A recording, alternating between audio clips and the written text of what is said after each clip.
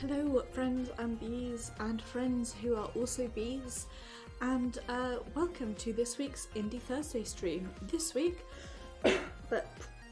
pardon me, this week we are going to be finishing our playthrough of Higurashi When They Cry Minagoroshi. When we left off last week, we had saved Satoko and all appeared to be well. But I am sure things can only go badly because we do have another chapter plus the console arcs to go after this. So let's swap over to the game to play. I always feel like I have to check that Pretzel is paused properly because it never really wants to seem to listen. Also, once again, if the audio is too loud, please let me know. I cannot hear on one ear at the moment, which means that my volume reckoning levels are absolutely boned. So I do apologise. Anyway, let's keep going. We've got chapter 11 and the post-game stuff to go, so. And we had read that. Though I want to read this again. Good man, watch the thief come up, you would have watched when it's up to be broken up. But in such an hour as you think not, Son of Man comes. Even God doesn't know when he'll descend once more. Know when he'll see the light. Be hard every day. The passion of discovery. Never know be rewarded, but the day will come for sure. Until then, you must let the fires of your passion burn bright. Fumi tea. Right, I wanted to look that name up specifically.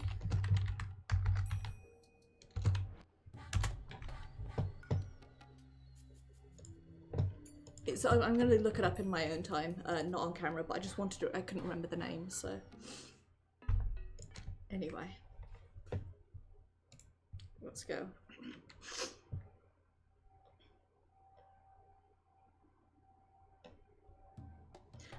Yeah, I remember you telling us about that.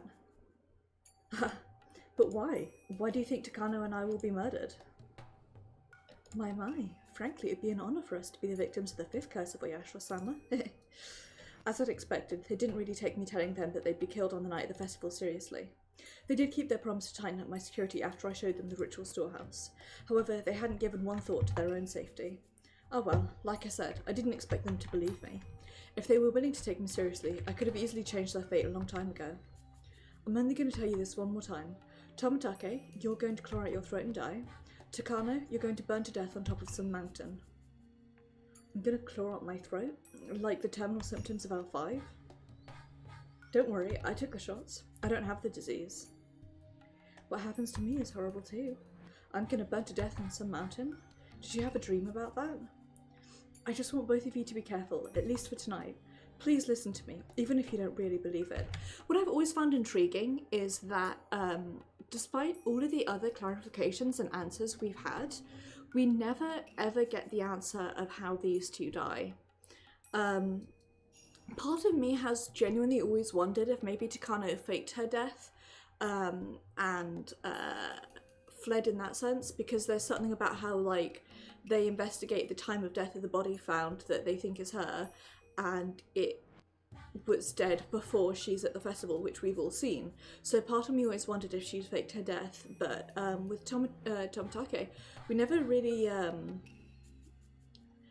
seem to get a clear answer. We know what happened to him, we know he clawed his own throat out. We never understand why. It seems like he'd been attacked, but we don't know who he'd been attacked by, so maybe we'll find that out in this chapter. I just want both of you to be careful, at least for tonight. Please listen to me, even if you don't really believe in it. Did you have an ominous vision about some danger falling us, perhaps? Don't worry, you're under the protection of the mountain dogs. You've had 8 security guards watching you today. Thank you very much. I know I'm being protected, but I want you guys to be careful too. Thank you for your concern. We'll be fine. I've even been working out. I think I can protect myself. Tomitake flexed his biceps and smiled. He's probably trying to make me feel better, but all he really did was make me feel sadder. This is the sad part about being me. I know the future, but I can't tell them. It's as if that was a rule of the world. People tend not to believe what I tell them. But you are going to die. If Tomitake and Takano die, I'll be killed next. If the two of you are dead, who will protect me? It sounds like you had a horrible dream. Don't worry. Even if we die, the mountain dogs will still protect you. Are you really sure they would? They've never protected me before. That's not true. They saved you when you got in that fight, remember? They're watching you at all times. Of course, they aren't on alert at all times, but just as you requested the other day, the security around you is still extremely strong. You even have a better security team than Dr. Irie. They'll keep on protecting me even after you die? Of course. You're the most important person to us. So you're sure that we're getting killed tonight? That's too bad. If you have no intention to survive, then I only have to worry about myself. My words must have left a mark on his heart. He looked much more serious after I said that to him. Good grief. Okay then. I'll be extra careful tonight. I'll take a security card with me when I'm going back to Okonomiya. I think someone might take the two of you alone together. Make sure not to be alone with each other tonight. My, are you jealous? You're such a precocious girl. Like I thought, I can't change their fate. When we saved Satoko, everyone shared the same sense of urgency. That's why we all got together and saved her before it was too late. However, these two have no sense of urgency at all. How can I make them understand? I sighed and gave up. Rika, Tomitake, Takano. I'm so dumb. My brain just shorted out there, I'm sorry. I've been reading philosophy all afternoon and it's ruined my brain's power. Tomitake, Takano. Goodbye. Thank you for everything. Hey, wait, Rika. I had nothing else to say to them now. Instead, it might be worth talking to somebody else. If I could get somebody else to protect them, I might be able to change something. I can't give up yet. Fate is as thin as a piece of paper. It's just like the lid on a jar of jam. It's not going to open unless you believe it will. I have to believe that I can change my fate. If I don't, it's not going to change. Tomitake and Takano, are you sure about this? I've told Irie about this so many times in the past. Irie tends to listen to me more seriously than Tomitake and Takano do. However, that doesn't mean he could actually do something about it. I'm the Shrine Maiden of Oyashiro-sama and I have a bad feeling about this. Is that not a good enough reason? I understand. It might be a message from Oyashiro-sama. If that really happens tonight, it would be the 5th time in a row. I'll tell the two of them to be cautious too. All Irie would end up doing would be warning the two of them, which is exactly the same thing as what I did. In other words, it wouldn't matter in the least. Irie is just a researcher and he has no ability to deal with unexpected trouble. That's why Takano works for him after all. Please talk to them. Please. Who else would treat me seriously? Who would be able to prevent Tomitake and Takano's death? That's right. There's one man who's been fighting the curse of Oyashiro-sama with all his might. Oh, it's Miss Furude. I've been looking for you. Akasaka wants to say goodbye. I guess he and I are not meant to be. Haha. You're still upset about last week. Akasaka really regrets that he wasn't able to help you. He says he'd love to come back to Hinamizawa again when he has his next vacation. Sorry, my phone went off, so I had to check something. But his wife took it personally. She's pretty, his wife, but she can be scary too. Oh, is she? I have something important to tell you, but no one else believes me. What's the matter? I've spoken to him several times in the past too. He usually takes me pretty seriously. However, after they die, they start suspecting me. He starts suspecting me, sorry. That's why I stopped talking to him. Where did you hear that? We're at the festival. I told him that I heard someone talking about murdering them in the crowd. That way he might not be suspicious of me after the murder really happens. Tomitake isn't from around here. And with Takano, that makes two people. One is going to die and the other's going to disappear. This could be the 5th year's curse of Oyashiro-sama. I can't take this as anything more than rumour, you understand? But just in case, we'll keep our eye on the two of them tonight. I think they were saying they were going to attack them somewhere between Hinamizawa and Okonomiya. Tomitake's body will be found on the road leading out the village. From what I remember, he's discovered when the concrete turns to gravel. I see. I'll have a cruiser patrol around there. We can spare that at least. He agreed to get involved and he wasn't suspicious of me either. I'm sure it seems odd to people that Oishi actually believed this phony sounding story of mine. The thing about Oishi is that he strongly believes that there's no smoke when there's no fire. I've learned from experience that he tends to believe my information. However, that personality of his has caused me so much trouble in previous worlds. Of course, there's no question why he's eager to believe me either. This is his last chance to expose the curse of Oyashiro-sama before his retirement. Even if it might be fake, he still wants to believe. That was convenient for me since I couldn't show proof. Hey, Kuma, you read? Can you hear me? Have a cruiser patrol the road back to Okonomiya. No, it's just a precaution. I had rumored that something bad might happen around there tonight. Yeah, 2 officers will be fine. Thank you. Thank you. No one else believed me and I didn't know what to do. It's my job to believe these things. We'll just be glad if nothing happens.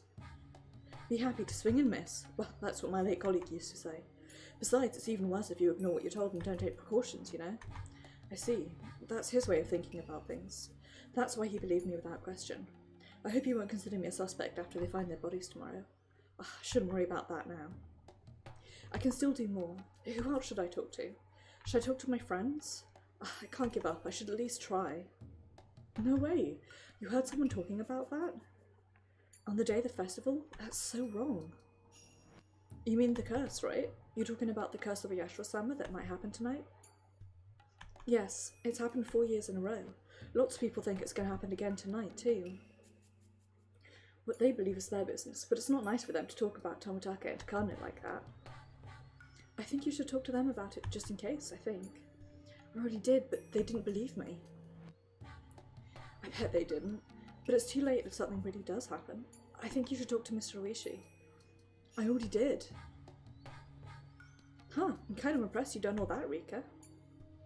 I agree that they should take every precaution, especially tonight. The series of mysterious deaths in Hinamizawa, commonly known as the curse of Yashiro-sama, I really don't want them to keep happening every year. Somebody might end up imitating it, and it's bad publicity for the village too. So if nothing happens tonight, it means the curse is over, right? We should definitely make sure that nothing happens then. What can we do? Are you suggesting we should patrol around the village or something? I think patrolling might be even more careless. Do you really think we can do something about this? For starters, there's a chance some deviant trying to imitate the serial murders might be within the Watanagashi Preparation Committee, so let's be wary of any unfamiliar faces. It's easy for us to tell strangers apart from the locals. We can spot them right away. I think we'll be fine. But Tomitake and Takano will still be killed. Rika, alright, let's try to do what we can.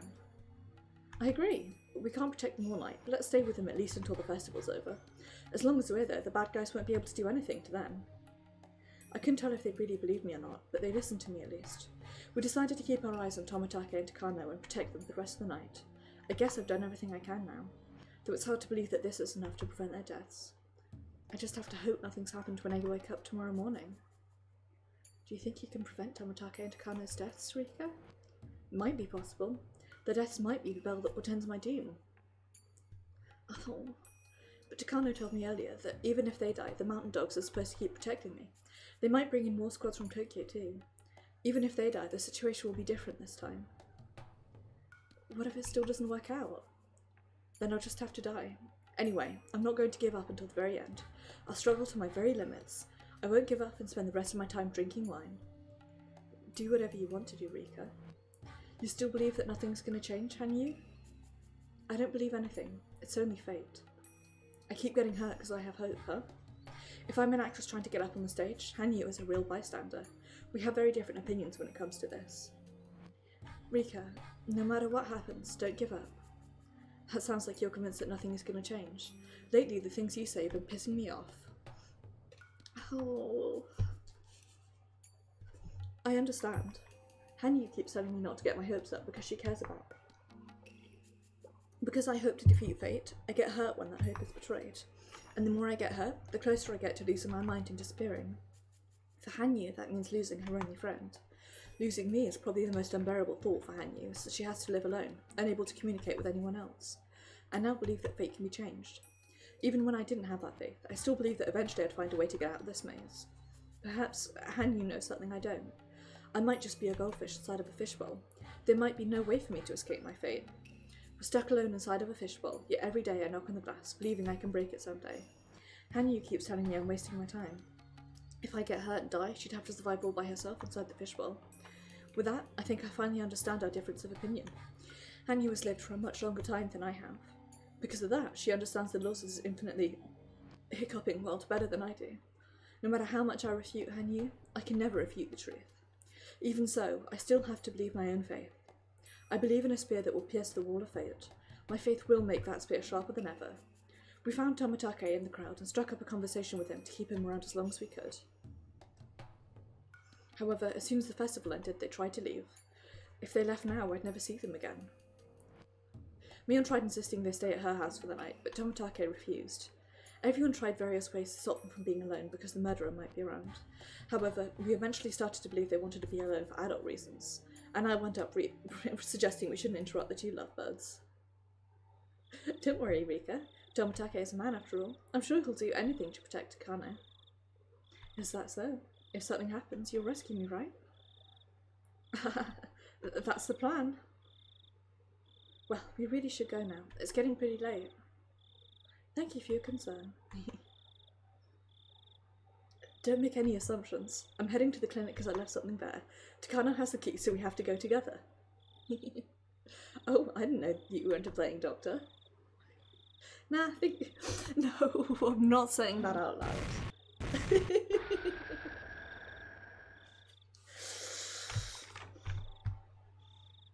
Oh, I wouldn't.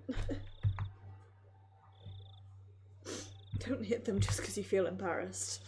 And as for you two, stop only getting along when you're making dirty jokes. Goodbye, everyone. Really, I'm just going back there to get what I forgot. Don't follow us, okay? Tomitake, please be careful. I do think you're overreacting, Rika. That was a yawn. There we go. Everyone laughed once Toko yawned. It seemed like a good time to call it a day. It doesn't feel like I was able to change their fate. I just hope that they pay attention and they're prepared for whatever faces them. I still might have a chance. All I can do now is pray. Goodbye, Tomitake. Please show us the pictures you took next time. Make sure you wear your punishment shirt. Man, I'm so jealous you get to spend... See you guys again. I guess it will be in fall. That's if we don't get killed tonight. Good night, everyone. Good night. That was the best I could do on this night of Minagoroshi. Do you love her? That's if we don't get killed, hee hee. You love to see it.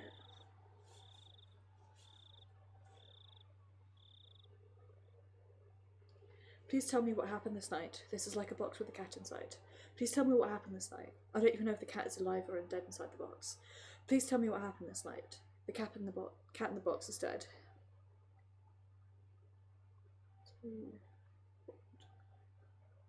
Criminal again, huh? Tomitake gathered up his paperwork and slipped it inside his bag. They sure were persistent. I wonder if they really want us dead. Hee. How rude of them, huh? And it was only a dream. Please make sure that Dr. Irie examines Rika. Her nightmares might be a symptom of something. If anything happens to her, it would be a disaster. Takano touched Tomitake's hand gently. As he turned bright red, Takano moved in closer and spoke. Hey, Jiro, I have something very important to tell you. Will you listen to me? What is it? You have something to tell me too? Hope you didn't see me clear out my throat in a dream. What would you say if I did? Eh? Takano stared at him with a mischievous look, as if seducing him, and started whispering into his ear. I'm really surprised. That girl might have a godlike power after all. What does that mean? Takano smiled gently and pulled back her hair. Even seeing her do that made Tomitake's heart race. I really like you. That's good to know. Takano's fingers curled around Tomitake's chin, stroking, tickling, and caressing it. Her movements were captivating and seductive. I've dated a lot of guys, but none of them interested me as much as you. I've learned that someone with a personality like yours make the ideal partner for me. You're willing to accept everything I stand for. I believe that you understand me completely. That's why I can give you everything I have. I want you to accept everything about me. Do you understand? Well, Takano, what's the matter? Her voice didn't really sound that affectionate. Tomitake knew from experience that he couldn't grasp what was on her mind when she wore a cold smile like that. Unfortunately, I've already spoiled myself for a bit of this. Finally, it's almost here. It seemed as though she couldn't wait for something to happen. There was a chilling allure to her strange smile that made one question if something exciting really was about to happen. What's almost here? Tomitake asked, trying hard to resist temptation. The day my dream comes true. Your dream? Yes, my dream. Didn't I tell you before? Or did you forget about everything we talk about in bed? No, I remember your dream. Tomitake's response was vague. Either he didn't remember or he hadn't understood it very well. Finally, The curse of Oyashiro-san was going to come true. That's what I've been dreaming about ever since I was a child. Chiro, listen. I can't be with you anymore. What? What do you mean? You see, I belong in a different world. Hinamizawa is where humans and demons once coexisted. That's why we met each other here. But all that is going to come to an end soon. The eclipse of the sun brought humans and demons together. Do you understand what I'm saying? Takano, did you drink a bit too much at the festival? You're drunk, right? Tonight is a night of farewells. Thank you for teaching me about the sunlit realm. Your warmth was like the glow of the midday sun. We really did have a wonderful relationship. I'm so sad we have to say goodbye. She pulled herself away from Tomitake and slowly stepped back, as if signalling the time had come for them to part. I don't know what you're trying to say. What's all this about, Takano? I want you to make a decision. I want you to decide to stay with me and abandon the sunlit realm. If what you told me was all true, then I know you have no doubts. By that time, Tomitake understood that Takano was asking him to make an important decision. I feel like I'm about to sneeze soon. Also, this is super duper creepy. Just by the by, I want to make it clear, I'm really creeped out. Could it be your... That's right, Chiro. Tomitake got up from his seat and looked Takano straight in the eyes. There was a faint glimmer of hostility within those eyes. Is your work more important than me? I thought so. I can't believe this. I trusted you. Those words were ones of rejection. Takano's lips twisted into a cruel smile. Oyashiro-sama united the humans and the demons, but I guess he can't unite you and me. Takano slowly opened the door. 6 men in overalls were standing there at the ready. Tomitake was frozen in shock. The 6 men walked up to Tomitake with no expressions on their face. It was immediately obvious they were going to do something to harm him. What's this all about? Hinamizawa syndrome is like a bomb with a lit fuse. Your plan is to dismantle that bomb before it explodes. However, there are some people in Tokyo who want to see it go off. No, what good will that be for anyone? No one ever does anything that isn't beneficial to them. Therefore, if they want that bomb to explode, it must be doing good for someone. Your question just now is a pretty meaningless one. I can't believe this. There are people who want that to happen. Hinamizawa syndrome is a very dangerous disease. You know that as well as I do. I do. It would be disastrous if it had an outbreak. Tokyo wouldn't be able to cover it up either. Did that faction bribe you? It was actually my mission from the very start. I'm so sorry. We belonged in different worlds from the moment we first met. What are you going to do to me? It would be a great help if you came over to our side. Of course, that would mean you'd have to betray your own people. You're expecting me to turn on them? Jiro, if your feelings for me are real, will you support me? You'll be compensated, of course. If you wish, I'll dedicate my whole life to you. I'll do whatever you want me to, whenever and whenever you want. My body will belong to you. I can satisfy your needs whenever you like. I'm willing to be all yours. Her words were a kind of assault, directly hammering at the emotions he had difficulty rejecting. They were like an evil spell to control his heart. Upon hearing them, Tomitake felt an unknown sensation rush up his spine as his feet froze in place, entranced. I have to say, I don't want to say I was suspicious of Takano from the very start, but there was always something very unnerving about her, you know? However, he forced himself to resist the temptation. He sealed the cracks in his wall of reason to stop Takano from forcefully entering his heart. Ugh. I refuse. She'd known from the start that Tomitake was going to refuse her. Even so, Takano let out a triumphant laugh. It's funny, she thought Tomitake would refuse right away. However, it took him a while to refuse because of how effective she was at seducing him. The time it took him to refuse her was one of victory for Takano. For Tomitake, it was a time of humiliation. Takano continued to laugh. She sounded rather like an evil witch. I thought you would say that. That's why I love you so much. Takano raised up her right hand and gave a signal to the mountain dogs.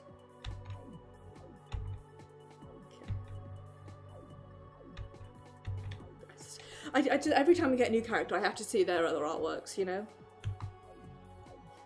Oh, Kanogi, you're betraying me too? I'm sorry, Lieutenant Tomitake. Are you surprised? The mountain dogs work for me. It was us who controlled this clinic all along. You and Dr. Irie are the only people who didn't know.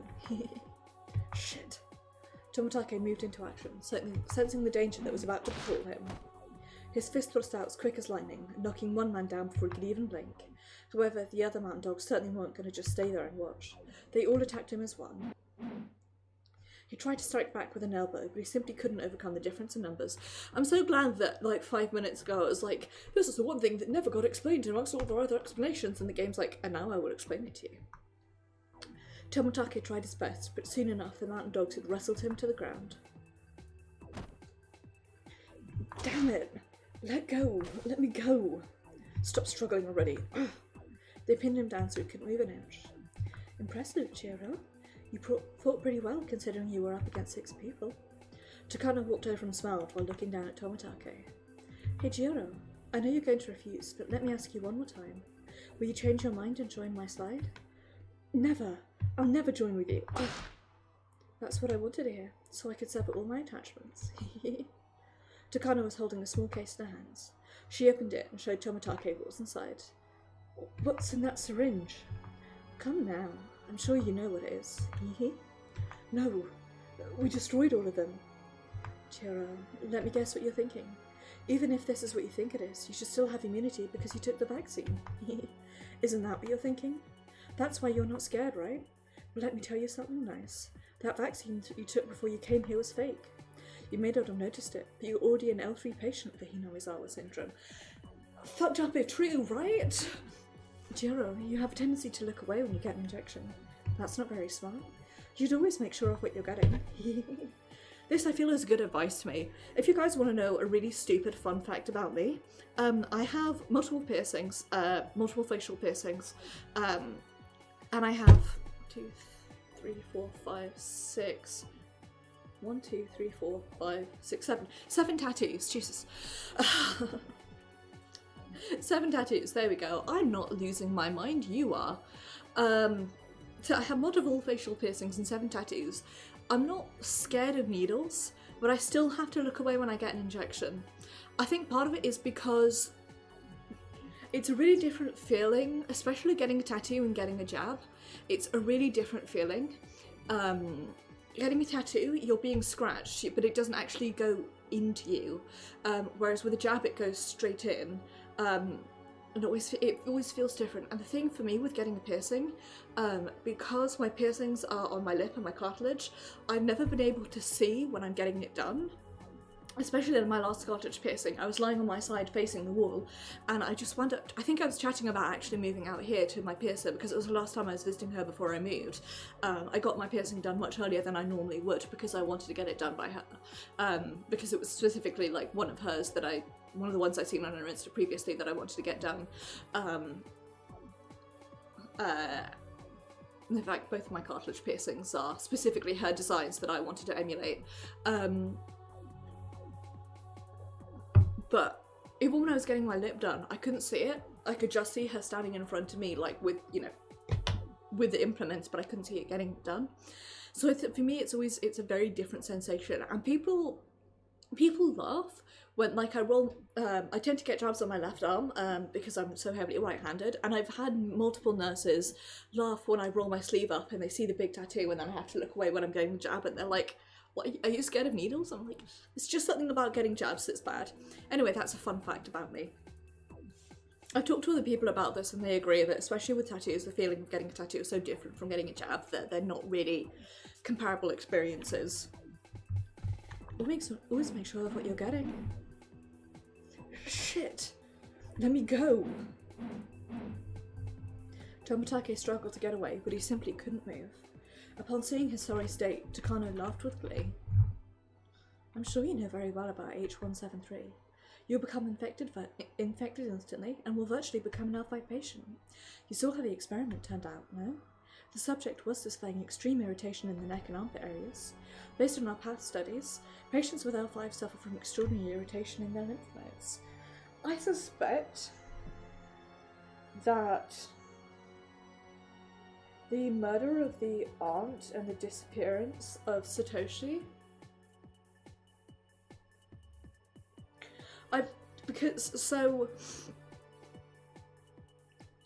the accepted criminal for the suspected guy who killed the aunt is like apparently some junkie they'd found, who then killed himself in prison.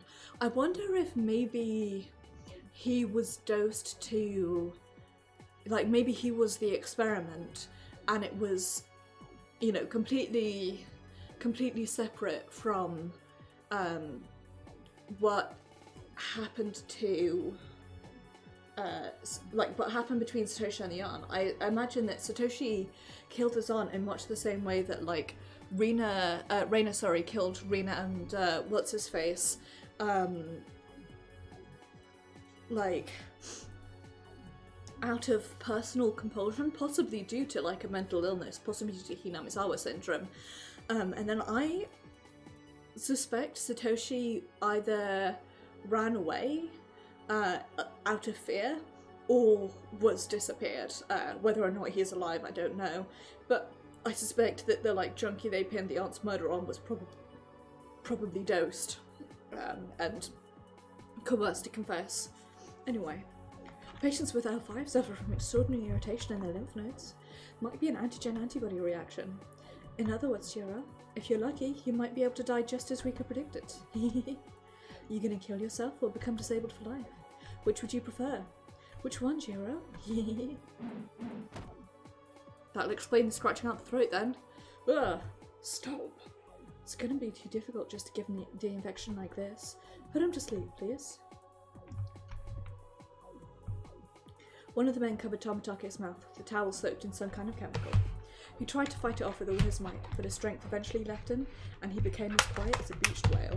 Sorry for the weird noises, I'm moving my keyboard so I can lean easily. Takano stroked his face to make sure that he couldn't resist. Then she brought the needle towards his throat. She pushed it right into his skin. As she squeezed down on the syringe's plunger, the skin surrounding the tip of the needle swelled up, and eventually the contents were absorbed into his body. Goodbye, Jiro. When you wake up, you'll be in the middle of a wonderful nightmare. The mountain dogs finally got off of him. He couldn't even twitch. Someone put him in my trunk. Two of the men lifted up Tomatake and carried him outside. Oh, hold on. I'm sure he'd be happy if I left him his bicycle. That way he can enjoy cycling in hell too. The mountain dogs. I said the mountain jokes because my brain saw the mountain and just put mountain goats in there. The mountain dogs all laughed quietly at the joke. We are now going to commence Operation Doomsday. They stopped laughing. Oh, we are now going to begin Operation Doomsday. Okay, it was him who was saying that. They stopped laughing. She began to speak. Okanogi, you wait for the contact from headquarters. Keep your eyes on Dr. Irie. Also, keep tabs on Rika Furude too. I don't know what kind of power she has, but she predicted how Tomatake was going to die. I'm very curious about her, but too bad. Roger, I'll take care of things here. Please, be careful on your way. There's not much to be careful of. By the way, where's Dr. Irie? I'm sure he's attending the festival's after party. He's still at the shrine. I wish I could see the look of panic on that nerd's face. The mountain dog started laughing again too. Takano checked the time on her watch. It was nearly 10 p.m. Most people must have left the festival for home. Those people still there were probably enjoying the after party while getting drunk inside the shrine. It was a good time for her to leave without being seen by anyone. I'm leaving now. I'm going to go and die. After saying that, she left the clinic alone. She left through the back door. She left amid the moonlight, the singing of insects and the sound of a river. It was a typical night in Hinamizawa. While enjoying all these sensations, Takano got inside her car. Tomatake was sleeping inside the trunk. His bicycle, on the other hand, was loaded into her back seat. How ironic. Your bicycle has a better seat than you. I'll let you out of there soon. I should leave him by the road that leads to Okunomiya. That'll be a good spot. Takano found a good place to drop him off, but she gave up on it, as there was a police cruiser parked in the area. She figured they were probably patrolling to make sure the 5th year's curse didn't happen. Good job, officers. No one would ever suspect there's a curse packed in my trunk right now. Takano drove onto less lit streets, with rougher roads. Eventually the mountain road ended, and she was surrounded by darkness. There were rice fields nearby. She could tell by the sound of the croaking frogs. Takano parked a car by the pitch-black roadside. She had to stop here, otherwise she'd be too close to a residential area. Indeed, she was nearly in Okunomiya. She would have dumped him earlier, but the police cruiser had foiled that plan. Takano pulled Tomatake out of the trunk and left him by the road. She also left him his bicycle. Tomitake let out a small groan. Probably wouldn't be long until he woke up. Goodbye, Jiro. Your awkward sweet talk was very entertaining. I just had a thought, or slash a memory. So in one of the Hinamizawa disasters, I believe it's the book 3, the one that this is like the answer arc to. I believe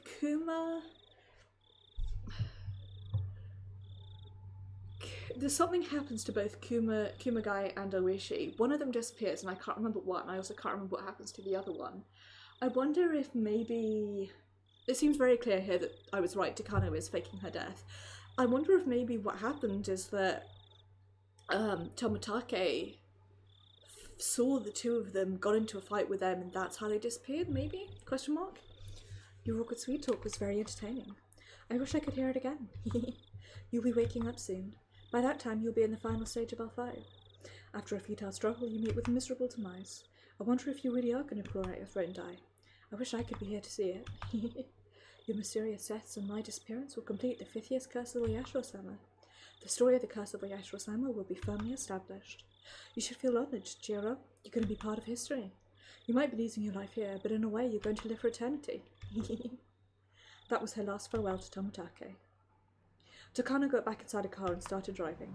She could see the place she left Tomitake in her rearview mirror, but it was already shrouded in darkness.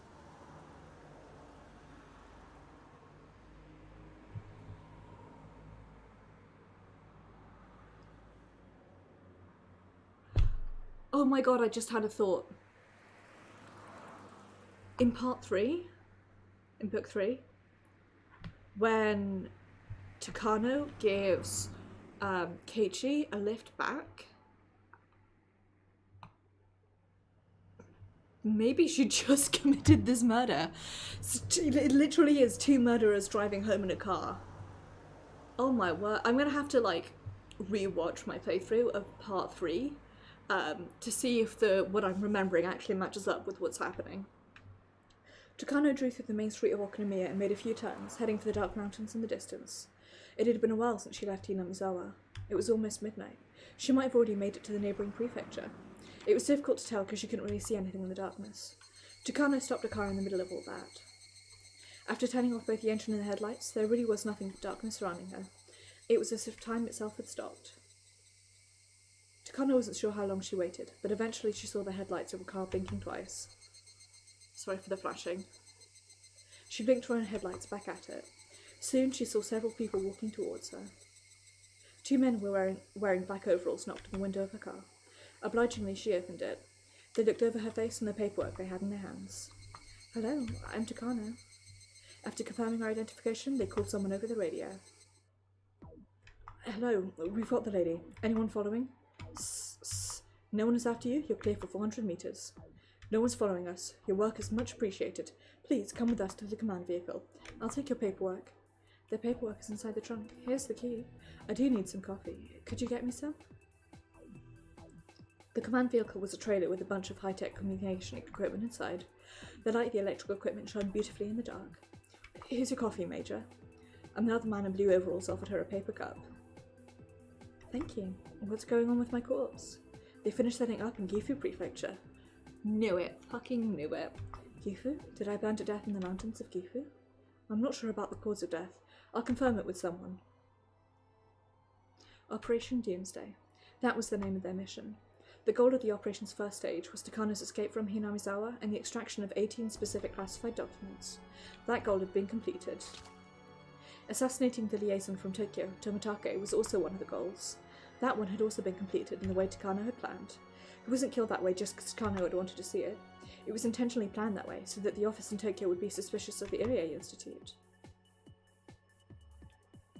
They were trying to create the story that the Institute was upset with the recent budget cuts and the cancellation of their study. Tomitake's mysterious death would be a suitable way to persuade people. Tomitake was not the only one who was expected to die. Takano was expected to do so as well. However, Takano didn't really need to die herself. They'd acquired a substitute body for her, so she didn't have to actually die. Takano had no idea how they got the body. According to what she'd heard, a team in Gifu took care of everything. Once Tomitake and Takano were dead, Tokyo would definitely grow suspicious of the Irie Institute. The main purpose of this mission was to make the Institute look reckless. I'm sorry, Major. There's been a problem in Gifu. A problem? What sort of problem? They made a mistake with the corpse. The body has already been dead for 24 hours. I see. Then I wonder how things will play out. In other words, you're saying I was already dead as of yesterday. Takano's body was supposed to be selected from the corpses of people who died the same day. The plan was to then burn the body and make identification of the corpse more difficult. They found a suitable body for the plan. However, they just found out I'd been dead for over a day. That would create a hole in their plans. And make me guess what happened. They're going to collect another body to use instead. No, that's fine. We can still use that body as me. Huh? But that would mean... The messenger of Oyashiro-sama was long dead, but came to the festival regardless. That's a good one. That's a very, very good one. Takano laughed with satisfaction for a while. The other people in the vehicle couldn't understand why Takano was laughing so much. Takano continued to laugh as if it was the funniest thing she'd ever heard. Go ahead. Call the team in Gifu and tell them to stop looking for another body. I think this will make for an interesting twist. Are you sure? Shouldn't you be more cautious? Don't worry, everyone saw Mio Takano walking around at the Tanagashi festival. Even if the forensics lab does find out the body's been dead for more than a day, they'll just think the test results were wrong. Takano almost seemed to be enjoying the risk. Roger, I'll notify them. By the way, was my body burnt inside of an oil drum? Yes, it seems someone already discovered it on the mountain near the freeway. Takano seemed surprised to hear that from him. Then she started laughing strangely again. Nobody could figure out why she was laughing like that. I see. The reincarnation of Oyashiro-sama really is gifted. I have to admit, she has a supernatural power that defies explanation. Tell the mountain dogs in Hinamizawa to tighten up security on R. Roger. Major, the Okonomiya Police Department has discovered the body of Tomitake. They have, huh? The show is about to begin.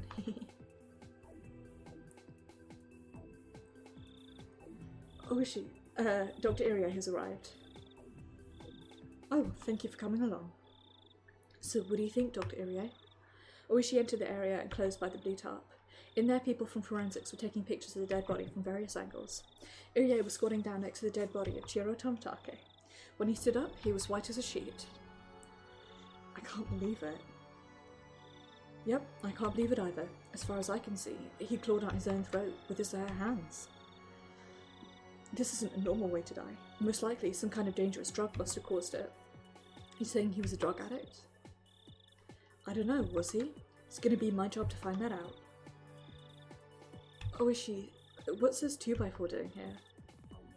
I think he was swinging it around, and then he threw it away and he had more fun clawing out his throat, I guess. Why was he swinging the 2x4 around? He probably did it in self-defense. Did you notice there are several external injuries in his body? Yes, I can see some bruises. The easiest explanation I can think of is this. He was attacked by someone on his way home to Okonomiya after the festival. He was seized by the culprit, given a shot of some kind of dangerous drug, went crazy and died. I've never heard of any drug that can make people claw out their own throats. Wink. I'm not an expert on either, but they say self-harm is one of the terminal symptoms for drug addicts, right? Well, I'm sure the old man in forensics will take care of the investigation. Excuse me, Oishi. We found a bicycle believed to belong to Jiro Tomitake a mile away from here. Oh, is that so? Thank you. Did you find anything on it? Not yet. They're investigating it right now. Pardon me, my throat's dry already. So that means the place where the bicycle was found is most likely the place where he was attacked. And he ran away from the culprit and came here. Oishi frowned, crossing his arms in front of his chest. Irie was looking at the miserable corpse of Tomitake, and he kept saying the same thing. It's impossible. It's just impossible. We know why now, wink. Irie knew right away that Tomitake's death was caused by the terminal symptoms of Hinamizawa syndrome. He hadn't swung the 2x4 at a real person, but probably saw some kind of hallucination due to the L5 syndromes. Violent reactions to hallucinations is one of the clearest characteristics of the terminal stage. However, Tomitake supposedly took a vaccine before he came to the village. There was no way he could reach the L5 symptoms in such a short period of time. Irie didn't want to believe it, but it was obvious that someone intentionally injected him with a pathogen. The pathogen must have been strong enough to give him L5 symptoms immediately. Makes you wonder if the explanation of Oyashiro-sama originally being a doctor is right, huh? The only drug that can do that is H173, a chemical weapon that induces an acute onset of symptoms. It makes people hallucinate, which inevitably leads to a horrible death. It's the absolute worst kind of demon. However, they destroyed all of it due to its dangerous nature. All that was left were helpful chemicals, such as vaccines and treatment drugs. Tomitake was their liaison from Tokyo. Whoever killed him must have had full knowledge about him and this drug. How would that person know he was their liaison? It was then that Irie thought of Takano. Takano was also a watchdog from Tokyo. She's something like a superintendent. It was quite possible that something bad had happened to her too. What about Takano? What happened to Takano? What? Oh, are you talking about your nurse? I think she was with him. Is she okay? Do you know her phone number? Of course. Kuma, get her phone number from Dr. Irie and have someone at the station call her home. Understood. Doctor, can I have the number? Yes, here it is. Kumagai got the phone number, repeated it to make sure he got it right, and dashed out the blue pen. Doctor, Takano and Tomitake were close friends, weren't they? Yes. Have you heard about any troubles between them? No, not even once. They were very close friends. Very close friends, you say. Tomitake and Takano weren't just in a close relationship. They were co-workers sent from Tokyo. They had access to information that even Irie didn't. There's no way there was trouble between them. Wink. Well, I hope she's alright. In the worst case scenario, she could be dead or she could even be the perp. I see. Nurses do have access to dangerous drugs, don't they? We don't have any drugs like that in my clinic. Even if we did, we'd still have them extra care. There's no way Mr. Connor could smuggle out a drug from my clinic. But it's easier for nurses to do it than for regular people, right? Like I said, I've never heard of a drug like that, and I don't have anything like that in my clinic. Irie made clumsy excuses while he tried to piece together what was going on. However, Irie had no means of knowing the state of affairs in Tokyo, and he couldn't reach any further conclusions. So it was easy to laugh at him as though he's a frog trapped in a well. Oh, is she? She isn't home. The standby unit says they're going to go to her house to check. Doctor, can you give me her address? Kuma, can you also check if the police HQ has found any unidentified female bodies tonight? Maybe you should check with the other prefectures too. Get the section manager to call all the nearby prefectural headquarters and ask if they have any unidentified female bodies. This crime section always makes me desperately want to reread Wallander, which is my favourite series of crime novels. I love a good Scandi crime drama, and the Wallander novels were my first ones. Yes, sir. The Okonomiya Police Department is contacting the Gifu Prefectural Police Department. Are you sure about this, Major? Sure, I don't mind. Just leave it there. Doomsday has almost arrived anyway. Everything will be destroyed before they even find out the time of death is a match. This music is really good. I like this music.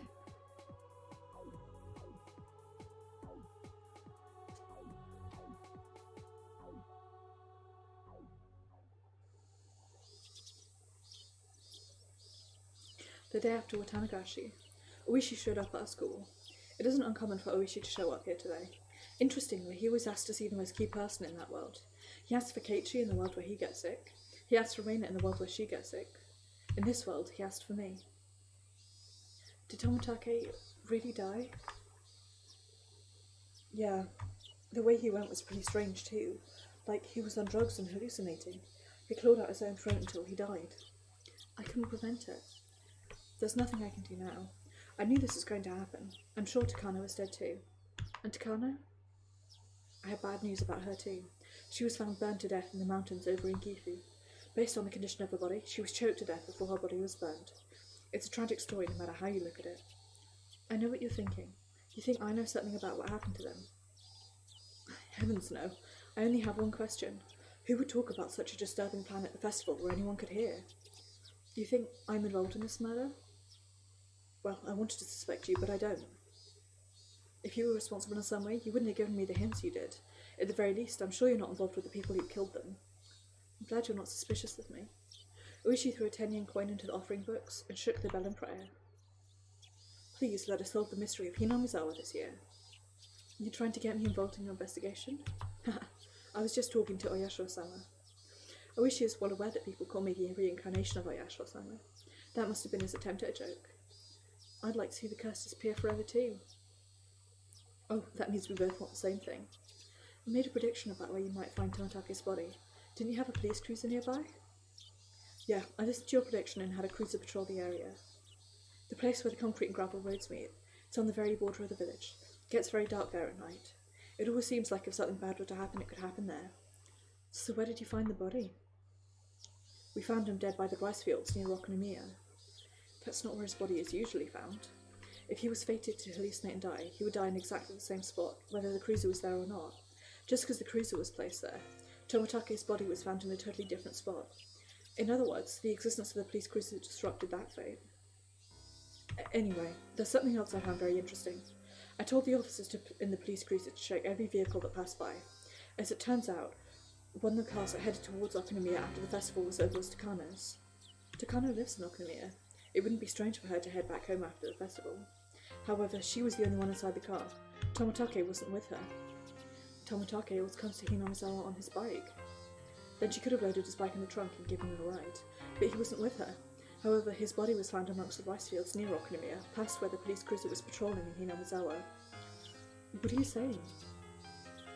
There's no way he could have biked through the dark woods to avoid the police cruiser. He somehow took the road without being noticed by us.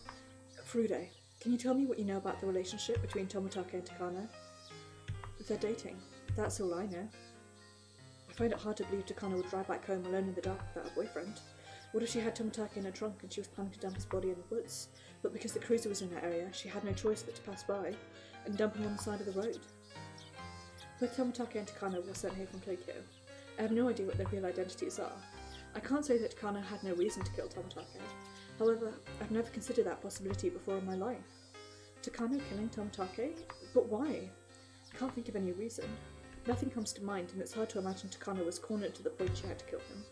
In fact, it was more plausible to think she was enraged when the lovesick Tomotake acted cold towards her and strangled his neck. I never really thought they suited each other. I don't mean to insult Tomotake, but I thought Takano was way too smart for him. Have you heard any rumours she was trying to use him for anything? None, but I can ask around. I'll let you know if I find out something. Thank you very much. I'm just glad that the reincarnation of Oyashiro-sama is on my side. But even the reincarnation of Oyashiro-sama couldn't solve this mystery for over 100 years. But you said Takano was killed too. How can she be the culprit? Well, it's because you leaked me the information. I mean, the prophecy. Without that, I'm sure I'd have just believed that both Tomotake and Takano were the 5th year's curse of the Oyashiro-sama. Sorry, I absolutely bungled that sentence. Without that, I'm sure I would have just believed that both Takano and Tomotake were the victims of the 5th year's curse of Oyashiro-sama. I feel like it's different this time. Maybe as though this is someone trying to make the curse of Oyashiro-sama happen.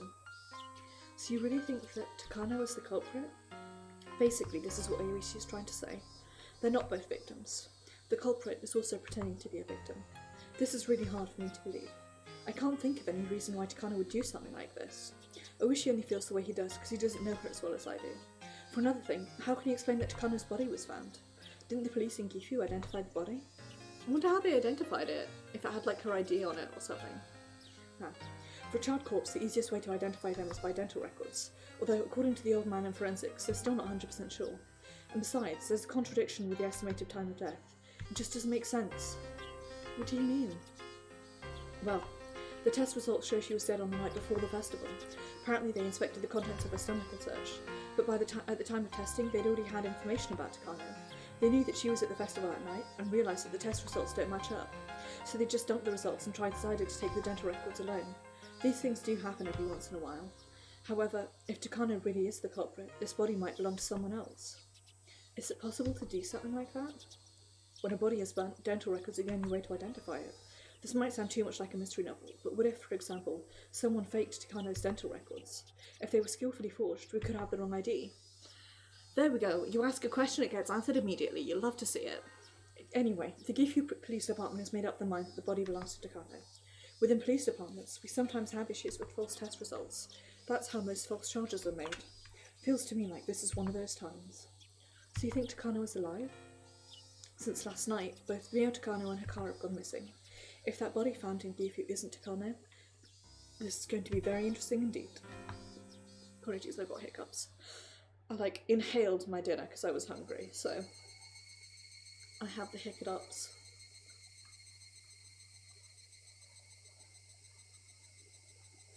Urie had already heard about the deaths of Tomotake and Takano.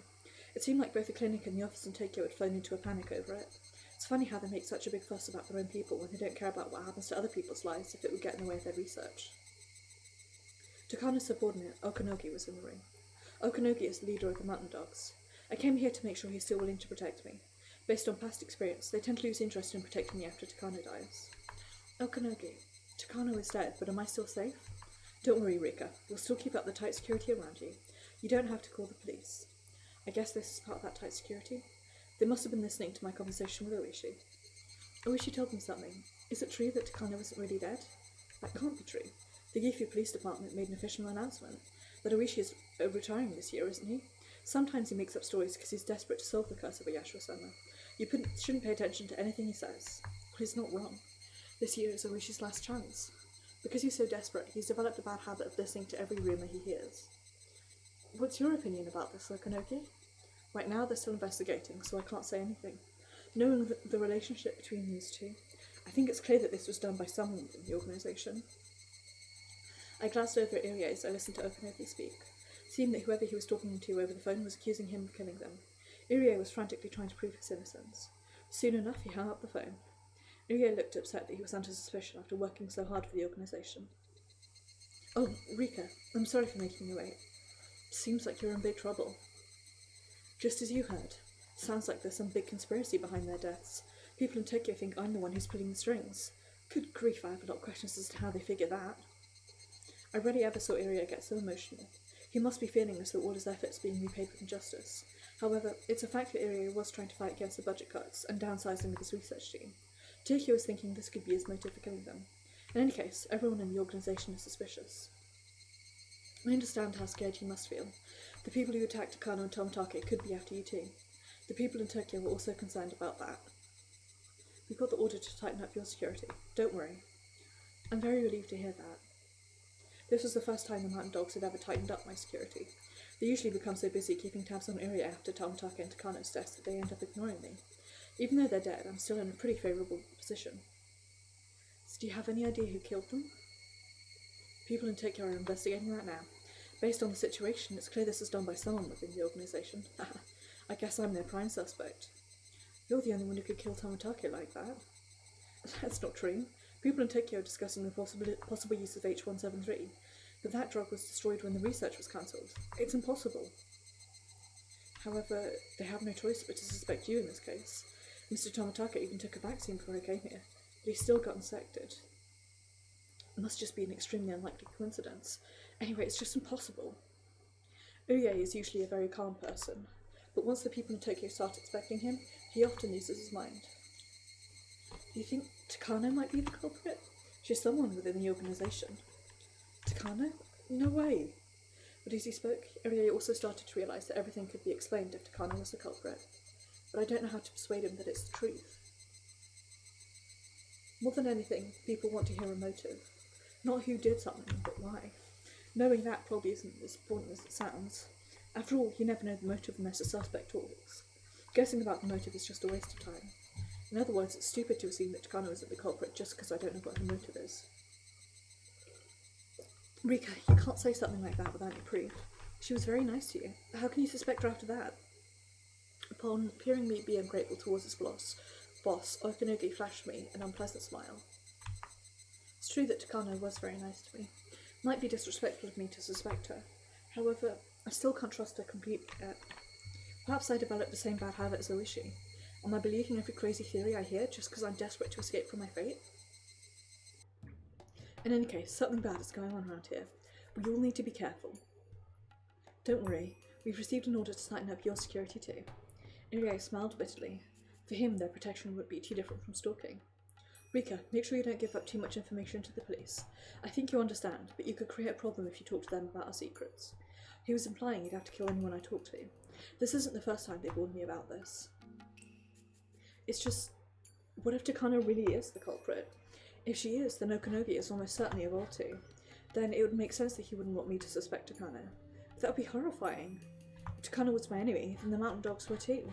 This whole clinic is a lion's den. Irie is just a researcher, so he probably wouldn't know what's really going on. The more I thought about it, the more confused I got. Why would Takano do something like this? I thought I'd just convinced myself the motive shouldn't even matter, but I can't stop thinking about it. Is Takano really behind all? Am I going as crazy as a Rishi just because of how badly I want to solve this mystery? Perhaps the mountain dogs are more like wolves looking after a flock of sheep. Sure are. I've lived for over 100 years. I never once found out who killed me, and I stayed close to the area institute so they'd protect me. What if that was my big mistake? Well, I'm sure the area has no bad intentions. In many lives, I got to see just how genuine his feelings are. I can trust him. However, he's not really reliable. Okanogi glanced over at me. He smiled and told me not to worry, but I noticed an evil glint in his eyes. He looks evil, I have to say. It's possible that I have Hinamizawa syndrome, and that was just a hallucination. I don't understand anything. I don't even know who my enemies are anymore.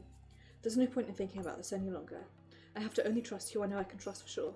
There are only a few of those people though. Irie, Oishi, and my friends. If Okanogi is on Takano's side, he'll be watching me very closely. If I started accusing Takano of anything, who knows what they do to me. When this world first began, I thought I had no time left. But that wasn't true. The number of things that happened in just 2 weeks was immense. I probably only have a few more days left until the day of my death. What can I do? How can I change this? Am I supposed to just take Kanyu's advice and resign this time?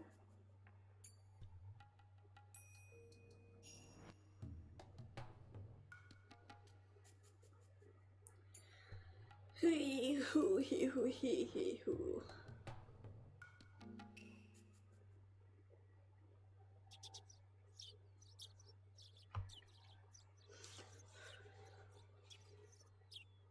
I've got answers, but I'm also filled with questions. You know how it be.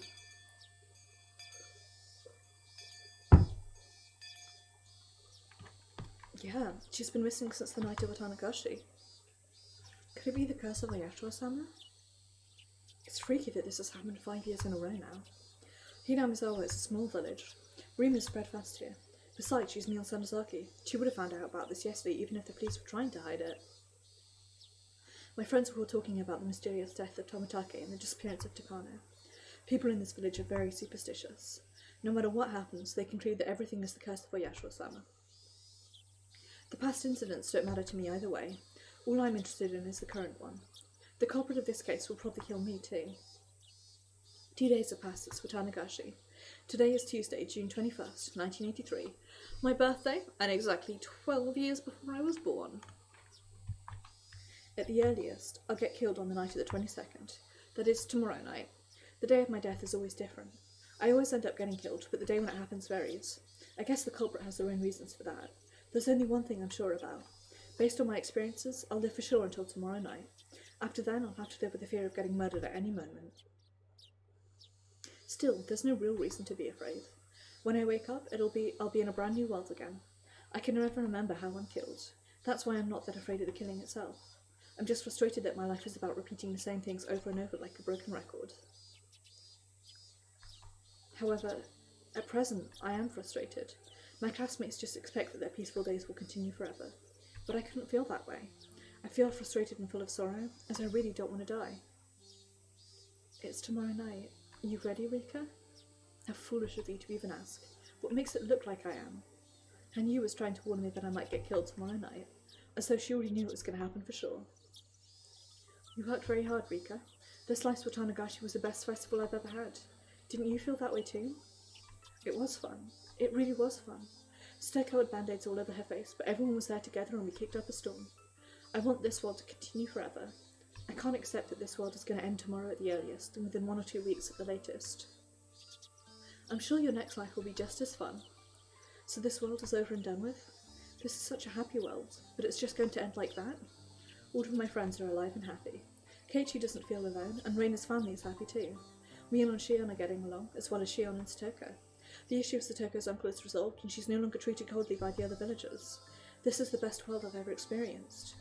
But this world is going to end. Rika, you think of yourself as a normal person too often, when we're both special beings. Every child wants their birthday party to continue forever, but the party always ends. That's why children always wish for their enjoyable moments to continue for all time. But that doesn't mean they'll grieve over a party that's ended. Once they sleep, another day will come for them. Something wonderful will happen again. No one disappears like Cinderella once the party is over. What a way for you to describe my view on life. You're like a child who's crying because she doesn't want to leave the party. But there's no need to feel that sad, is there? There'll be another party again soon. You still hate to go through another death, but it's only like sleeping for a while, isn't it? And you, don't you want to see what lies beyond June of 1983? I'd be lying if I said I didn't, but I'm more concerned about you being consumed by that thought and getting hurt because of it. You just don't understand. Without you, I'd have to live for such a long time without anyone to talk to. I'll only be able to stare at the festival without being part of it. No one will be able to see me. No one will be able to hear me or talk to me either.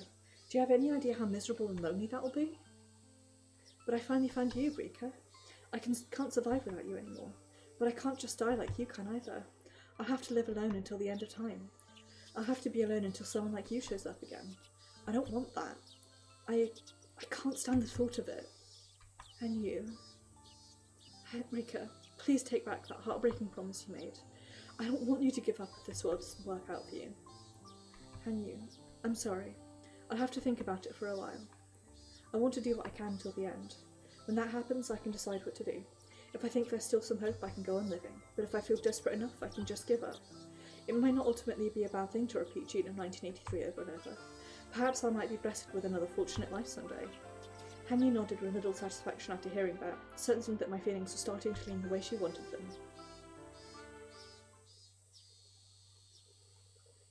What's up, Reina? Are you planning to take Rika home with you? Hey, Keiichi, don't you think that Rika seems to be feeling down? I don't know. She might still be tired from doing the dedication dance at the festival. Rika was sitting all by herself, wearing a sad expression. I'd said she might still be tired from the festival, but that wasn't really how it looked. Toko is free now, so I thought she'd have a spring in her step, but she's been acting weird since yesterday. I wonder if something's going on. Toko's issues are all settled now. There shouldn't be anything that's troubling her anymore. We thought Stoko and Rika might not be able to live together if they found a new guardian for Stoko, but that problem is almost solved. Either the Sonozaki family or the Kimiyoshi family will become her guardian. Mayor Kimiyoshi is already Rika's guardian. If the Sonozaki family gets custody, Satoko will officially become Shion's little sister. Anyway, I had no idea why Rika was acting so upset. I think we should ask her what's going on. But I don't want her to think that we're insensitive. But I guess you can ask her, I guess. So you're saying that it's okay for me to be insensitive? Reina laughed and stuck her tongue out at me. I walked up to Rika and struck up a conversation. Perhaps something is still troubling Stoko and we just don't know about it. If that's the case, we need to help her. You don't look so good. Is there anything weird going on? Oh, Keiichi. Rika had been daydreaming and it took her a while to realise I was talking to her. Do I look upset or something? Kind of. Is there anything the matter? It took her a while to answer. Such a long silence had to mean yes. Keiichi, there's a poem that I want you to listen to. Don't ask me who wrote it. I just want to know what you think. All right, let me hear it then. Rika closed her eyes and recited a short poem. It went something like this. Everyone has the right to be happy, yet it's so hard to receive. Everyone has the right to be happy, yet it's so hard to fulfill. I have the right to be happy, yet it's so hard to compromise. That's a pretty interesting poem. Did you write it? Oh, I'm not supposed to ask that, huh? No, you're not. What did you think after hearing it? Everyone has the right to be happy, yet it's so hard to receive. I understand that. Everyone does have the right to be happy, but that doesn't mean that everyone can receive that happiness. Everyone has the right to be happy, yet it's so hard to fulfill. This one's a little harder to understand, but exercising that right probably refers to the process of finding happiness. Everyone has the right to work hard for their happiness, but it's not that easy for that work to bear fruit. I have the right to be happy, yet it's so hard to compromise. I guess you're trying to talk about compromising your happiness. There's no limit to human desires.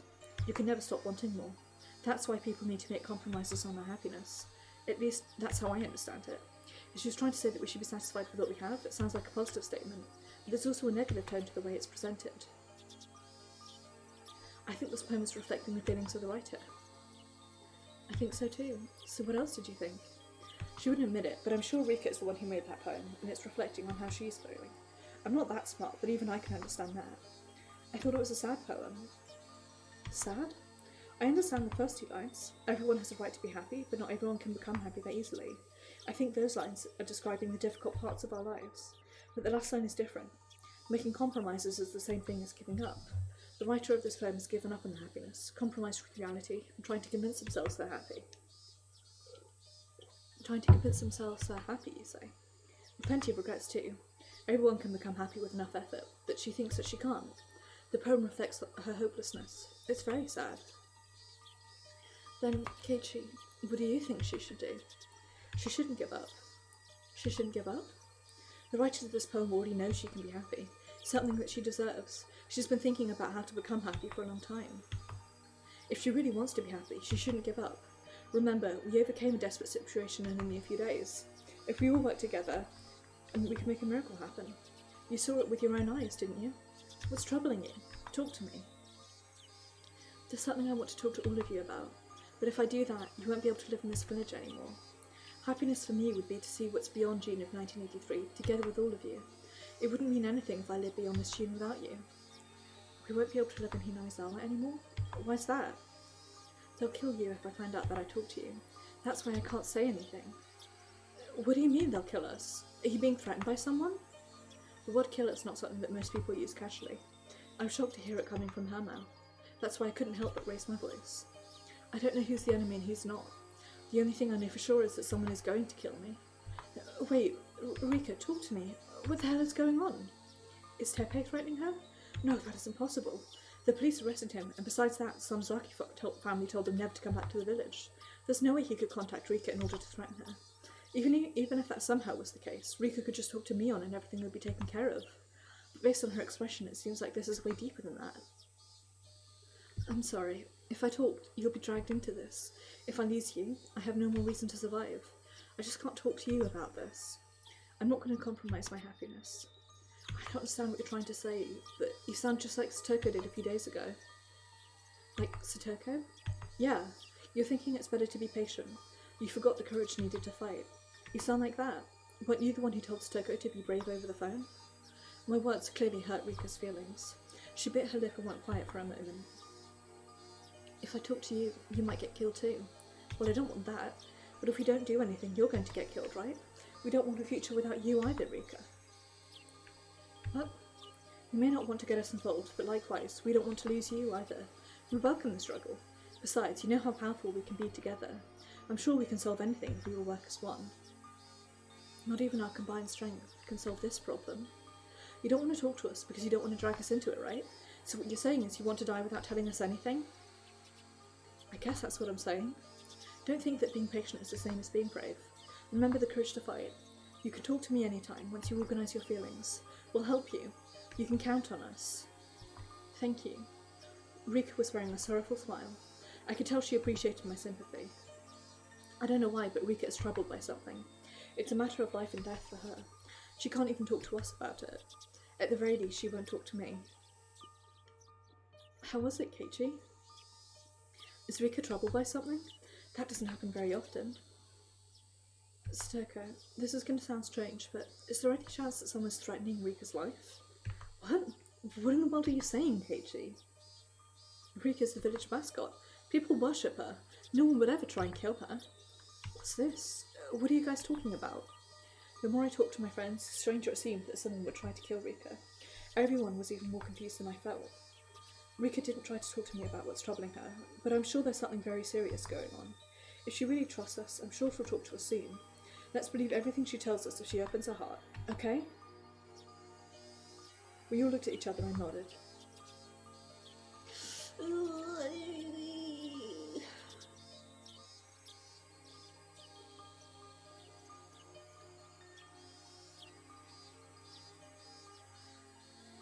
Nervous energy. Tips acquired. Faded notebook 2 to 3. Achievement unlocked, number 34. The thingy is a syringe, and it says from here on it all starts to unravel. The Son of God promised he would be resurrected within 3 days. Sinful men guarded his grave to make sure he would not wake up, but that was foolish of them. He meant that his spirit and his lesson would be resurrected, not his physical shell. Do not be afraid of physical death. If you achieve great things, you will live again. You will surpass death and become immortal. A demon took the Son of God to a cliff and told him to jump off. He claimed that if he was really the Son of God, a miracle would help him survive. He tried to challenge the Lord.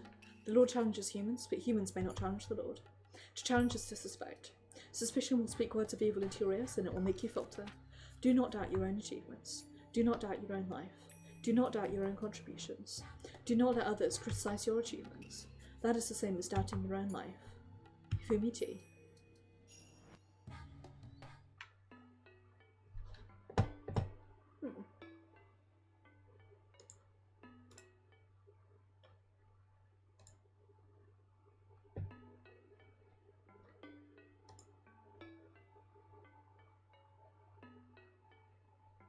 There we go, I guess, huh?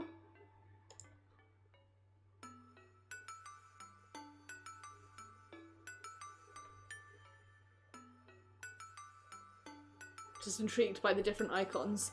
I desperately wonder who that is.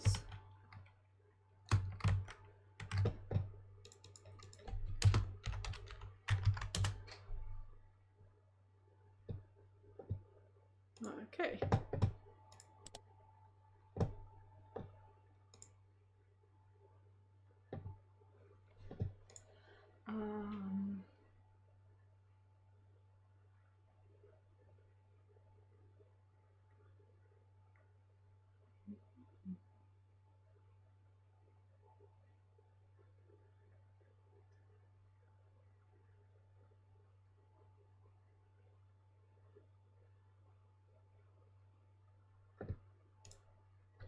Sorry, bear with me a sec, I'm just checking something. Bugger. I accidentally did myself a spoil, but on the other hand, I know who that is now. I actually didn't do myself a spoil because I didn't read the whole thing. When I woke up, the first things I saw was Takano in the calendar. Whoops, click back in the game. The first one to wake up is supposed to tear yesterday's date off the calendar. Sometimes we both tear the calendar by mistake, so the date ends up 2 days ahead. Stoker likes to tear the calendar, and that makes her wake up. Likes to tear the calendar, and that makes her wake up early every morning. That would usually make me smile, but I felt devastated as soon as I saw the 22nd month, 22 on the calendar. It's gonna happen today, June 22nd, the day I die. Good morning. Good morning, Rika. Morning, you two. You two? Are you still asleep? Meep. There's someone else living in this house other than you and I. I just said good morning to that person as well. Hey, don't try and speak me like that. Stoker won't be able to sleep without holding my hand tonight. Sometimes I feel like Stoker can see you, and as if it's the three of us living together. That would be a lot of fun. It was time to go to school, but my body felt heavy. Today I was going to die. Knowing that, I didn't even feel like going to school. The more I've repeated the same life, the more precisely I can detect my day of death. I always die on the day I feel this way. Rika, we ought to get going soon. I'm taking the day off today. Rika, I heard from Keiichi. Are you troubled by something? Kind of, but not really. Huh? What else is there left to do? Today is the day. It's too late now. But part of me still feels like doing something. I've been in this world only a few days. My emotions went up and down like a roller coaster. Sometimes I felt motivated to fight, and other times I felt desperate and gave up. Even though Keiichi and everyone else showed me such strength, I lacked the iron will to fight against my own fate. The most confidence I ever felt was when the dice all came up 6, a fortunate coincidence that was just handed to me. I was hoping to gain the courage to fight against my fate, but here I am today, conceding to destiny. Keiichi told me we can make a miracle happen if we work together, but there was something he didn't teach me. He didn't teach me how to believe in that. If I don't believe that I can make a miracle happen, I won't be able to make even a crack in the wall of fate. It seems so simple, yet it's so difficult. I couldn't even decide whether I should be on the stage or stay off it and remain as a spectator. I told Hanyu that I haven't decided what to do after this world is over, but that's the spectator's point of view. For the people on the stage, this world is the only one. For them, the end of the world means the end of their lives. That's why they do anything to change their fate. That's why they can make a miracle happen. I never worked hard enough because I always knew I could reset my life. I thought I was just one pathetic girl who couldn't change her own fate. That's why I ended up here again today. It's as if I slacked off on my summer homework and woke up on the last day of vacation with nothing completed. What should I do? Should I not work on my assignment, knowing I'm not going to make it on time anyway? Or should I do whatever I can, even though I may still get in big trouble? Perhaps a miracle will happen. Perhaps the homework will be done overnight. Miracles don't happen to homework. I have to do the homework on my own. Without effort, nothing will ever get done. Without effort, not even one question will be solved. Rika, I think you should spend your day doing what you want to do. You can drink by the window all day, just the way you like doing. You're suggesting I shouldn't do anything since I know I'll get in trouble anyway? For Hanyu, it's not about the homework. It's more about the vacation itself. The vacation will be over no matter how much I want it to continue. In her eyes, it's pathetic for me to make a big deal out of not completing my homework and contemplating whether I should still work on it or not. On top of that, I'm saying I may as well die if my vacation is going to be over. If I was in her situation, I'd be laughing hysterically.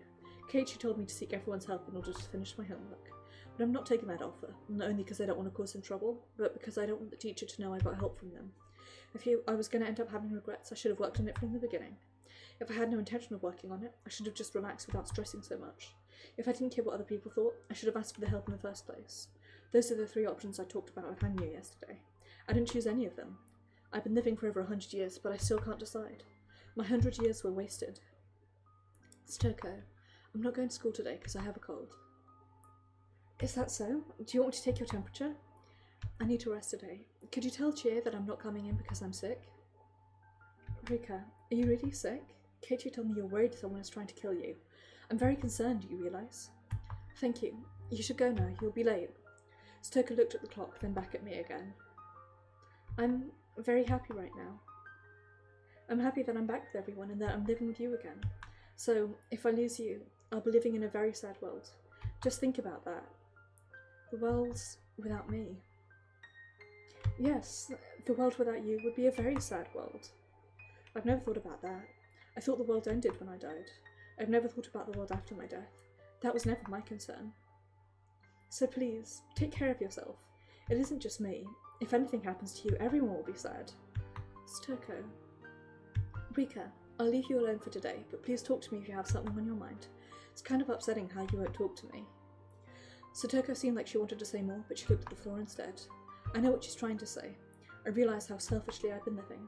It was wrong for me to look at this world as a stage play, but it's too late. It's too late now. Stoko left the house in a hurry. Hanyu and I were left alone inside the house. I can tell you want to be alone. I'll disappear until you call for me. Thank you. You're still yourself, even after 100 years. You're not a 100-year-old transcendent. You deserve to think about your life as a young girl. I don't want to force you to think like a grown-up. It's not your fault, Hanyu. I was just being arrogant. Call me if you want to talk. You're not crying anymore? You're not going to beg me not to give up on my life? You're a stubborn person. I know it's better not to be too persistent with you. After all these years, you know me very well. I know you're already aware, but let me say this. Today is the day. Do your best. No matter what you do or don't do, this world is going to end today. But if you wish for it, you'll see a brand new day, just like when morning comes. You might find yourself back in June of this year again, but it'll still be a brand new day. When I was younger, every day seemed so boring. Every morning I thought the same thing would happen after I woke up. This just means that'll end up being true. Let me just tell you to live this day productively. I'm not going to say anything else to you. I knew today was the day, but it's still difficult to hear that from you. It's going to come to an end again, huh? Yes, it's going to end again, just like always. Finally sorted out a voice for Hanyu. It's the same as Tomito Nakamura's. Hanyu disappeared and it went completely quiet inside the house. How should I spend my day? How should I end this day? Should I work on my homework knowing I'm not going to make it on time? I only have half a day left. I have to do my best. I should think about what I can do. This world is supposed to be a happy place. People are enjoying their lives. I should have enjoyed my life more too. I don't mean that in that I should have lived my life in blind optimism. It means that I should have enjoyed my life by fully experiencing both happiness and sadness. If I did that, I wouldn't be as worried about what to do after my death. I should have simply lived with all my might. When the time comes, it'll be over. Today, I will live. It's a very important phrase, but it sounds meaningless when I say it, because I can repeat this meaningless life as many times as I wish.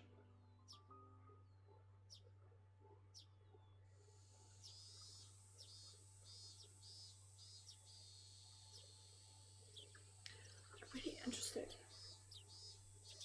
I suspect it's the mountain dogs that kill her because she realises that it's Takano who did the murders, but I don't know. I don't have, like, this is definitely what's happening. Well, Satoko was at school and I washed the dishes. Hanyu would usually stay with me when Satoko wasn't around, but she's not here right now. It's been a while since I was all by myself. I never thought anyone could feel so lonely while washing the dishes. I'm going to die today anyway. This world is ending today. Why should I wash these dishes? That's because I'm thinking about Satoko, who will have to move on with her life after tomorrow. I will encounter a new Satoko in the next world, but I realised something after hearing what Satoko told me earlier. After I'm dead, I wonder how Satoko will move on with her life. The worlds that I lived in the past all went on without me. I wonder if Satoko will be able to cook without me. I wonder if she can go shopping on her own. I wonder if she can wash her clothes by herself. I've been avoiding thinking about this, but Satoko and my other friends must have been overcome with sadness. It's too late for me to think about this, but I started feeling like I want to cry. I'm feeling like this because I don't want to leave this world. It's making me really sad. This is the world that I've always wanted. It's my hope that I can continue to live in this world beyond June of 1983. After a long journey, I finally ended up in this world, but I was able to truly live in this ideal world for only one night. The night of Higurashi. This world will be shattered again after I die tonight. We finally saved Satoko, and all of our friends assume that our happy life has returned. However, I'm going to die tonight. This song really does remind me of the credit song for Heavensward. Just for anyone out there who's also played FF14. They will mourn for me. We worked so hard to make a miracle happen, but they're going to lose their happy world in just one day. Am I going to start a new life in the next world as if nothing happened? I'd lived 3 days in my new world, but 3 sad days were going to pass in this world. That's no good. Can't think straight anymore. Couldn't stop the tears from flowing from my eyes. I hugged Satoko's pillow and cried. I could smell her scent. After I die, Satoko will probably hug my pillow and cry just like this. Is everyone else going to cry for me too? I'm sure they will. And they'll be sad. Not about my death. They'll be sad not because I'm dead, but because I never told them about what was troubling me so much. I wonder if they're going to feel regret. Will they wonder what they could have done to open up my heart? What they could have done to help me in my time of trouble? Will they wonder what they could have done to save me? I felt miserable and frustrated. I held Satoko's pillow and continued to cry. And the next moment, I heard the phone ringing. I tried to ignore it, but it wouldn't stop ringing. I picked up the phone, hoping that my friends would call to check on me. However, I heard a weird guy's voice coming from the receiver. Hello, this is Okanoki Gardeners. Is this the Frudo residence? Okanoki? It was Okanoki from the Malcolm Dogs. It was the first time I'd received a phone call from him. I'm calling because I have something urgent to ask you. I called the school, but they told me you're sick today. Are you feeling alright? Not alright. This is the day I die. I know he had no idea, but I still couldn't help but feel upset. It's only a cold. I just want to rest today. Really? Well, that's a very fortunate coincidence. What? I had no idea what made him say that he was glad I was sick. Why is it fortunate for you if I'm home? Well, we got a tip from Tokyo that someone is planning to murder you. What do you mean? Tokyo was investigating the murder of Tomitake and Takano. Their investigation concluded there's a high possibility Dr. Irie is pulling the strings. Irie is behind everything? This is the first time I've heard something like this. This isn't something that happens at random. It's the very first time. That means it's not just a coincidence. I'm hearing this now because of something that I did differently in this world. I've done many things differently in this world though. I can't tell which decision led me to this result. However, maybe this is something that could change my life drastically. Okanogi continued to explain to me. There had been budget cuts for their research and they were scheduled to be shut down within a few years. Irie was strongly against that because he was embezzling their research money by requesting bigger and bigger budgets. Because they were going to cancel the research, he tried to sell the research data to make a lot of money off of it. Is that really true? I know it's hard to believe, but it is. I always thought he was kind of suspicious myself. I think I can say with certainty that Irie is not that kind of person. Been around him for years, and as far as I know, he's not a bad guy. He doesn't even have the guts to be one. He pretends to be cold-hearted for the sake of his research, but he can't shake his regrets. He's simply a nice person. It's hard to believe that he was embezzling money from Tokyo. I'm starting to be suspicious of Takano, but she's actually a nice person too. She seemed mean at times, but she could also act innocent as a child. However, I'm starting to suspect her because Oishi told me the body they found in Gifu might not be her body. Okanogi works for Takano. That means I can't trust him. In other words, I can trust Irie, because Okanogi is clearly just trying to set him up. On the other hand, if Takano isn't guilty, I could be making a huge mistake. Yet it always seems to me as though Tomitake and Irie were good friends. Tokyo had suspected that Irie was investing money from them. Tomitake would have treated him far more coldly. Anyway, at the very least, Tomitake of Tokyo didn't have such a bad impression of Irie. The Irie of the Irie Institute and the Tomitake of Tokyo were very good friends. Tomitake and Tokyo and Takano of Tokyo were good friends. Takano and Tokyo and Okanogi of Tokyo were superior and subordinate, but Okanogi of Tokyo says that Tokyo is suspicious of Irie. This doesn't make sense. Everyone seems to be good friends at first glance, but the links don't connect from start to finish. Welcome to being an adult, eh? Irie thinks he has a positive relationship with Tokyo. Tokyo is suspicious of Irie? That's just odd. The chain should be connected, but one of the links is twisted out of order. It's breaking the loop. Tokyo is conducting further investigations at the moment. We also have information that Irie is trying to use you as a bargaining chip. For that reason, we've been told to tighten up your security, starting today. That's why I'm glad that you're at home right now. There are 20 security guards patrolling the Frude Shrine in 3 shifts. You may not notice it, but they're there for you. It's a lot of security. How long are you going to guard me like that? Until Tokyo feels you're no longer in danger. Until this whole case is resolved. This should have been good news for me, since today was the day I was supposed to die. This is exactly the kind of security I wanted. That's why I let Takano into the ritual storehouse. However, I have a bad feeling about this. Tokyo should be my ally, but that arrangement is just like Irie's relationship with Tokyo.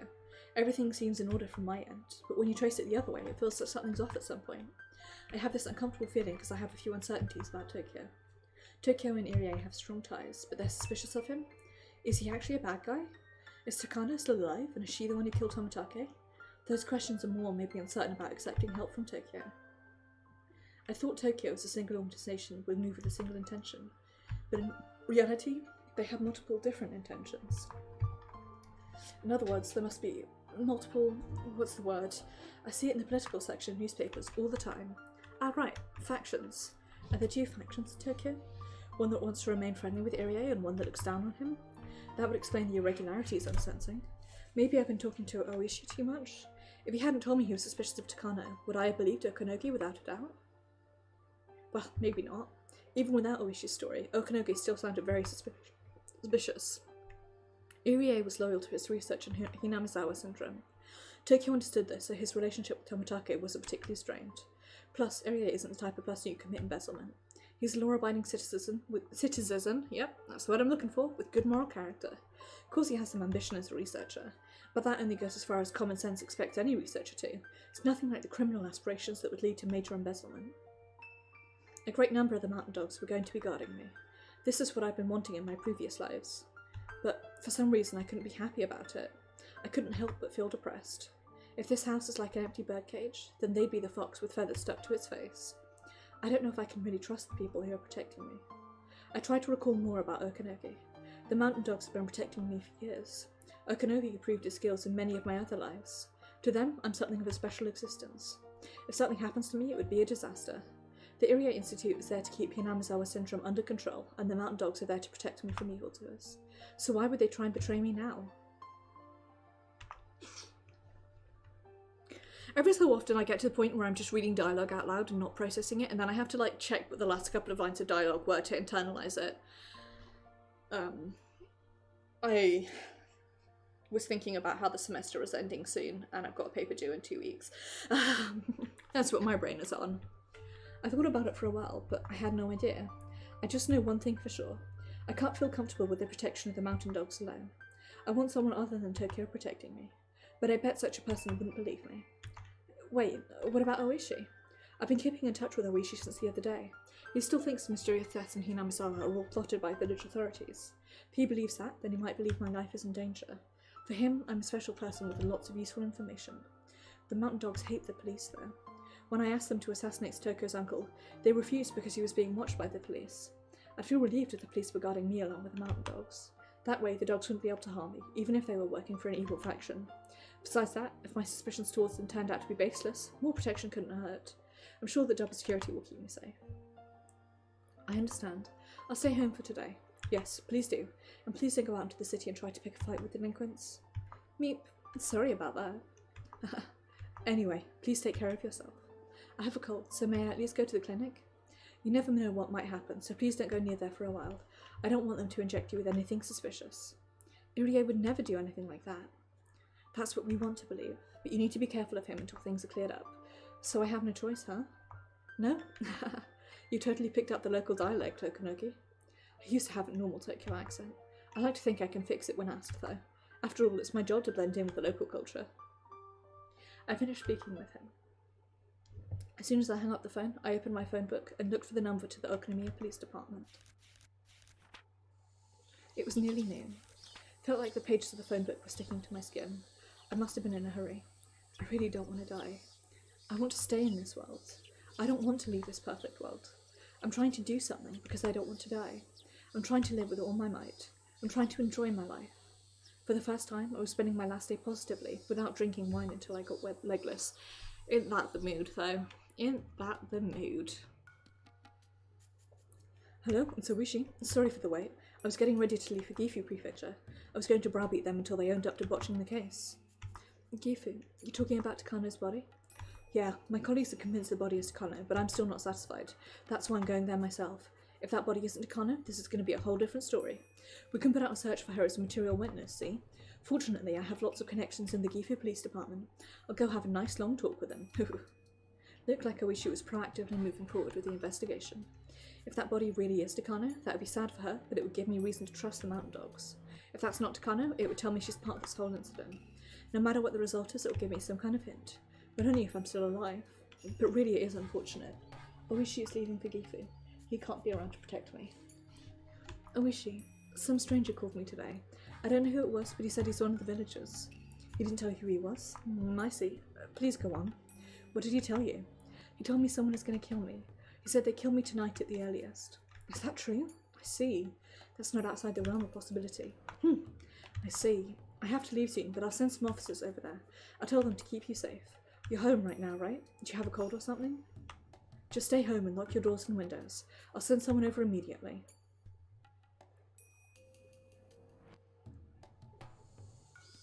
What's wrong, Oishi? You'll be late for your appointment. Just got a call from Rika Furude. Someone called to warn her she was going to be murdered. Someone is trying to kill Rika Furude? But why? I thought she was like the village mascot. Might be a warning for contacting me about the incidents in the village. I don't know if they're really trying to kill her, but she is just a young girl. I'm sure she's very frightened right about now. Plus, if we lose her trust now, that might hurt our relationship in the future. 2 or 3 officers are enough, but please send them over at once. Also, get a hold of a local officer and have them reassure her some. Yes, sir. Rika Furude might have some kind of hint regarding the mysterious deaths at Hinamizawa. To be honest, I always liked Kuma. He seemed like a good guy. He's like the only guy who's like straight up just ambivalently good in this entire game. I wish he couldn't let her die. We should head back to Hinamizawa as soon as we get to the Gifu department to spill the beans. This is going to be a pretty tight schedule for our business trip. Yeah, this will be a piece of cake.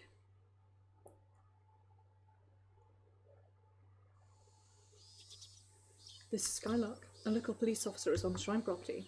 He's heading towards R's house. Roger, continue observation. Encountering R, she let the police officer inside. R called the Oknomiya Police Department. She requested protection on her own. Did she tell them about us? She told them she got an anonymous call. I'm sure that's made up. The Oknomiya Police Department is sending a few more officers to her location. What? Doesn't she trust the mountain dogs? This is trouble. It's going to prove more difficult to continue the mission. Is it possible she's somehow found out? Well, we're probably safe. Just tell the team to be aware of the officers. We don't want them to become suspicious of us. Roger. HQ to all units. There are police officers around the Furude Shrine. Please be mindful of them. We may have to postpone tonight's mission. I'll call her, but I'm sure the Major will order a go anyway. Everything's already set up for R to be discovered dead tomorrow morning, so we can move to the next stage. But we don't want the police to suspect us. If they start suspecting you, just leave quietly. I wish he called the officers pretty quickly. The officer who was in the area arrived within 10 minutes after I spoke with him. He asked me what kind of phone call I received today. I decided to make up a whole story. It'll all be over if they check my call history, but I'm sure Oishi won't bother doing anything like that. He thinks I'm worth protecting because I have information about the incidents in Hinamizawa. The policeman is one of the villagers, so I know him very well. More officers are coming here from the Oknomiya department. The officer told me to relax because he'd stay with me until then. Oishi must have thought I was frightened half to death after getting a threatening phone call. After about 30 minutes, 4 officers in plain clothes arrived at the shrine. The local officer returned to his police box. We've heard the whole story. We'll guard the shrine, so please call us if something happens. Detective Oishi will be here this evening.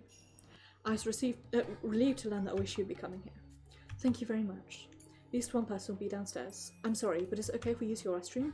Also, will you give us one of your spare keys, just in case? Sure, you can use the restroom too. My house is on the 2nd floor of a storage building.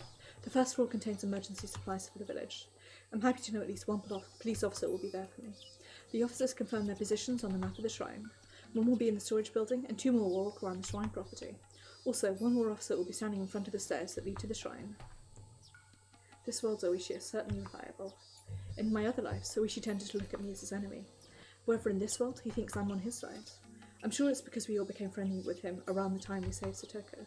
It was unfortunate at the time, but perhaps the return of Satoko's uncle was a necessary event. If Okanogi was right about Oye, he wouldn't be able to come near me with 20 mountain dogs and 4 police officers protecting me. If Okanogi is the bad guy, they'd be discouraged from acting by the presence of the police. Not too different from giving garlic to a vampire. I'll look up another thing quickly. Bear with me.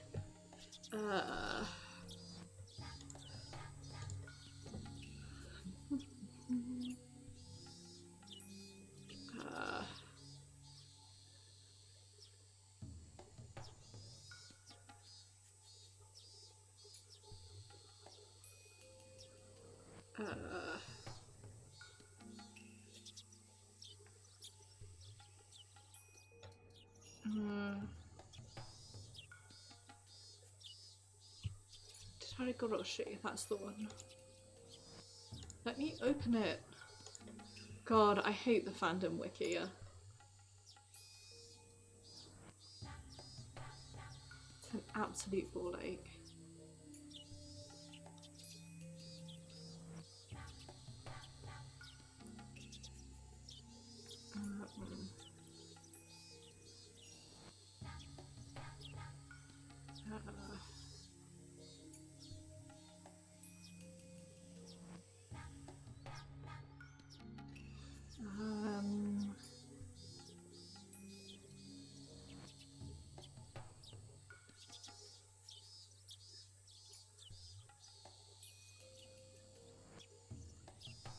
Okay.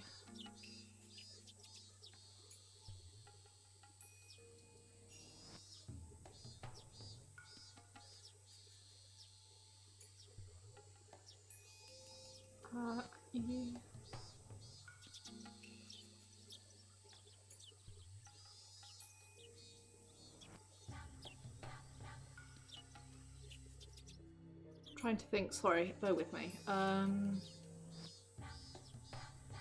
So, okay, right, so in Tatarigoroshi,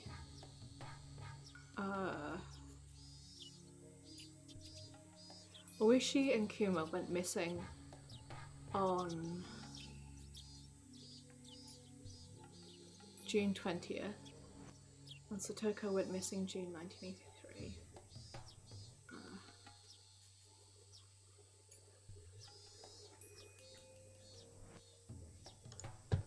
I'm just trying to look up exactly what was what happened in Tatarigoroshi to compare it to what's happening here.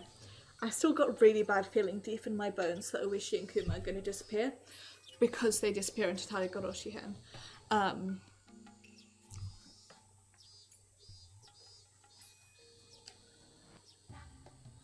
also want to, after this I'm going to look up exactly what happened with Takano and Tatarigoroshi because I really can't remember. Not too different from giving garlic to a vampire. This is the best protection I've had in 100 years. Even so, am I still going to be killed tonight? I need to do whatever I can. I should struggle as hard as possible. I won't give up. I won't even think about my next life. This is what enjoying life is all about. This is what living seriously is all about. And are you there? I'm here. What do you think about all this? I have to admit, I've never seen anything like this before. Is it still wrong for me to expect something different this time? I'm not going to hope for anything. I'll just have to accept whatever the result is. Hanyu was still acting like a bystander. I knew she was going to say something like that, but part of me was hoping she'd say something more positive. Upon hearing her say what she did, I felt a little disappointed and wondered why Hanyu refused to be anything but an onlooker. I always thought it was normal for her to be that way, because she's a special existence. I also convinced myself I had to be an onlooker too, since I was a similar being. However, I can't just let go of everything and become a bystander. I can't become like her. I can't stop hoping for a better life for Rika Furude. That hope was betrayed so many times and my heart was crushed countless more. That's why I stopped expecting anything to turn out the way I wanted. So is Hanyu the same way? Are you also afraid of being hurt? I've only lived 100 years, but I know how frightening it is to have high expectations. Hanyu should also be aware of that, since she's lived far longer than me. I always thought that Hanyu was a special existence, but except for the fact that she's invisible, everything about us is the same. She has the same thoughts and feelings as everyone else, yet I still saw her as a special existence. That's why I just assumed that her mind worked in a different way. I've been living for longer than you. I know that there are more sad things than happy things in this world, and that your hopes will always be betrayed. That's why I don't want to be hurt anymore. So you're not expecting anything from this world either? I still have hopes that this world might be different. But you think I'll just be killed again? Oh, that's not what I'm thinking. Hanyu looked uncomfortable. She had no doubt I'd be killed again that night. That's what it means not to have hope. But she just can't own up to it because she doesn't want to hurt my feelings. You're the same as Toko. You're waiting for some stroke of luck or some miracle to come and help you. You're afraid of fighting. You think that being patient is the same as being strong. That's how I was until just a little while ago. Hanyu looked down and bit her lip. She couldn't deny what I said. I know that you heard it over and over. Miracles will not happen unless everyone works together. That means you have to believe too. A miracle will never happen unless everyone believes in it. What I just said sounded as though I was blaming her for the miracle not happening. Maybe I was too harsh to her. I stayed quiet, and Hanyu continued to look at the floor, shaking. Then she looked up at me and spoke.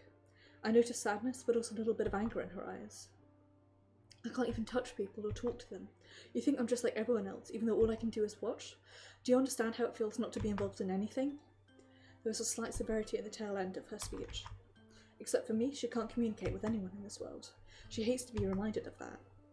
I'm sorry. Let's stop this. I don't want to have a fight with you. I don't want to spend the rest of the time I'm alive in an argument. I don't want to argue with you either. But let me just say one thing. You're my friend. I don't want my friend to tell me not to expect too much out of my life. I'll apologise for that, but you should try respecting my opinions too. She can be very stubborn sometimes. Hanyu seems weak on the outside, but she actually has a very strong moral code, one that she wouldn't bend for anything. She apologised to me, but she wasn't being honest. She still wasn't expecting anything good to come from this world. She still thinks that I'm going to die pitifully. That's why she refuses to believe in miracles. I've been living with her long enough to read her mind. I feel bad for her in a sense. She's been living too long and lost all of her hope. Hanyu told me to call her if anything else happened, and soon disappeared. I'm sure she's still around. She's probably still watching me as if she's watching a TV show. The time of my death is slowly approaching. Will I be able to survive this time? It's been a long time since I faced this fear without drinking.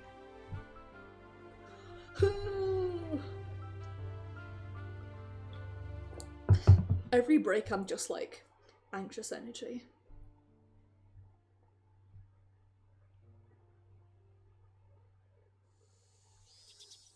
I was left with nothing else to do after washing the dishes and cleaning the room.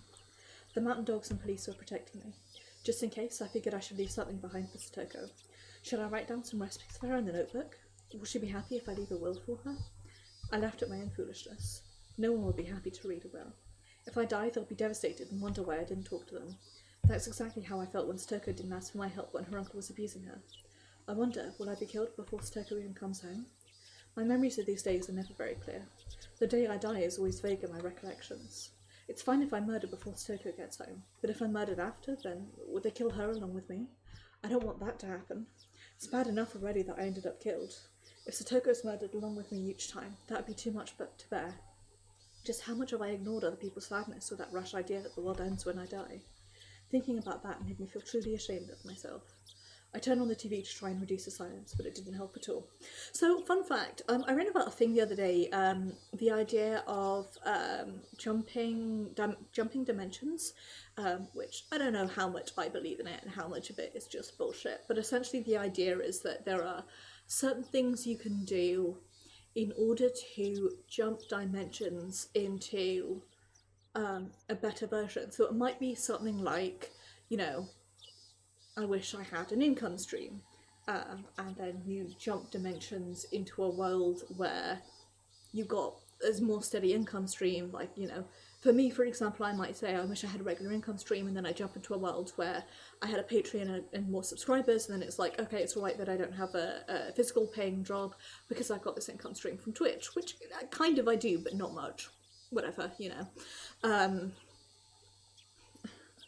I'm just living off of my mum and money I saved up in London. Not in London, saved up back home. Money I wish I'd saved up in London, how's that? Words, God, they're so difficult. But the idea of dimensional jumping is that, or, you know, a better one perhaps would be I want to exist in a dimension where I have a romantic partner, and then maybe you jump dimensions into a world where like you're chatting to this person and you think it's going to go well, and it does go well, and like that's that. But the way she's describing it always makes me think of that, because the thing that I wonder with any of these questions like multiple worlds theory or quantum immortality or dimensional jumping, anything like that, is like the world that you're currently experiencing doesn't end because you stop experiencing it. Like, the world, things don't happen overnight. Things don't not happen overnight because I'm asleep and don't notice them, you know. It's the does a tree make sound if it falls in the forest and nobody's listening question. Like, does the world only happen when you perceive it? Which I don't like to believe. But what it makes me think of specifically here is that she's essentially has this sort of quantum immortality, which is a fascinating thing. I'd recommend looking it up. The idea is that every situation in which you could possibly die, there exists a version of you which doesn't die. And so if you're in like a life or death situation and you come back from that, the implication is that you dimension jumped into a world where you didn't die. It's really interesting. It boggles the mind, it freaks me out, and I don't like thinking about it too much, and yet here I am talking about it. Anyway, the point here is that Rika essentially has this quantum immortality, but her dimensional jumping is being facilitated by Hanyu. But it's the thing that I always wonder about, like, what happens to the rest of the world after you jump dimensions, or, you know, if say you get into a car accident and you think you should have died but you haven't, and you know, you think, oh, maybe I've jumped dimensions into a world where I didn't die in this accident. That means that in another world you did die in that. And it's really depressing. And the song that it makes me think of is, oh god, I can sing the lyrics now.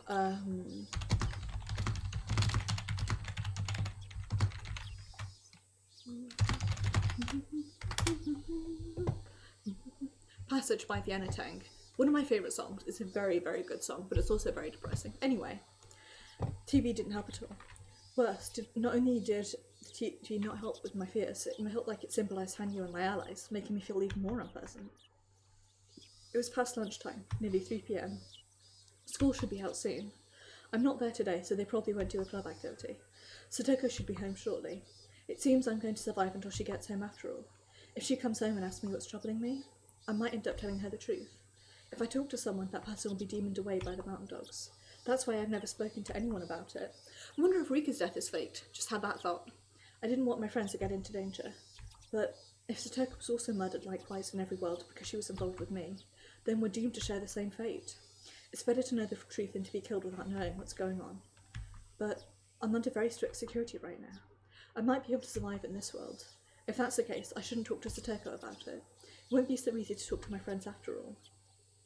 Moments later I had a surprise yell as Satoko was coming from downstairs. She'd returned. It sounded like she was scared to see a stranger on our home. I'd have to tell her that the police were here. That'd be tantamount to telling her that someone was out to kill me. I don't know how to explain it to her, or how much I should tell her. However, my thoughts were soon interrupted by the noise of a crowd. Satoko hadn't come home alone. I'm home. Hey, Rika. What's up with that officer downstairs? Why is that guy guarding your house? What the heck did you do? Mion, that's not the right question. What happened to you, Rika?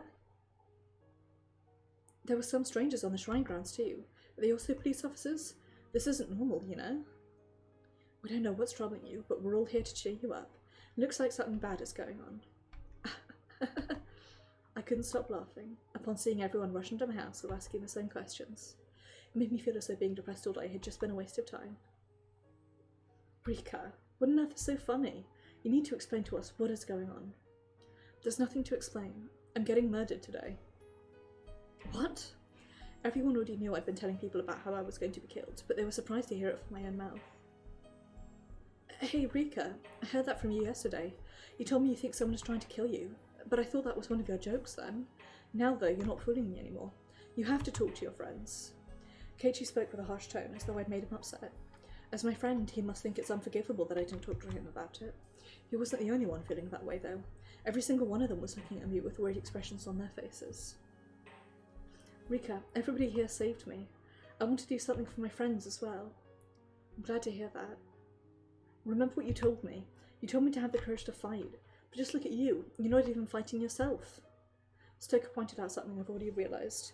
I had no way to argue back. You told me you put us in danger by talking to us, but all of us are already involved, no matter if you talk to us or not. That's right. We're your friends. If you're in danger, all of us are in danger too. When Satoko was in danger, we all fought for her, remember? It's the same thing. If your life is in danger, then I think it's time for the Sonozaki family to step in. We're way more reliable than the police. Isn't that right, sis? That's right.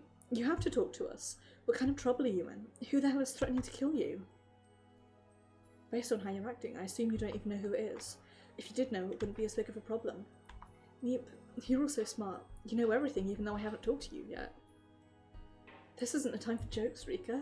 You must talk to us. What's happened? What's this all about? You don't call the police unless you're really in danger now. How dare you talk to the police before talking to us? Is the cause something you're uncomfortable talking to us about? Rika would never have any issue that we're uncomfortable to talk about. Calm down, Satoko. Rika is the leader of the Furude family. She's worshipped as a reincarnation of Oyashiro-sama in the village. She might have been in trouble for a long time, even though we didn't know about it. Maybe she just didn't want to talk to us about such trouble, because we're always trying to have a fun life here in the village. That's probably what it was, right?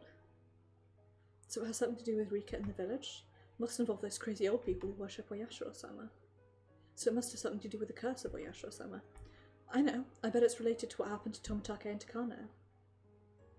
Why would Tomitake's murder cause Rika's life to be in danger? That's too big a leap.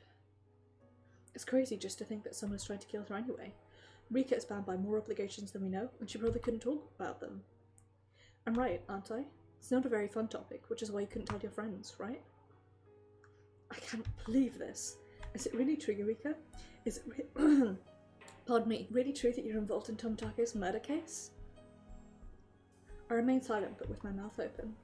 I hadn't answered any of their questions, but they continued to ask and eventually hit the nail on the head. It was more surprising than anything. Then again, these are, after all, my beloved clubmates. I laughed once more. My issues and my secrets are so devastating to me, but then they stopped sounding like such a big deal when everyone talked about them together. They knew exactly what was going on without me saying a word. In that moment, I realised just how powerless I am.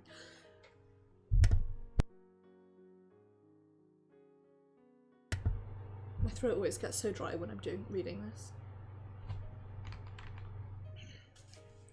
I had to tip my hat to them. Everything seems so foolish now, and so I decided just to tell them everything. If you want me to talk, I will, but I'm sure you won't believe me. We will. As long as you tell us the truth, we'll never doubt it. Everyone's expressions turned grave as they vowed not to make light of anything I told them. And so I'm going to tell them everything. I want to see if they really will believe me or not. In that case, I'll tell you. I think him being targeted by the same person who killed Tomitake and Takano. Then, are they the true culprit behind the series of mysterious deaths? I don't know about that, but it is possible. I don't understand. Why would Tomitake and Takano's murderer also want to kill Rika? Oishi thinks Takano is the culprit. Akanogi thinks that Irie is the culprit. Either way, it sounds like someone from Tokyo is trying to kill me. I can't tell if it's Takano or Irie, but I do know that to them I'm like a trump card.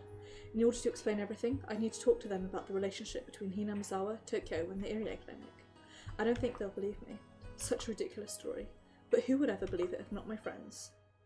You'll all be in danger if I talk to you about this. Are you sure you still want to hear it? Of course. If you're in danger, we're in danger. Everyone nodded at Keiichi's words. Well then. I'm going to see how everyone reacts. I'm going to ascertain what friendship is all about. With a nod of my own, I opened my mouth and began to explain. There's a disease unique to Hinamizawa. I'm not sure what it's officially called, but I've always known it as Hinamizawa syndrome. Everyone glanced back and forth at each other when I mentioned the term. They'd never heard of it before. The name Hinamizawa syndrome has actually been around since before the war. It's a general term for the severe homesickness and mental instability that people from Hinamizawa experience when outside of the village. People in Hinamizawa refused to leave the village as the era of Onagafuchi. Villagers believed they'd be cursed by Oyashiro-sama if they left, and people who did often came back because of that curse.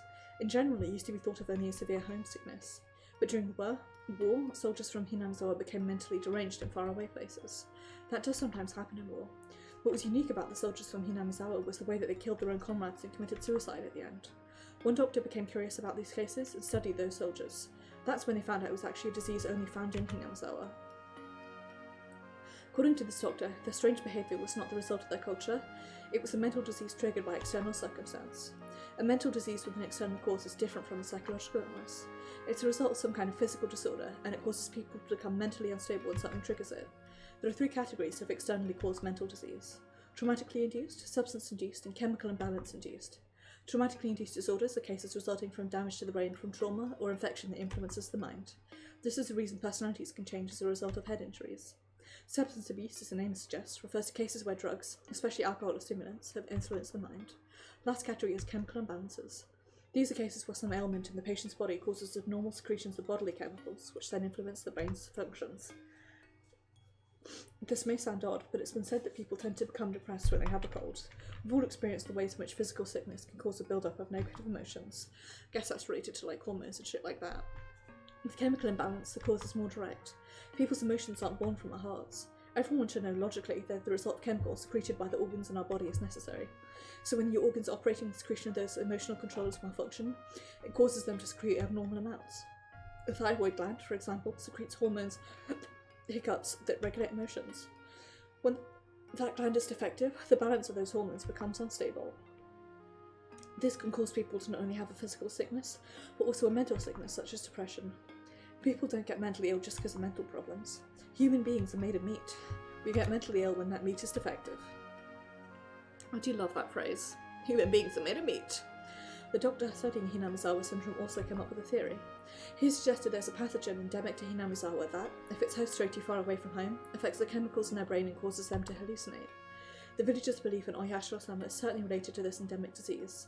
People in Onagafuchi village know about the syndrome. They knew that they couldn't survive outside the village. They also didn't want anyone else to enter the village because they would get infected too. They took this disease as a curse, not a sickness. Oh my god. Something was like moving on my screen and I couldn't work out what it was. It was an actual physical bug, but I genuinely thought there was a bug climbing up the side of the railing here. It was briefly terrifying. Most significant symptoms of this disease are an antisocial behaviour and an extreme persecution complex. The eventual suicide caused by defects in the lymph nodes are also another unique characteristic. The unusual behaviour of terminal patients is what inspired the legend of demons coming out of the swamp and attacking the villagers. Basically, sick villagers developed secure persecution complexes and wound up killing other villagers. So what Takano had in his scrapbook was all true. After a long time, survivors of the disease started to comprehend its rules. They discovered that the disease is incurable once you contract it. That's why they started barring outsiders from entering the village. Also, once you become ill, you'll begin developing a persecution complex. This can happen to anyone in the village. The doctrine of Oyashiro-sama says that the blood of humans and demons was mixed together, and that Oyashiro-sama has control over the violent blood of the demons. People said you'd be cursed if you didn't follow Oyashiro-sama's rules. That could also be understood to mean that as long as you followed Oyashiro-sama's rules, you could cope with this endemic disease. That's what was meant by the scripture on Oyashiro-sama's legend that said they had to appear, it unified the humans and demons and made them live together in this village. Then there was the most important part, the rules to prevent symptoms from appearing. Those rules are the taboos, so people were strictly taught that Oyashiro-sama would curse them if they broke those rules. The horrible bloody traditions of the village were probably performed in order to force people to respect them. There are several ways to keep the disease under control, but there are 2 main conditions for doing so. The first one is to prevent suspicion. When the villagers are suspicious of someone, it can trigger their persecution complex, which can lead to them developing terminal symptoms. That's why they made sure to have such a tightly knit community, so that people wouldn't suspect each other. Since the terror of Oyashiro-sama's curse is emphasised, many don't know this, but she's also a god of marriage and neighbourly love. However, this condition is not as important as the other one. Indeed, Oyashiro-sama isn't even recognised as god of friendship in Hinamizawa anymore, and is only worshipped as such in Okonomiya's Hirosaka district. Now for the other condition. This one is much clearer and practised more strictly. If villagers leave Hinamizawa, they will fall ill quickly, proportional to their distance from the village. Villagers nowadays will not get sick as rapidly, even if they leave town or even go out of the country for a long time. However, long ago they would fall ill as soon as they left the village. It's very unfortunate that Keiichi got infected so soon after he moved to the village. It was also unfortunate that he got sick just because he left the village for a few days to go to his relative's funeral in that one world's Onikakushi. That's why Hanyu felt so bad for him that time and kept on apologising over and over. Although no matter how much he apologised, he never heard her voice. This turned into a long discussion, but these rules etched around Oyashiro-sama's curse represent the ancient wisdom of how to cope with the syndrome. Is there any way to use this mental disease for military purposes? The aforementioned doctor insisted there was, but the military didn't listen to him at the time. They were interested in developing a weapon that could make a dramatic change to war efforts. They didn't have any money to spare for the research of this strange disease. In this way, research on Hinamizawa syndrome was abandoned. Then the war ended. Japan started its reconstruction under American leadership. However, some powerful people in the political world didn't want to accept the American way of thinking. Some of them were fired by the GHQ, but they still stayed on as advisors to the government, since Japan has a culture of respecting the elderly. Eventually, a political organisation was formed, the object of which was to restore Japan to the way it was before the war. In the beginning, this organisation was a very small group. It was just a gathering of 2 or 3 individuals who shared the same ideals, blowing hot air at a restaurant. Those 2 or 3 hit it off with each other and grew to the size of a class reunion. That group became a rather sizable organisation, eventually becoming a political one. Well, it'd be more accurate to call them a secret society. The secret society eventually came to be called by the name of the place where it was based, Tokyo. There are many mysteries about Tokyo. One thing I know for sure is that it was composed of old men from Japan's political stage, ones with strong power to indirectly influence the government, and vast assets that meant they could work from the shadows. They were also connected to various corporations, and the goal was to return Japan to the way it was before the war. Of course, that was a pretty ridiculous goal. It was nothing more than an idea in their minds immediately after the war, back when they were still bowing their heads to the occupation forces of those white barbarians. Once Japan's post-war reconstruction began, Tokyo steadily became a shell of its former self. But it didn't totally become a shell, it culled the fat. Japan regained its peace and years passed. However, some people still continued to believe that Japan had been better off before the war, and they were determined to return the country to those times. So this Tokyo plotted how to restore pre-war Japan from many angles. They approached the problem economically, internationally, and militarily as well. Japan has no nuclear armaments due to the 3 non-nuclear principles. In other words, this country has to brown-nose America as long as they hold nuclear weapons. The number 1 priority of Tokyo was to be independent from America. They want this country to be on equal footing, and to obtain a weapon of mass destruction that isn't nuclear in nature. Sounds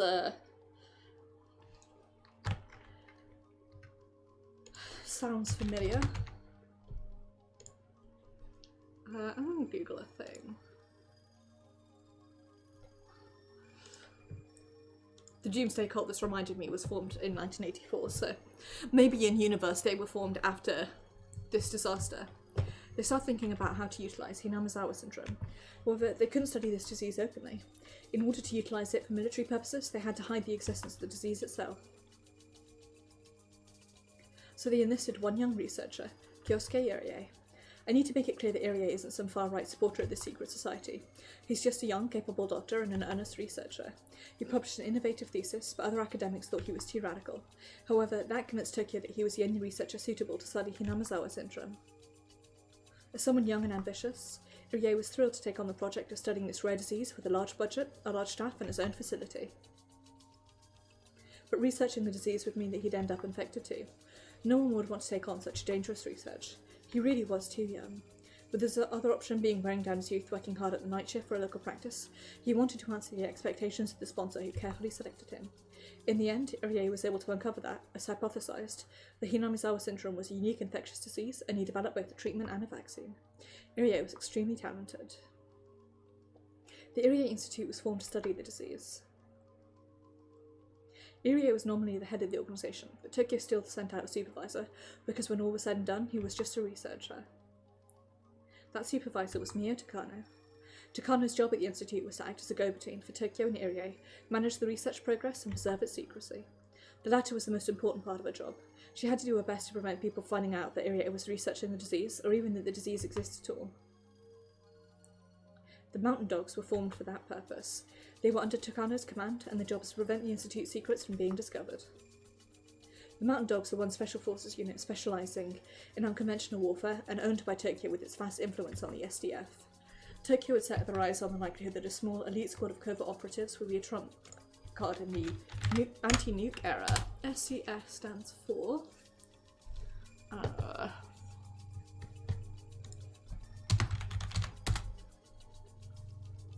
Japan Self-Defense Force.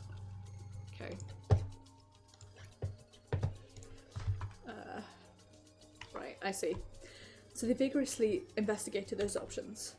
This was a worldwide trend since the Cold War. Everyone avoided sending troops directly to their enemy's doorstep. Japan was also trying to be a part of that world. As a result, by 1983, even the police had been forming secret special forces units. Prefectural Police Squad 2, the ones who intervened when Reina laid siege to her school, changed the name to Zero Company and grew into an anti-terrorism squad that handled hijackings around the Kansai airport area. The National Police Agency, Squad 6, was formed as a counter-terrorism squad for Narita Airport 2, and later changed their name to 7th Company as well. They theorised that in a world where nations possess nukes they can't use, small elite special forces disrupting metropolitan areas would be the new way of waging war. So in 1977 they developed the SAT's predecessor, the Special Task Force SAP, to serve as the National Police Agency's trump card in securing the peace. Likewise, the Japan Coast Guard established their Special Talkfast Task Force, the SST, in anticipation of unconventional warfare on the coast. There are several known Special Forces units in Japan. When they hear a phrase like Special Forces, most people tend to think of a movie or a comic book. However, these units actually exist and are protecting Japan in secret. During the famous incident of suspicious boats off the coast of Noto Peninsula, the news reported the helicopter squad training gun battles was headed there, but was recalled because the suspicious boat sank. That was because the Coast Guard's SST acted. However, the news never mentions the SST or any other Special Forces unit. All of these units were established after Tokyo made a suggestion about it to the government. Researching military tactics under the name of peace and order worked perfectly for Tokyo. But since the mid-century anti-war movement made people resent those forces, the special units have been kept secret as of 1983. Furthermore, these units are not all formed under the jurisdiction of the police. There are still many other military units that are kept secret from the average citizen. The Mountain Dogs are actually one of those special units. They specialise in kidnapping, espionage, and preserving secrecy. You might as well call them an assassination unit. Wrinkles eyebrows. They're around during the dam conflict as well. Tokyo worked to put an end to the dam project because of the impact it would have on Irie's research. I thought so. As soon as they said kidnapping, I thought they're the ones who kidnapped the governor's son. Yep, we're the ones who kidnapped the Minister of Construction's grandson. Most people believe the Sonozaki family was at the centre of the movement, but in reality, the Mountain Dogs were responsible for many of the things the Sonozakis were accused of. In that sense, the existence of the Sonozaki family was an advantage to the dogs. The main job after the dam conflict ended has been to continue keeping the disease hidden from the public. With the spread of information networks in the modern age, the media jumped onto any unusual incident and quickly aired it to the whole nation. Tokyo doesn't want the disease to be known nationwide since they're trying to utilise it for their own purposes. The main task of the Mountain Dogs is to kidnap people suffering from Hinamizawa syndrome. They pose as gardeners, but in actuality they patrol the village to make sure nothing strange happens. They're the ones who demon away people who go missing. They're probably also involved in some of the mysterious deaths too. The last important person is Jiro Tamatake. I don't know his real name. He was an auditor who was sent from Tokyo 4 times a year. He came to check on the progress of the research and outlined requests from Tokyo. He discussed the budget with Irie too. He also got the observation report on Irie from Takano. That was his purpose. Irie started out by studying the autopsy results of dead villagers, and he discovered many answers from that. In 1979, the Mountain Dogs kidnapped the culprit behind the murder of the construction chief, who was a terminal patient of Hinamizawa syndrome. The nature of the disease was dramatically clarified. Here we go! You'll love to see it! The research made rapid progress after that, and they discovered a vaccine, medication, and other methods of treatment for the disease. At the same time, they continued to investigate how to utilise it for military purposes. One of the interesting findings of the research was that the pathogen can only be found when the patient is still alive. On top of that, they couldn't detect the presence of the pathogen at all unless they used a certain inhumane method. In other words, it's virtually impossible to detect the pathogen by normal means. They left almost no trace, and the unusual symptoms it produced seemed like voluntary behaviour, so they concluded the disease could be used to their advantage. However, Tokyo has been going through some changes. It's been almost 50 years since the war ended. The leaders in the shadows behind Japan's government who ruled from the centre of Tokyo began growing infirm and opening up seats, steadily passing their leadership to the new generation. I think it would be almost 40 years if this isn't 83, but hey, the whole organisation started to shift. Of course, the purpose of Tokyo has stayed the same. Still a secret society of ultra-nationalists who want Japan to be at the top of the world. However, their ambition to start a war with America and take over the world has diminished. Tokyo has directed its priorities towards the economy, international affairs, and education. That doesn't mean that those ambitions are gone entirely, however. Several seniors still alive retain those ambitions. Tokyo continues to finance military research. But for the present-day Tokyo, Irie's research is actually something of an embarrassment. The new Tokyo is no longer interested in this project, and they announced that they're going to cut the budget as soon as those seniors pass away. However, Irie objected to that plan. He strongly appealed for the continuation of his research. This is what Okanoki was talking about. Irie is in disagreement with Tokyo. Irie's research has been making great progress. They've discovered various treatment and testing methods, and he's even started to develop a treatment plan for the whole village. If they cut his funding, Irie's research would end without any results. Tokyo had a discussion with Irie through Tomitake, and they decided to shut down his research partially but not fully. However, they told him to immediately stop researching military applications of the disease and destroy all the research data related to that. He had little interest in weaponizing the disease anyway, so Irie accepted those terms right away. Tokyo probably believed it was better to let him find a cure for the disease than to terminate the project entirely. At this point, Irie considers himself one of the villagers. Perhaps exterminating the disease infecting the villagers without their knowledge is his way of atoning for using them to advance his research and reputation. Both Tokyo and Irie agreed to fully terminate his research as soon as he discovered a way to fully eradicate Hinamizawa syndrome. Irie made a plan for the next 3 years, and he promised them that he would find a resolution by 1986 at the latest. The meeting they had this June was to discuss the plan and budget for the next 3 years. Which brings us back to the beginning. One theory goes that Irie is in opposition with Tokyo, and as his trump card, he's planning to kill Rika Furude. The other theory is that Takano killed Tomitake, and as her trump card, she's going to kill Rika Furude. I suppose I need to explain why Rika Furude can be a trump card. The answer to that lies in the ancient traditions of Hinamizawa. Supposedly, members of the Furude family have the blood of Oyashiro-sama in their veins. I explained earlier that Oyashiro-sama was made up as a method for having people cope with the disease. However, that's actually not true. For the demons, the pathogens, to survive, a certain being must be present. That being is a successor of the Furude family line. Truth behind the advent of Oyashiro-sama and the coexistence of humans and demons is that Oyashiro-sama was actually the queen of the village. According to Irie's research, Rika is adored by the whole village not only because she's a charming little girl, but because she's the queen carrier. Infected patients are unconsciously driven to protect their queen. Irie says this is done with pheromones. Rika Furude's mother was also adored by everyone since she was little. However, as soon as she gave birth, people's attention quickly shifted to Rika. Irie calls it the succession of the throne. The queen is a precious existence to people in the village. There are theories that carriers of this disease are actually unable to survive when away from the queen, not from the village itself. Irie's research indicates the queen can only survive in Hinamizawa, and infected patients can only stay alive when they're around her. But this is just a theory. Surprisingly, however, the doctor who first discovered the syndrome was also aware of the existence of the queen. That doctor was also knowledgeable about Hinamizawa's culture, and he was interested in how much value the village placed on the Furude family. He theorized that the queen lying in the Furude bloodline might have the power to manipulate the whole village. The truth is still unknown, but perhaps the Furude family really has held such power since ancient times, miraculous power that would make them perfect for serving in the priesthood. Although the only thing Rika can do is be doted upon. I've absolutely forgotten how to speak, and I do apologise. If this is all true, then the question is what would happen if the queen disappeared from the village? During the war, a doctor prophesied if the queen were to die, then all the infected would show terminal symptoms, and the whole village would be wiped out. He advocated for strict preservation of the queen's host. I wonder if that's what the Hinamizawa disaster is then. If Rika is killed, the whole village gets terminated too, and then they blame it on a gas cloud. Rika is important to Tokyo, not only because Irie found many answers after running tests on her body. If Rika Furude dies, the 2,000 people in Hinamizawa will turn into demons. And that would explain why Keiichi was able to survive, because he didn't have the full load, because I presume at that point maybe he hadn't been infected. Either that, or he was simply like unconscious at the point when most people were turned into demons, and then it activated in him later. That'd be my guess, actually, is that Rika dies, the disaster occurs, and in the years when Keiichi survives, it's because he gets, activated later. If Rika Furude dies, the 2,000 people in Hinamizawa will turn into demons. It would happen too fast for people to even realise they're getting sick. They will each be overcome with a violent persecution complex and start killing each other out of fear. This is why the mountain dogs are protecting the queen, Rika Furude. Her death spells the end of the whole village. So for Irie it's revenge, and for Takano that's why Rika Furude is a trump card for those who know that she's the centre of the whole epidemic.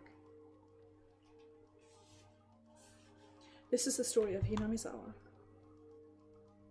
Our tale begins in June 1983. Tokyo's liaison, Tomitake, was found dead of the disease, even though he was vaccinated against it. On the same night, Takano was also kidnapped and murdered, though I don't know for sure if she's really dead or not. Rika Furude is also going to be murdered soon enough. While I suspected Irie and Takano, this was my first time doubting Tokyo. I always thought they were on my side. They had to be. My death would lead to nothing but disaster. At the same time, there might be people within Tokyo who could use my death as a trump card. I never considered there were opposing factions within Tokyo. I guess I was naive enough not to realise they had internal problems due to a generation gap. Anyway, I wouldn't be feeling this way if I didn't suspect that Takano might still be alive. I feel like I'm starting to see the greater picture. It's possible too that Takano is the victim and Irie is the bad guy. The mountain dogs might be on my side, or they might be assassins who are trying to kill me. I was too scared to choose a wife that might be at risk of having something poisonous mixed in which case I could rest assured with a fresh, unopened bottle, even if it was a little bad. After telling everything to my friends, I finally realised I could only trust them and the police. I'm really dumb.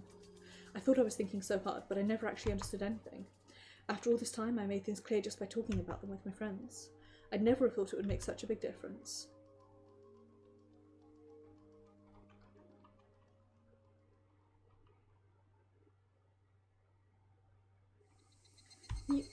And that's the end of my story. As I thought, everyone was staring at me with their mouths open in shock. Even a Wishi wouldn't believe a story like this. That's only normal. I'm sure I sound like a crazy person. Toko, we go to the clinic every week to help with Irie's research, right? We're actually not just helping him. We go there so you can get treatment.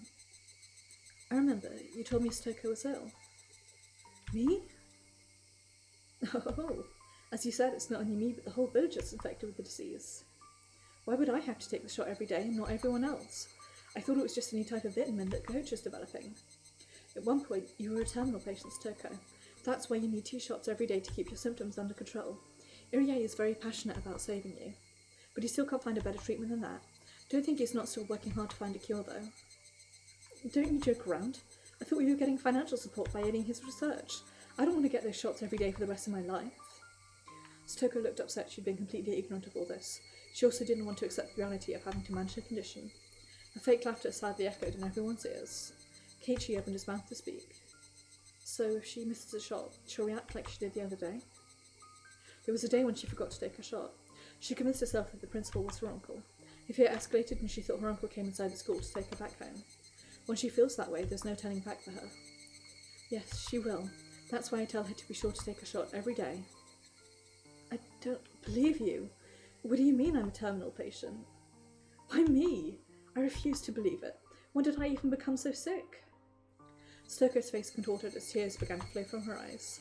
I shouldn't have said this. Toko was starting to remember something she's not supposed to. I'm sorry, Toko. You don't have to remember. That was just an accident. It wasn't your fault. No, this is a lie. You're just lying to us. The others probably had no idea what Toko was talking about. Oh no. She killed her aunt. They don't need to know. They don't want to know about it because they're her friends. Reina gently touched Toko's shoulder. She gently touched mine too. We believe your story, Rika. Thank you. And you've been carrying such a heavy burden for such a long time. I'm proud of you. You've been struggling all alone to this day. I never thought Reina would say something like that to me. My eyes were filling up with tears. It's difficult to have a secret you can't tell people. Mine was hardly a big deal compared to yours, but I can still sympathise with you. I agree. You've done your best too, sis. I often shift the blame onto you to relieve myself so I can tell. You're all going to believe my story? Of course. We said we'd believe you. It's a bit of relief since a lot of my questions about the village are answered now. So is everyone in this village infected by that disease, that Hinamizawa syndrome? Yes, everyone is infected. But unlike hundreds of years ago, this disease is much weaker now. That's why people can survive even if they move far away or go somewhere far for a trip. But some people still get sick, right? I'll never leave this village again. Even if you do get sick, you can still control the illness yourself. It's very simple, yet very difficult. If you think you might be suspicious of someone, don't be. Continue to trust in them. When you become too suspicious of someone, that suspicion will degenerate into a persecution complex and it will be too late. So long as everyone stays friendly and united, we will never have to worry about this disease. This disease starts with anxiety. Modern people don't believe in curses the way people long ago did. That might be why we're more tolerant of the disease. I see. Then we should be fine. Yep. We're friends and we're family. We would never suspect each other. I'm going to believe everything that you said today. You couldn't talk because you were afraid that the mountain dogs would hurt us, right? I nodded quietly. I don't want to think that the mountain dogs have bugged this room, but if Okanogi hears this conversation, they will definitely kill not only me, but all of my friends tonight. That's true no matter who my enemy is. Well, it sounds as if we should all get ready for battle. Let's sum up the story. Someone might come and kill you, knowing that your death will cause chaos and destruction in the village. Is that correct? They'll definitely come for me. Are you sure? Will they get rid of their trump card that easily? She's quite right. A trump card is like a pile of gold. Isn't it better to keep your hands on it? Sotoko's eyes were still swollen, but she stopped crying. But think about it, Sotoko. If you have more than one trump card, you'd want to play one of them right away. That's true. It's more effective to have more than one hostage. One hostage is not as valuable as many of them. Anyway, we don't know anything for sure, and that means we can't be too optimistic. Everyone nodded in unison. What do you think about the mountain dogs? Do you think they're our enemies? That's not even a question. They're like wolves trying to watch after the sheep. Just think of all suspicious people as bad guys. We need to seek help from someone who has nothing to do with Tokyo. I agree. I think you made a good choice by seeking help from the police. Oishi-san is on our right. Mr. Oishi's on our side, right? Yes. Oishi doesn't know everything yet, so he thinks the culprit behind the curse of Yashiro-sama is targeting me. I think you should talk to Oishi too. We need help from some adults. But that's pretty risky. What if they don't believe her and step away from the investigation? We should still talk to him. He said he's going to retire this year and that it's the last chance to avenge his old friend. I'm sure he'll believe any story, no matter how wild. Yeah, he helped us when we were trying to save Sotoko too. I think he'll remain on our side. Okay, let's talk to Oishi. Where is he now? He's out in Gifu Prefecture. He went to check on Takano's body. Oh, she was found in Gifu, right? Burned to death inside an oil drum. Why does he have to go there directly to check on her? There's a possibility that it might not be Takano's body, but the Gifu Police Department isn't being very cooperative. You said that the mountain dogs specialise in preserving secrets and manipulating information, right? That corpse is pretty suspicious. I don't think she's the kind of person who'd just die from being burnt a little. Still possible that Irie is a bad guy and that he killed Takano. That's what Okanogi tried to make me believe. I kind of doubt the coach is the mastermind. He's just not that kind of person. I do agree. He's very nice as long as you don't let him talk about maids. Be true, be true. As the manager of the Hinamizawa fighters, I also think the coach is innocent. He's more like someone who could be easily used. Maybe he's too good of a guy. Seems like everyone suspects Takano. Well, we're just saying, if we compared the coach and Takano, you know?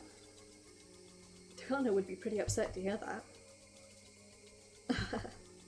Everyone laughed as though we were in the middle of a club activity. If they're after my life, they'll kill everyone here. It's very possible that they'll all get involved in this mess, and they know that. That they could still laugh is really significant, I think. I started laughing along too. It's odd that Takano's body was found in Gifu. If someone wanted to make it look like Tomitake, they'd hide her body somewhere nobody would ever find. Burning her body in the middle of the woods is like begging people to come across it. Yeah, that makes sense. It's like they're trying to force an unidentified body to be Takano, just because it was found outside the prefecture, and the police here can't investigate further. That's especially the mountain dogs, right? I think it's pretty obvious at this point. The mountain dogs are working for Takano, right? And the leader of the dogs is saying the manager is pulling the strings. I bet Takano and them are working together. Tomitake died the way he did so the coach would be suspected. But Tokyo was the only organisation who'd suspect the coach. They also found the body of the true mastermind, Takano. Tokyo will suspect the manager killed both of them. I see. This is a well-planned setup, though it's not perfect. Sounds like the mountain dogs are setting the coach up. Well, I think we should talk to Coach directly. That's the best way to go about it. That's a good idea. I can tell if he's telling the truth or not, just by looking into his eyes. Yeah, you're good at that, Reina. The mountain dogs are also running security on Irie right now. He might not be able to get on the phone. What? Sounds even more suspicious. Hope the coach isn't in danger right now. Me too. If I was a member of the mountain dogs and I was going to set him up, I'd kill him before he said something I didn't want him to say. Or fake a suicide, mayhap. A dead person can't say anything, huh? I wish he will return as soon as he takes care of business in Gifu. I don't know what time that'll be, but it'll be here for sure. As one, everyone glanced at the clock. It was already past 6:30 and starting to get dark. No wonder I'm so hungry. We'd usually call it here if this was a normal day, but everyone decided to stay until Higurashi came back and discuss what to do. Can I use your phone, Rika? I need to call my dad and let him know I'm going to be late tonight. Oh, I need to call my mum too. I have to call Granny and tell her to order something for dinner tonight. You'll be in big trouble later. We have to get something to eat for those officers too. We can order some sushi. Everyone had a sensitive reaction to the word sushi. Their stomachs were empty after all. Same should be true of those officers too. Are we going to order something too, Rika? I don't feel we have that kind of money. Satoko, why don't you cook a stir fry for everyone? What? I can't. I've never cooked for this many people. Satoko stir fry? I'd love to try it, as long as there's no fingers inside. Satoko, I want to eat your food too. I want to. At that point, the phone rang. Hello, this is Furude speaking. Oh, glad to hear you're still alive. It's Higurashi. I finished up everything in Gifu and I'm heading towards Okonomiya right now. I'm calling from the gas station. What about Takano's body? We did it. We were right. Gifu made one incredibly easy mistake on their paperwork. What a stubborn bunch. I really had to let them have it, let me tell you. Takano and her vehicle are still missing. She may have some information regarding Tomatake's murder, so I've just issued a search warrant for her. I'm getting close to revealing the secret of the curse of Oyashiro-sama. I'm going to solve this case. Oishi sounded so motivated. He'd finally found the hint he'd so desperately wanted. Could he actually solve the case, though? I'm looking forward to hearing your story. I'm heading to your house with Kuma, so please tell us whatever you know. You can talk to me about anything you can think of. Yes, I'm ready to tell you about everything. Oh my, I look forward to hearing it. I should be there in about an hour. Sounds crowded over there. Are your friends there with you? Yes. Everyone came here to offer their help. I see. You've got some wonderful friends. Probably better for you to stay with them. Good way to keep the criminals at bay. Right, we're heading out. I'll see you soon. Was that Oishi? Yes, he's heading this way with the other detective. This is the first time the room will have so many people inside. How many people will it be? There's 6 of us here, so 8 people? I do hope our floor won't break. I'm the 9th person. Hanyu, were you listening to us? This is turning out to be very interesting. Do you think it will be different this time? Yes, I'm sure. This time is different. Don't say that you're sure. It would devastate you if nothing ended up changing. So Hanyu, you still think that I'm dying today? I don't want you to die. I know what you're thinking. You don't want to believe because you don't want to be hurt. That way you'll never be let down. I'm not going to listen to your opinions anymore. You just stay there and watch like the bystander you are. Yes, I'm just a bystander, but I'm still rooting for you. Rooting for me? Thanks, but are you sure you want to root for me? Are you sure you won't be hurt if I lose? Oh, don't be mean, Rika. We had a rather harmonious mood going. However, a feeling of unease was beginning to settle over us.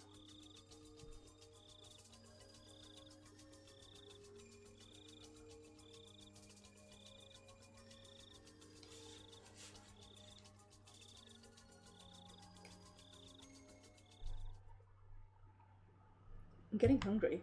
Want to grab something on the way? Oh, that's right. It's almost 8 o'clock. We had late lunch today, so I didn't realise.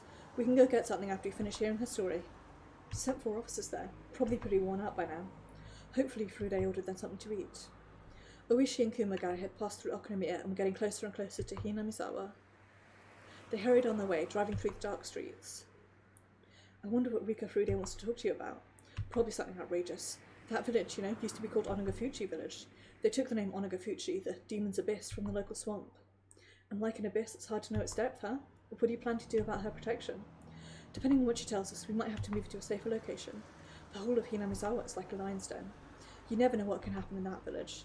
For now, we just need to hear what she has to say. The head of the Furude family is in danger, and the successor of the Sonozaki family is trying to protect her. Who would even be capable of killing Rika Furude under those circumstances? The only people I can think of the Kimiyoshi family. Never heard of them getting up to anything fishy.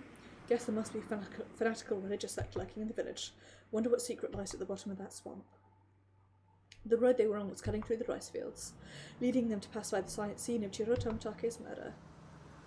Takano left Tomatake there. I'm sure of that, but I wonder what he actually died of. Forensics didn't find any drugs in his system, did they? They didn't find anything, but that doesn't prove either way. There are hundreds of strange chemicals in this world. There's no proof that a drug wasn't used. Must just be one that we're not aware of. I'm sure of that. Must be some kind of drug out there that can make someone claw out their throat and die. I'm going to grill the culprit about it once I make the arrest. Of course, it'd be easier if that's what Rika Furude is going to tell me. Kuma, you must have learned exactly how false charges are made, seeing what happened in Gifu today. It's horrible. If that guy was at our station, I'd never forgive him. Flat out refused to admit he made a mistake. Gifu Police Department as a whole is still convinced that the body belongs to Mia Takano, but we'll operate under the assumption that she lives. The top of the department will make the final decision. It's obvious that they made a simple mistake. They're just desperately covering it up because they'll be in trouble if they admit it. They really need to rethink their attitude. The car suddenly shook. The concrete road had entered, leaving only gravel. At the point where the gravel road begins, you're officially in Hinamizawa. They continued to drive through the woods for a while. Kuma, stop the car! What? I wish he had told him to stop immediately. Kuma quickly slammed on the brakes. The seatbelts tightened up, keeping them in the seats. What's wrong? Car over there. I wonder what it's doing. Oishi tapped on the rearview mirror. There was a van parked just off the road. Rather beat up, it looked like it was used for a private company. There was no reason for someone to park their car here, especially at this time of night. Kumagai also thought it looked suspicious. The car seemed empty, but there was a light flashing in the woods nearby. Probably a flashlight. Strange that a van is out here at this hour. Surprised you even saw it.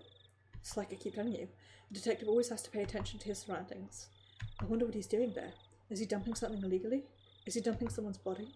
Maybe it's a pair of lovebirds on a secret date. Well, it can't be it, judging by the van. Hello, Okonomiya Security, do you read me? Haha, good evening and good night. This is Okonomiya Security, reading you loud and clear. I need a license number scanned. XXXX. That's blah blah blah. It might take a while. We'll wait. Oishi, according to this map, there's a facility of the Nippon Telegraph and Telephone Company here. What in the world is a facility of the NTT? It was listed as a facility, but it wasn't staffed. It was just a place where machines were installed.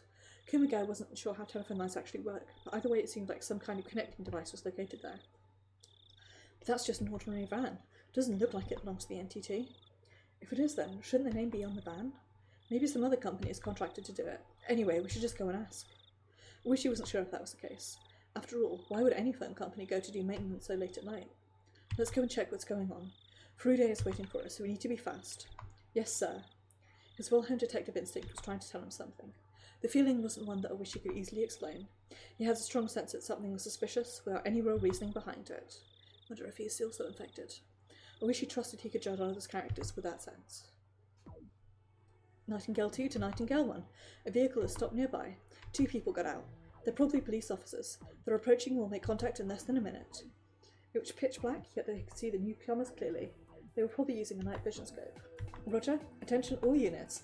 Nightingales 2 through 5, wait for the green light. Nightingale 7 and 8, make sure the surrounding 100 metres are clear. Roger. Nightingale 4 and 5, do you copy? Nightingale 4, 5, 7, 8, roger. This is Nightingale from HQ, Nightingale from HQ. There's been some trouble during the modification of the phone facility. There are 2 police detectives. We request clearance to open fire. Roger, wait for the order. By the time Oishi and Kumagai reached the phone facility, they were being watched from all directions. There were 2 pairs of binoculars and 2 sniper rifles pointing at them. The Mountain Dog operatives worked in 2-man units, a sniper and a spotter, to secure the means of retreat. They'd all taken different positions so they could shoot Oishi no matter where he tried to run. They were all in camouflage suits, hiding deep in the woods. Oishi, of course, had no chance of spotting them. The snipers had their rifles trained on the detective heads. Oishi and Kumagai had no idea that they were on the verge of losing their very lives. The snipers' rifles had their safeties on, but a flick of their thumbs would release them. In other words, they were ready to shoot if given the order. The detectives found the fenced-in machinery right behind the parked van. There was a sign saying it was property of the NTT, and another warning people to keep away. Hello, good evening. Sorry, but could you step back? We're in the middle of a maintenance operation. There were 4 men working there, wearing blue overalls. They had a toolbox open and were working on some wires. Sorry to interrupt. We're from the police. We were wondering what you guys are doing. It's pretty strange to see a van parked out here. Good evening, officers. We're almost finished here. Who are you guys? Not from the NTT, are you? Oh, we're not, no. We're from Okanogi Electrics. Huh? Oh, sorry, I'm out of business cards. Okanogi Electrics. Where's your office located? Well, so in Okonomiya. Could you give me the phone number and address of your office? Or why do you want to know? You forgot the telephone number? Oishi looked at them with a piercing glare. The response was very suspicious. Usually the vehicle of an electric company is full of various types of electrical equipment and repair tools. However, the van park there had nothing inside, and it looked just like an ordinary car. Also, a company vehicle usually has the brand painted on it, but this one was just a plain van with no markings. None of that was the reason that Oishi found them suspicious, though. It was their attitude that bothered him. They didn't sound or look like typical contractors. They were obviously not electricians. It was far too late in the day, and there were far too many of them. They were also clearly suspicious of Oishi. However, that was all he could tell just by looking around. He found them suspicious, but had no idea what they were up to. One of the men told Oishi the phone number. Kumagai wrote down the number so he could ask the station to call and confirm it was real. We're not doing anything suspicious. You guys are very suspicious. Who are you? If you're really a contractor, you should have proof of that, but you don't have anything. Besides, everything about you seems off. Officer, please don't cause us any trouble. Just leave us alone. We need to finish up our job here. Judging from the progress, it didn't look like they'd be cleaning up anytime soon. In fact, it almost seemed like they were just getting started. It's pretty obvious you're lying, son. You should have studied the role a little better if you wanted to pretend to be an electrician. Oishi raised his voice threateningly. The members of the mountain dogs gradually started to look more and more annoyed. Oishi looked over their expressions and gave them a big wide grin. However, Oishi had no idea. He thought he could handle these suspicious people with no issues. Of course, in reality, they were horrific demons that he had no chance against. Meanwhile, Kumagai was heading back to the car. He was intending to contact the police department. He was going to call the station using the radio. Then in turn, the police department would contact the NTT. That way, it would become clear who they were really dealing with. HQ to Nightingale 1, you have permission to fire. Nightingale 7, clear. Nightingale 8, clear. The sniper was still aiming at Kumagai's head as he headed back towards the car. The safety, that last line protecting Kumagai's life, was disengaged. The sniper put his finger on the trigger. He was wearing a glove with the fingertips cut out. The finger poking through the cold was rough and merciless. For as soon as he slightly moved that finger, he would take someone's life. Nightingale 1 to sniper team, all green. Kumagai heard a quiet noise.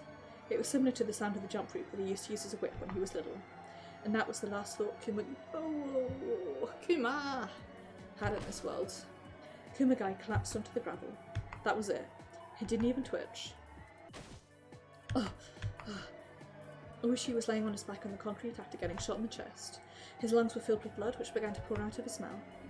Oishi only realised he'd been shot when the world began to blur before his eyes. As his world keeled over, he saw a man in a work uniform levelling a gun against him, but it didn't matter anymore as he started drowning in his own blood. Should have put a gore warning on this, but I completely forgot, and it's too late now! Hee hoo! This is Okonomiya Security.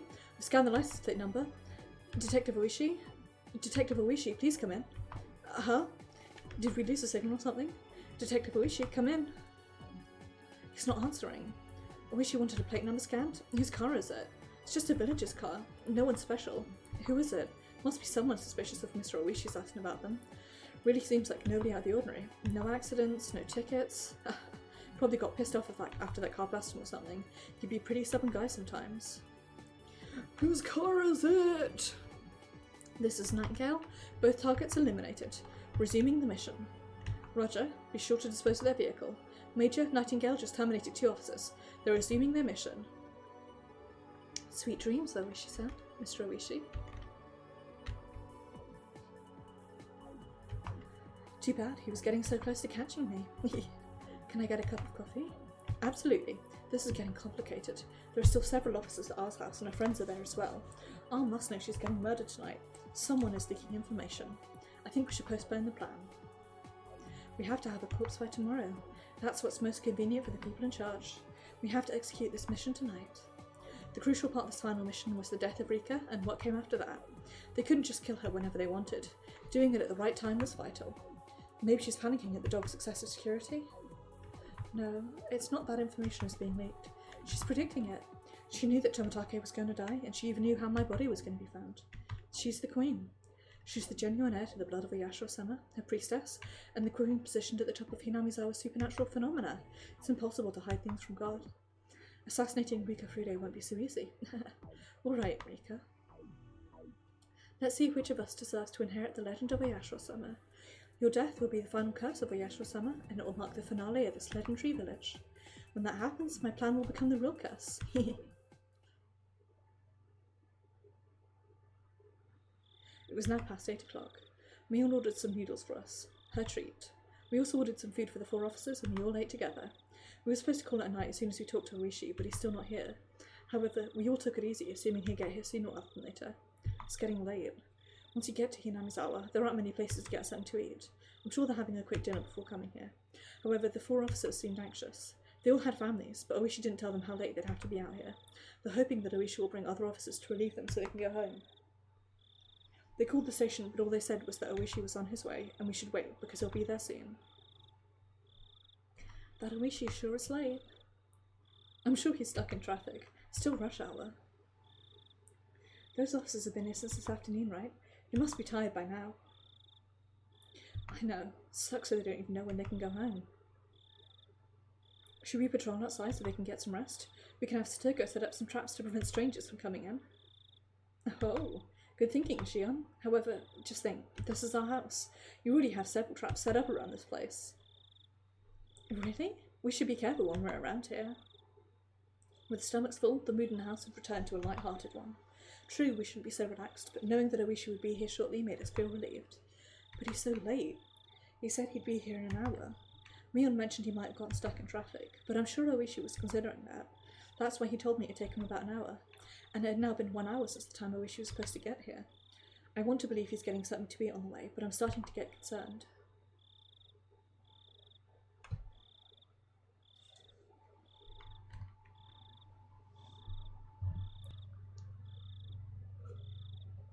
Oishi still hasn't shown up. It's almost 11 o'clock. The officers are completely exhausted. Right, bear with me, I hate to do this so abruptly. I desperately need the bathroom, so I'll be back in just a minute.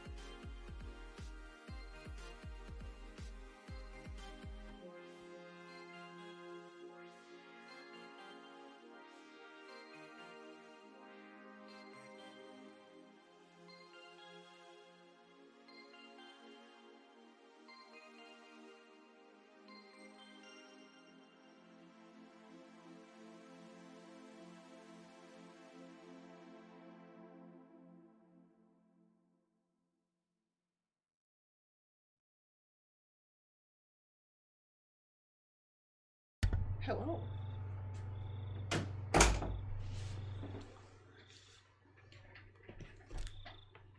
had a tea just before streaming, and boy howdy did it take an out of me. As it were. Satoko is yawning. It's way past our bedtime. Everyone else is getting tired and sleepy. We've been spending our time watching TV and reading manga. I can feel my fear succumbing to sleepiness. Today is almost over. I'm going to survive the day I'm supposed to die. Does that mean I escape my deadly fate? No, I'll have to fight endlessly from tomorrow on. I was going to discuss that with Oishi. Since he's not here, I don't know what to do from this point on. Suddenly the phone rang, breaking the silence. Is that Mr. Oishi? Hello, this is the Frude residence. I'm sorry to call you this late. This is Komiyama calling from the Okonomiya Police Department. By any chance, is Detective Oishi there with you? No. We've been waiting for him for a long time. I see. We'll send out more officers, so will you tell the ones there to leave once the relief comes? Okay, I'll do that. So where is Oishi? We got a call from him this evening saying he was headed there directly, so we thought he'd be with you already. The officers were supposed to return after Oishi arrived, but they haven't come back, so we were wondering what was going on. That's what I'd like to know, but arguing with the man on the phone wouldn't accomplish anything. I hung up and gave the message to the officers downstairs. It looked like everyone already heard our exchange on the phone. I wonder what's going on. He's way too late. Maybe he ran into some important case he had to take care of. He would have called us if so. He told us he was on his way. I think he'd call us if something was going on. Was he attacked by Tokyo? No way. But if they're really as scary as Rika told us, that might be possible. He probably had something to take care of. I bet he forgot to call us. Remember, he's a tough guy. No one can take him down that easily. Wink, wink, wink. I do hope he gets here soon. Satoko yawned. Everyone laughs, but some of them are trying not to yawn themselves. We can't stay up forever. We decided we'd call it a night once the replacement officers arrived. I'm sure I survived past the time I was supposed to die. Probably because the police were protecting me. Perhaps both Takano and the mountain dogs are also on my side, and they took care of the murderer. I don't know who is changing my fate. Maybe my fate hasn't been changed and I'm going to get killed soon anyway. I don't know if it's because of the police or because of the mountain dogs, but the only thing I know for sure is that I'm still alive. Soon I heard the noise of someone walking on the gravel on the shrine grounds. One of my friends suggested it might be Oishi, but I doubt it. I don't want to expect him and be disappointed when it's not. I'm starting to think like Hanyu. Good evening, I'm Komiyama. I'm from the Okonomiya Police Department. It was no Oishi. Two of his fellow detectives had arrived instead. They were going to stay downstairs and have the 4 officers return home. They also told my friends to leave. We'll stay here to protect us, so please go home. Your families must be worried about you. Thank you so much, everyone. The detectives are here, so I'm okay now. Are you sure? We'll stay here tonight if you like. I'm fine. Besides, I don't have any extra pyjamas and blankets for you guys. See you tomorrow then. We'll try and stay with you as much as we can from now on. How about we do club activities here after school? That'd be wonderful. My floor might break with all these people here. Might really break. Well, Rika, we're going home now, but be careful. Don't go out alone in the dark under any circumstances. I'll be careful. Alright, see you tomorrow. Yes, see you tomorrow. See you tomorrow. Am I really going to see them tomorrow?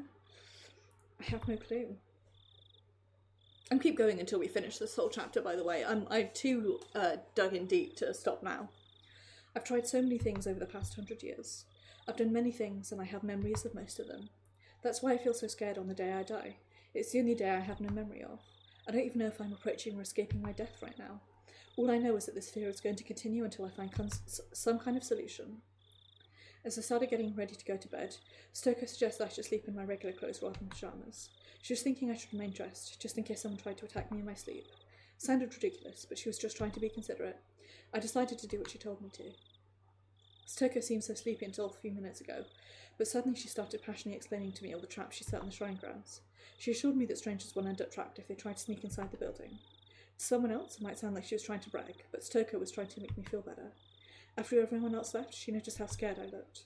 Stoko's kindness and everyone else's kindness. I feel it was the right decision for me to talk to my friends, even if that won't end up changing my fate. Rika. Hanyu showed up again. She looked upset, so she was probably still thinking I could get killed at any minute, but I'm actually starting to feel a little better.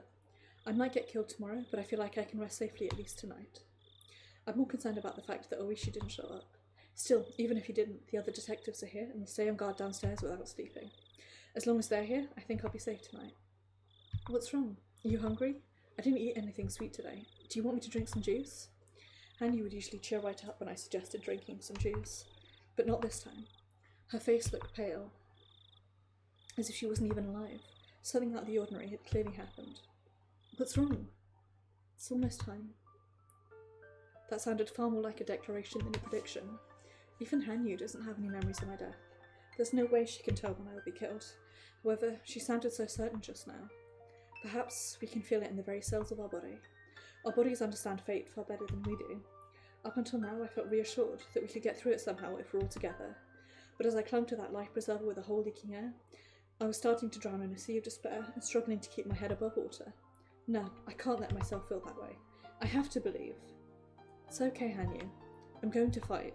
Even if I get killed tomorrow, I'm not going to die tonight.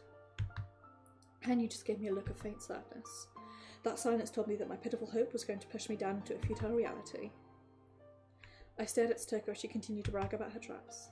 If I'm getting killed shortly, Stoko won't be safe either. I quickly interrupted her talk about traps.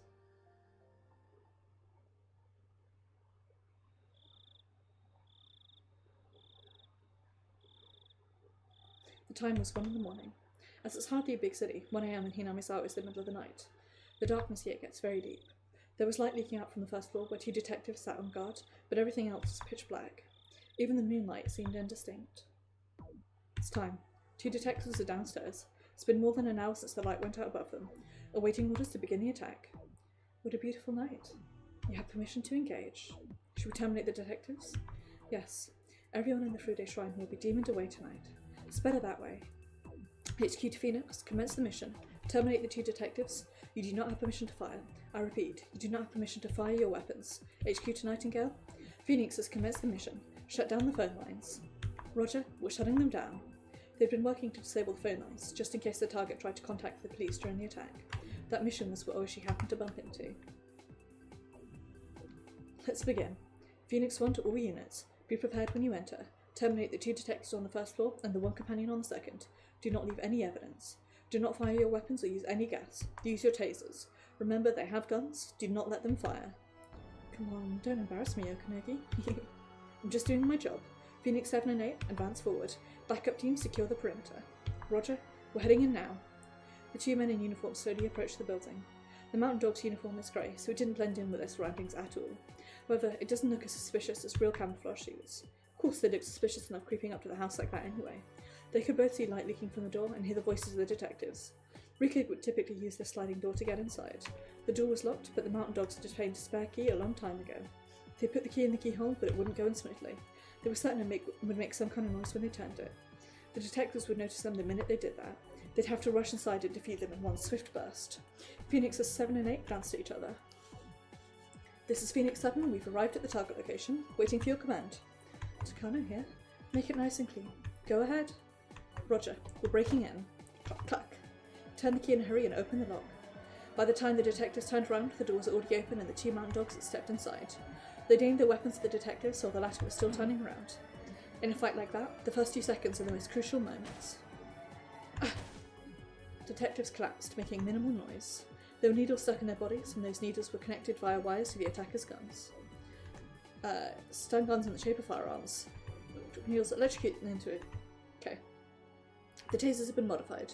The 2 dogs, started walking up the stairs as soon as they confirmed that the detectives were no longer breathing, so basically they electrocuted them to death. In the next moment, they heard a loud noise above them. This is Phoenix 10. R and her companion have noticed us. They just jumped out from the 2nd floor window. They're running into the forest. Attention, Phoenix 4 and 5, they're heading your way. Capture them. Roger, let's go. Phoenix 4 spotted the 2 girls who started after them, but he suddenly stepped on something hard. Pow! Cheap sound explosion, the area was filled with smoke. That was the trap that Satoko had set using firecrackers. That had proven to be a very fortunate idea. Mountain dogs dropped to the ground, assuming they were under fire. That gave Rika and Satoko a chance to escape. Who are they? They're the organisation from Tokyo you were talking about? I think so. Just run. We're dead if they catch us. What's going on? What was that noise? This is Phoenix 5. Someone was shooting at us. R has escaped. We'll continue the pursuit. Shit, they were just some firecrackers. Damn it. That must be Satoko's handiwork. She's pretty good. What? Hurry up. Don't let them escape inside someone's house. This is Phoenix 18. I've spotted the target. I need some backup. They know this area very well. If we don't get to them now, we'll definitely lose them. This wasn't a game of hide and seek. It was a game of tag. Several men in uniform were chasing after Rika and Satoko. They weren't idiots, so they didn't waste energy on the futile act of shouting, "Wait! This is a quiet, deadly game of tag in the middle of the night." Where are we going? Let's split up to try and shake them off. We'll meet at Mion's house. Her basement will be safe and we can contact the police from there. Satoko had no idea that Mion had a basement and a house, but she didn't have time to ask anything about it under her current circumstances. All she did was nod. Bang! The next moment I felt my left foot catch on something and I fell down to the ground. It must have tripped on a rock or a piece of concrete. Rika!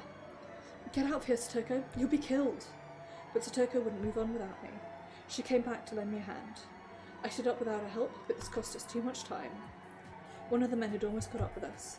I didn't know what to do, but Satoko, upon seeing him, quickly reacted. Satoko ran towards him and kicked him with all her might. Her foot landed right in his face. I wish I had a camera, but there were 2 more of them right behind the first man. I can see them clearly now. They're the gardeners from that landscape company. They're wearing the same uniforms that Okanogi is always wearing. They must be the mountain dogs. Now I'm certain that Takano is the culprit, and now that I know that, I can do something about it in the next world. But if I die now, will I lose my memory again? I can't die now. I need to survive so I can keep my memories. Stoker took something out of her pocket and threw it at them. It was something like sand, pocket sand, and it blinded them. You know, I've never actually seen the show that pocket sand is from. I just know the reference due to sheer meteor absorption. And it blinded them. However, even that could only buy us a few seconds. Stoker tried to run, but she froze as soon as they aimed their weapons at us. The stun guns are only shaped like firearms. Satoko, not knowing that, thought they were real guns. Knowing that she'll be shot, she turned around. Satoko tried to attack them instead. Of course, there are 3 of them. Most would think it impossible to drive them off, but Satoko didn't think about that. She had a 100% chance of dying if she tried to run. Then she might as well fight back, because she might have a 1% chance of defeating them. Satoko was determined to save me, even at her own expense. But I can't stay in this world if it means losing Satoko. I'm dying anyway. I'd rather die for Satoko's sake than lose her. But another me was shouting in my mind. If I don't survive this, I'll lose this memory. If I die without keeping this memory, this life and everything I've learned will be wasted. Should I escape and leave Satoko behind? That's right. I should use this experience to my advantage in the next life. I should just let go of her in this world. No way. That really would make me a witch. But I know in my heart, there's no way I can win against these guys. I'm sure the backup will get here if we take our time to fight them. Should I fight them for her, or should I leave so I can confront my true enemy? I don't know which one is the right one. Well, the choice has been made for me, so... Satoko! Satoko's bravery gives me courage. If I left her, I'd lose my motivation to defeat fate. I don't care if I lose my memories. It only took 100 years for me to get this information. I don't care if I have to spend another 100 years in this same gene. I can't leave Satoko. Satoko!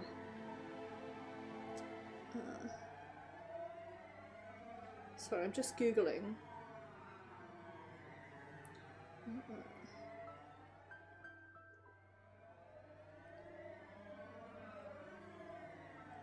Minagoroshi choices, here we go.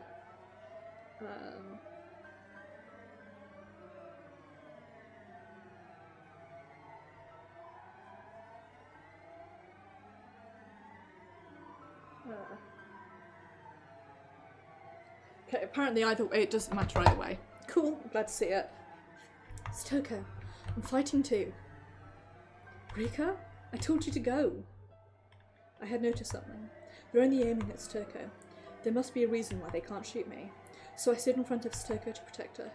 Just as I expected, they put the guns down and prepared to take us out without any weapons. You guys are the mountain dogs. So Takano's behind this? Yeah, I'm so stupid. I know who you are, but I chose not to run. I'm not going to run, even if you're going to kill me now. Someone once told me that fate can be destroyed as easily as a piece of paper.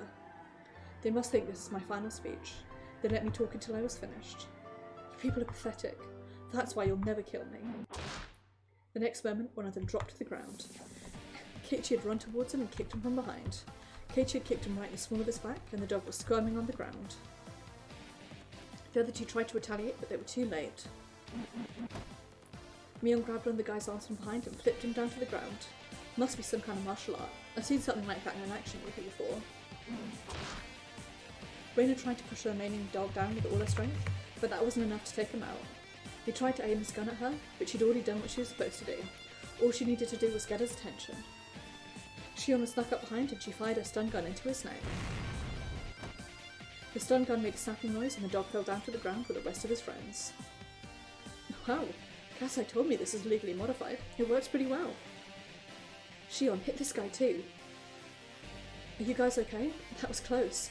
You ran so fast it took a lot of time to catch up. I'm really glad we stuck around. We were waiting out here in case anything happened. You mean you stayed out here without going back home? Yep. I saw someone who looked suspicious staring at the shrine when we were leaving. I'm really surprised you saw him in this darkness. Neither lies nor camouflage work on you, huh? So figuring he would leave if they spoke to him, they secretly staked out the suspicious man. They started following us as soon as they heard the sound of the firecrackers. Never expected I'd be saved like this. We can't stay here any longer. What should we do now? We were trying to get to Neon's house. We have a basement there, apparently. The underground storehouse. It's a perfect spot. We've also got some weapons inside there. Shush! Don't say that out loud. Anyway, I think that's a good idea. There's several secret passages in there so we can get the drop on them. Come on, let's go. They're still after us. A white van was approaching us at high speed. It obviously belonged to the mountain dogs. The van stopped not far from us, and more people in uniform jumped out. There were at least 6 of them. If you'll run, the slowest runner might get caught, so we should take them down where we can. I don't know if they have a license, but Mion and Shion knew how to drive a car. We can take their van and get away from here. There's 6 of them. That's perfect. Let's beat them unconscious and steal their van.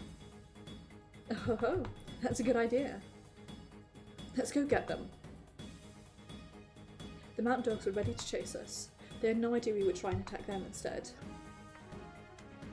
Raina is always the first one to make a move in this kind of situation.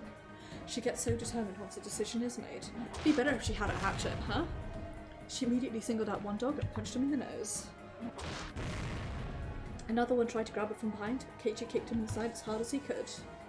Hey, Raina, watch your back. I'll leave that to you, Keiichi. Please look after me. I'm kind of curious about what you were like back in Higurashi. You sure don't hesitate to punch people. And you don't hesitate to zap people with an illegal stun gun. And you don't hesitate.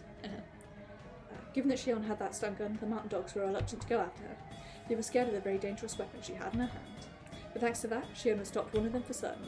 It was fortunate for us they didn't have any guns of their own. They had no way of countering Shion's stun gun. Should have grabbed the gun from the other guys. Sotoko attacked him from behind. She encircled his neck with a jump rope and pulled. Shion followed up, quickly hitting him with a stun gun. Sorry for all the flashing, folks. What was I doing during all that? The only thing I can do is run around and try and get their attention. They're pursuing me, after all. They want to catch me more than anything else. And that leaves them open to attack from my friends. Keiichi had already hit the one trying to grab me. I think we have a chance here. We may not be able to take all of them down, but we can try and find a chance to escape to their vehicle. With what Rika said, I thought these guys would be really strong, but they're not that bad. Is this just how strong we club members are? Not being afraid is probably the secret to strength. Since club activities are practically training to reduce your hesitation. If we all fight together, we can win this 6-on-6 battle. If any one of us wasn't here, they'd beat us easily. We'd end up dead. If my friends hadn't stayed behind, I would have been killed by now. We can do it. We can make it. The dog Shion took down with the stun gun was starting to wake up. The ones that we knocked out earlier were also up and chasing us again. We have to get out of here. This isn't the time for me to just be running around. Fine. Let's see what I can do. Rika, and you? I know you still can't believe in hope, just like always. Stay there and see what my stubbornness can do. I'm going to change this fate. I'm going to do it right here. Let me show you what I'm capable of. Alright, everyone, we're going to finish this right now. Take down whoever's in front of you, then we're going to grab their car and get out of here. Yes, I'm going to do this. You go, Rika. Alright, let's go. On Keiichi's signal, we attacked 6 of the mountain dogs in unison. Time gradually slowed down. I truly felt like I was trying to overcome that impossible wall of time and change my fate.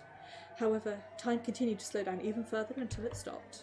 What's going on? It felt like the film reel of the movie had gotten hung up partway through, like time itself had come to a standstill. Hanyu? What's this all about? The time has come. What? Why?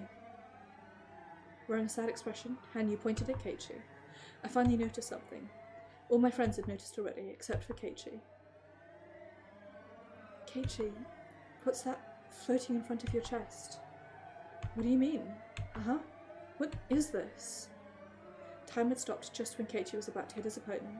He then realised that something was floating in front of his heart. It was a metallic silver cone. That was the first thing I could think of. No, Keiichi! What the hell is this? Is this a bullet? It's exactly what it was. The bullet had stopped about 15 centimetres away from Keiichi's chest, just before it would enter his body. That's right. Once time starts moving again, it will slam into his chest. In other words, it's too late. Keiichi will immediately die when time starts up again. Who shot it? Those 6 guys didn't have any guns. Look, over there by the van. Sotoko couldn't point at the van. Time had completely stopped after all. We could see another person standing near the van. There had actually been 7 people inside. Not 6. The 7th person was the one who fired the bullet. We hadn't seen her at all. Person is someone we all know very well. Christ alive! Yes, it's Takano. It's Takano! She shot the gun? She shot Keiichi? In the frozen world, Takano was smiling, still aiming her gun at Keiichi. Takano had been watching us from the van this whole time. She came out and fired a gun, knowing we hadn't seen her at all.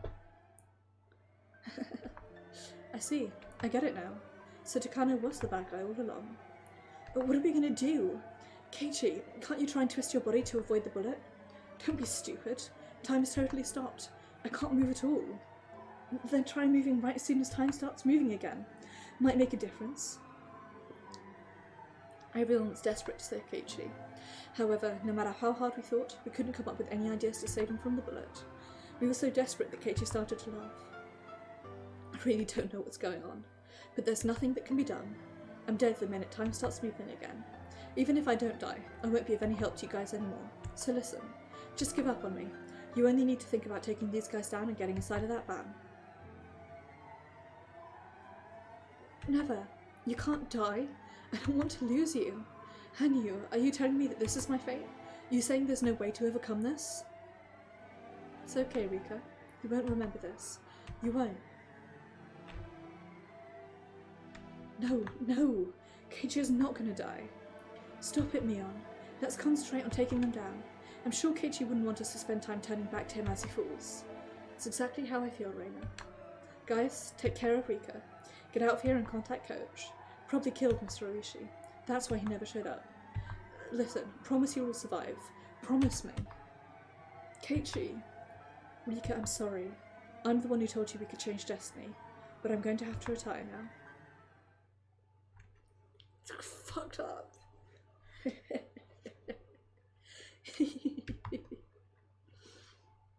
It sounded just like Takano's regular laughter, but it was the scariest noise I'd ever heard.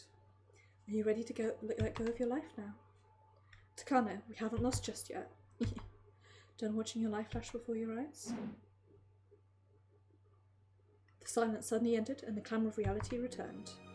An explosive sound then hit Keiichi straight in the chest. I watched Keiichi collapse right in front of me. He fell down on his back with his blood splattered everywhere, and after that he stopped moving. There's no way any of us weren't shocked by that. We tried to take down the foes in front of us, but more came from behind. We tried to struggle as best we could, but there was no way we could win against all these adults. I did my best to fight them off, but they pulled my hair and picked me up as if I weighed nothing.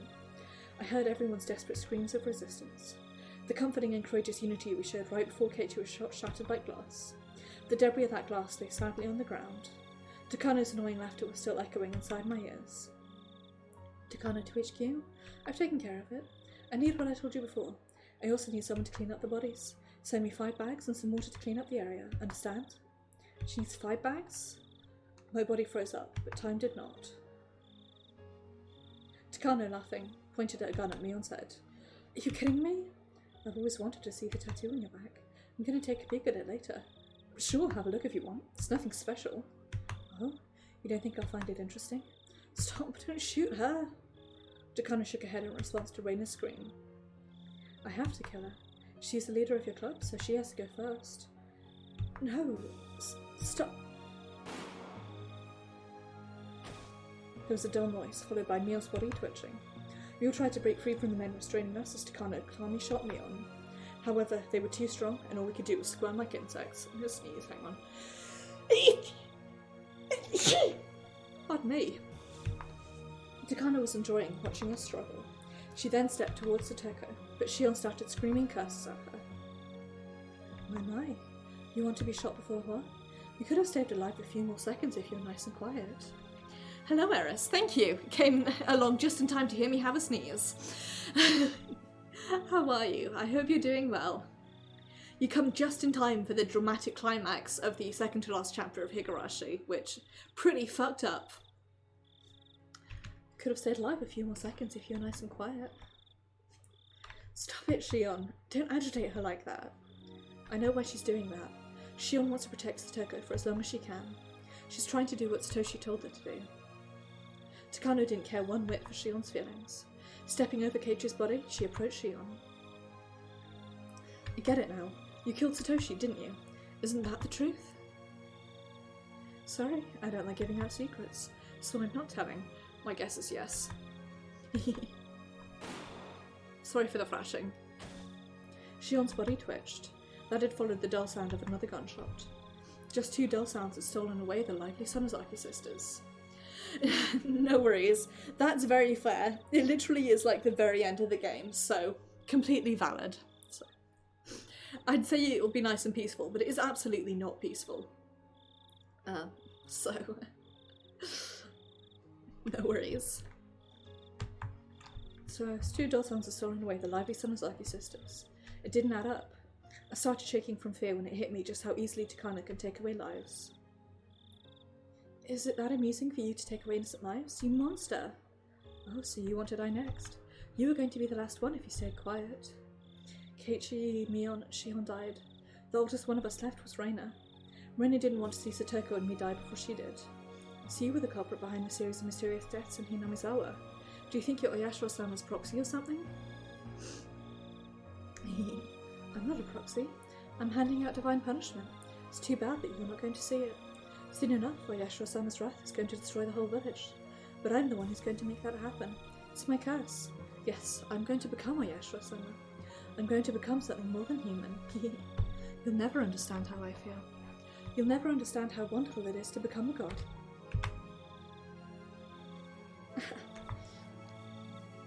I don't think that's possible. No matter how much you try to become Oyashiro-sama, it won't work. It's just a game for you. You'll never become Oyashiro-sama. I will. The process has already begun. Reina laughed at her. Takano seemed very upset to hear that laugh. What's so funny? It's impossible. Because Oyashiro-sama is already here. Those were Reina's last words. Well, it's your turn now, Satoko. I don't really care if you live or die, but you're a living research sample. Take your house a bounty on capturing you alive. But it's not very much. My share would run out with just a trip to Europe. If I capture you alive, nothing good will happen to you anyway. They'll probably open up your skull and probe through your brain while you're still alive. Besides, I was your friend. I think it might be kinder to shoot you dead right here. Which would you prefer? I can't decide that. Satoko shouted back at her. Her eyes were full of tears. Let's do a quiz then. Broccoli or cauliflower? Which one is green? No. It's broccoli. Really fucked up. As soon as I heard that same dull sound, Satoko stopped moving. Takano smiled and said, "Good girl to what used to be Satoko." This really is such a lovely and beautiful night. Don't you agree? So you're going to kill me too? Yes, I will kill you. The corpse of the Queen Carrier is key to this mission. You're going to become an ugly political tool far away in Tokyo, and then the legend of Onagafuji will finally come to an end. I know how you're planning to kill me. Oh, you do? Let's hear it. I'm not going to say it, but I know. It's Watanagashi. She wants to do the real Watanagashi, using my body. I'm sure she's planning to cut up and... Gore warning! I should have mentioned, Eris, that big gore warning for this game. I keep forgetting to put it in the title, whoops. I'm sure she's planning to cut up my stomach and pull up my guts. Let me pop that right there. I should have done it right at the start, and then I had no idea how this bit was going to turn out, so... To do that, she'll make me inhale some chemical to put me to sleep. I vaguely remember that part. I guess you already know. Good night, Rika. One of the dogs approached me with a handkerchief soaked in a chemical substance. Wait a minute, Takano. Everyone's dead, but you're begging for your life? That's not it. If you're going to kill me, do it without putting me to sleep.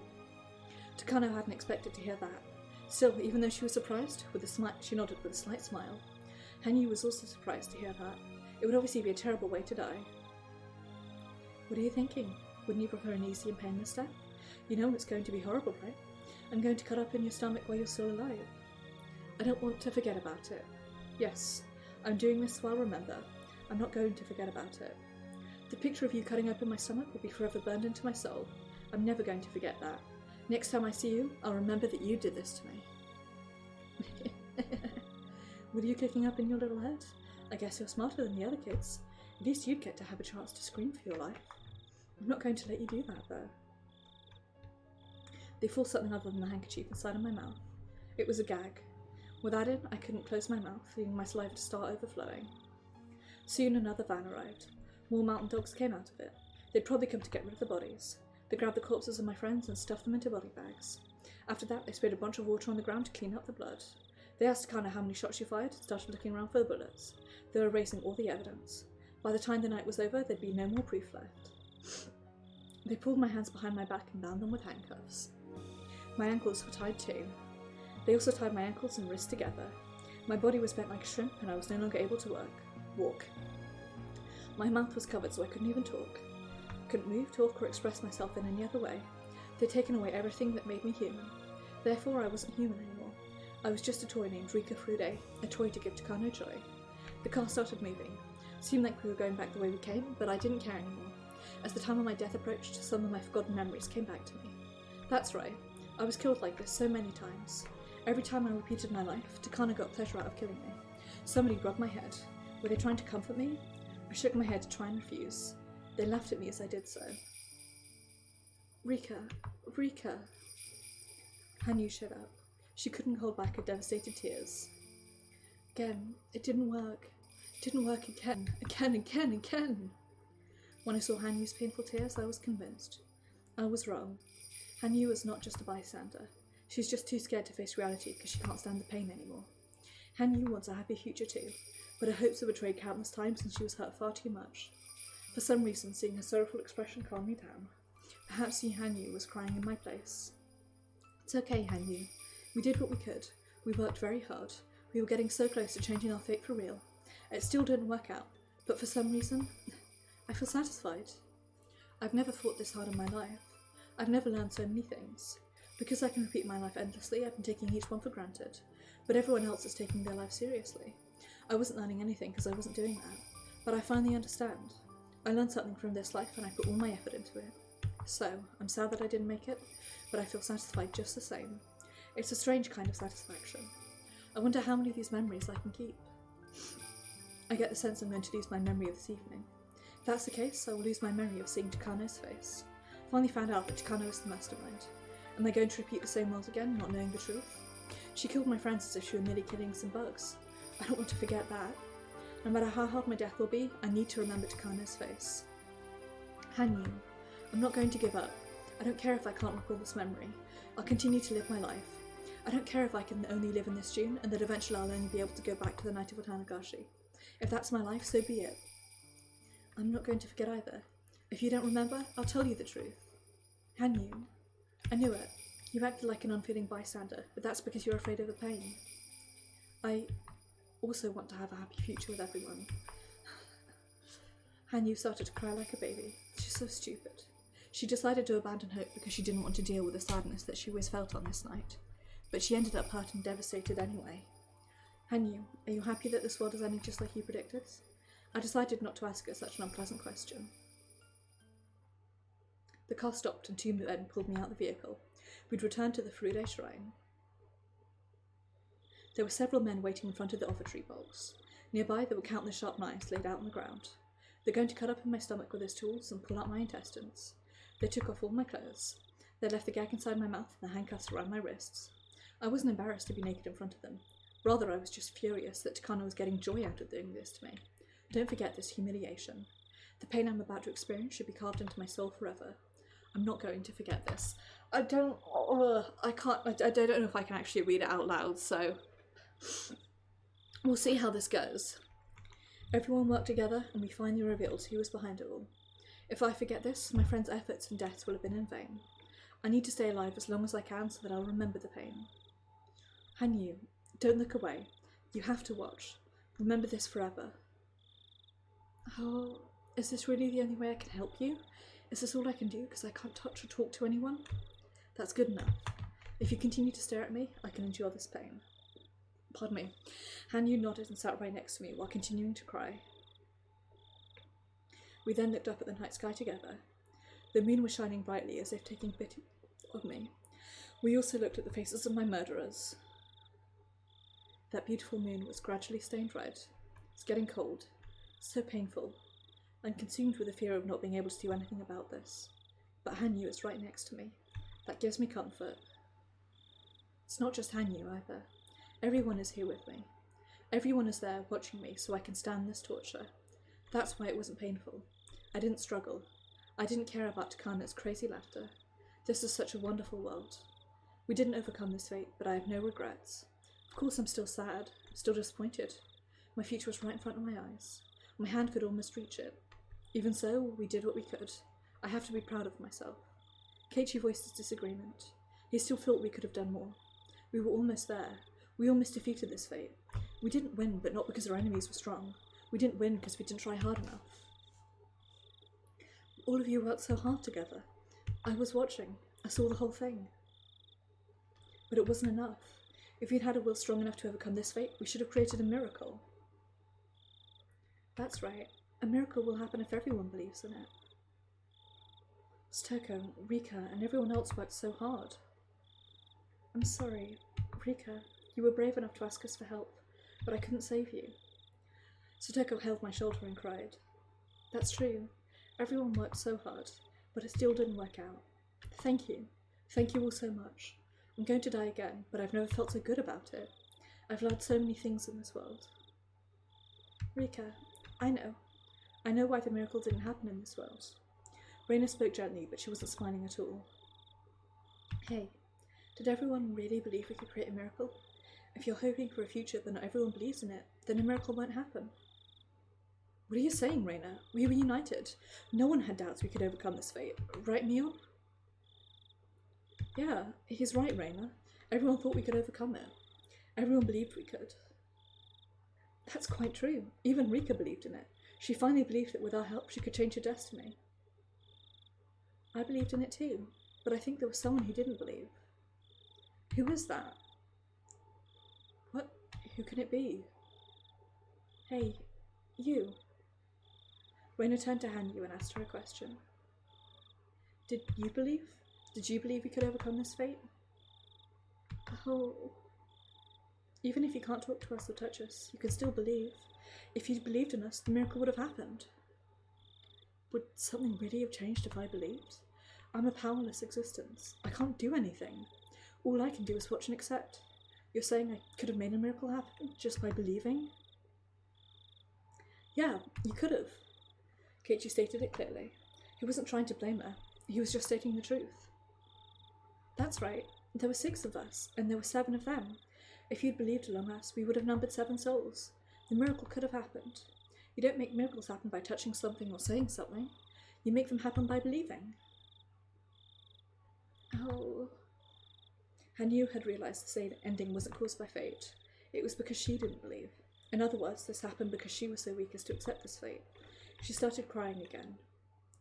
We don't even know your name, but you still needed to be brave enough to fight this fear and pain.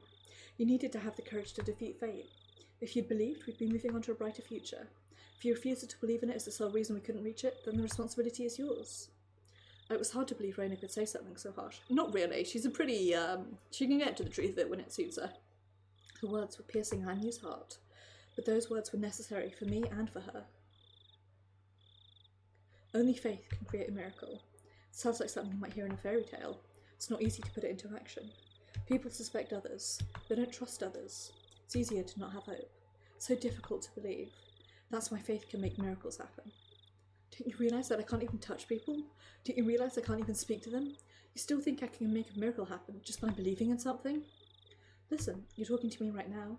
I've never talked to you before, but I always knew you were there. I was always thinking about how I could communicate with you. I always knew you were watching when we were all having fun hanging out together. Guess Hanyu was the third footstep and the thing that wanted Reina when she was a kid, I guess. But even if I want to be involved, you guys can't see me or hear my voice. You'll think I'm a monster or something. I don't want people to think of me as a monster. We'd never think of you that way. If you're with us, you're our friend. Yeah, we wouldn't call our friend a monster. It's your heart that determines whether you're a monster or not. Right, Shion? Indeed. I guess I'm more like a monster in that sense. You won't call me a monster even though I have horns on my head? We won't call you that just because of the way you look. They're actually cute, you know? Watch out for Reina. She might try and take you home. Oh, I wanted to take a screenshot of that, but I didn't. Ah, dang. I realised then that I was standing with everyone, looking down at my own body. I see. I'm finally dead. I looked at my bloody body by my feet. It upset me that Takano was still enjoying the torture, but the body that remained was nothing but a shell. Are you okay, Rika? Meep, don't you think it's a bit strange to ask that question to a dead person? Everyone smiled wryly. It's my first time feeling so much love in death. Everyone is already dead.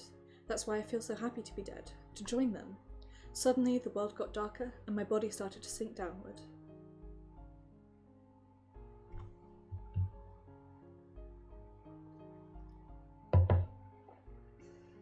could feel myself disappearing. I still had the sensation of my friend's hands on mine. Let's go, everyone. Yeah, let's go. You're also one of us. Come on, stop crying and let's go.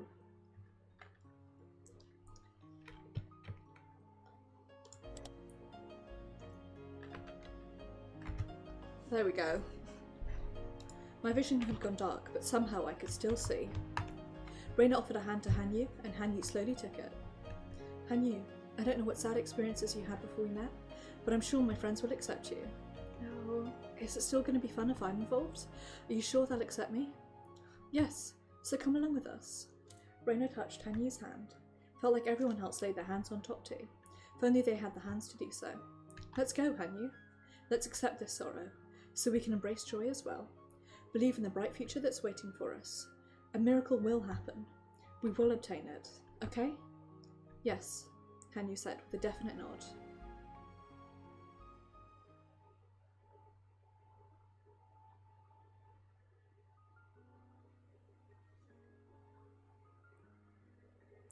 What's outside of the well? Is it something worth fighting for?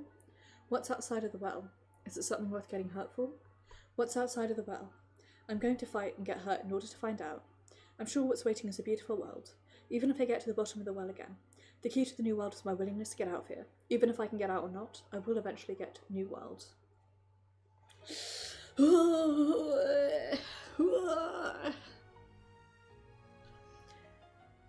Chapter 7, Minagoroshi.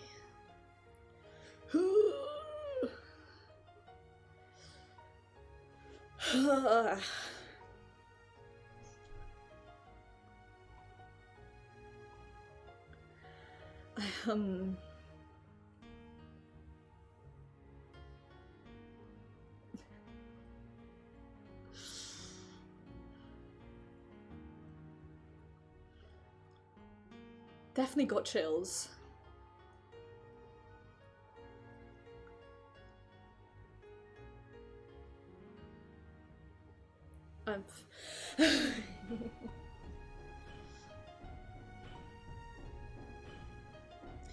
I can't read any of this Japanese, so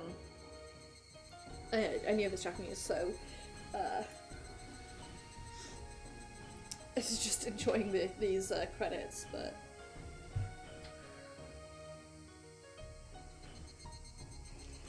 wow.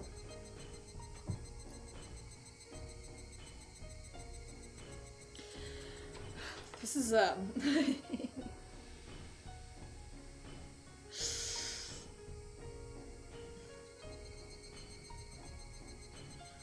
part of me really wanted to play a couple of smaller indie games and then take on Chapter 8 after I go away for Christmas break, but I can't do it. I need to know what's happening next.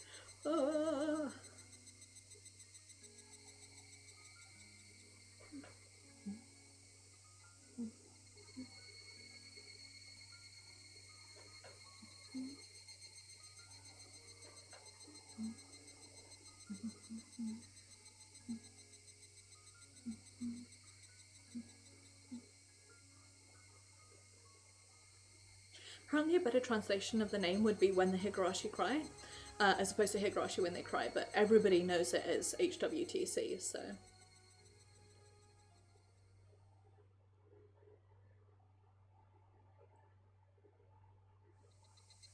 Emergency Manual 1.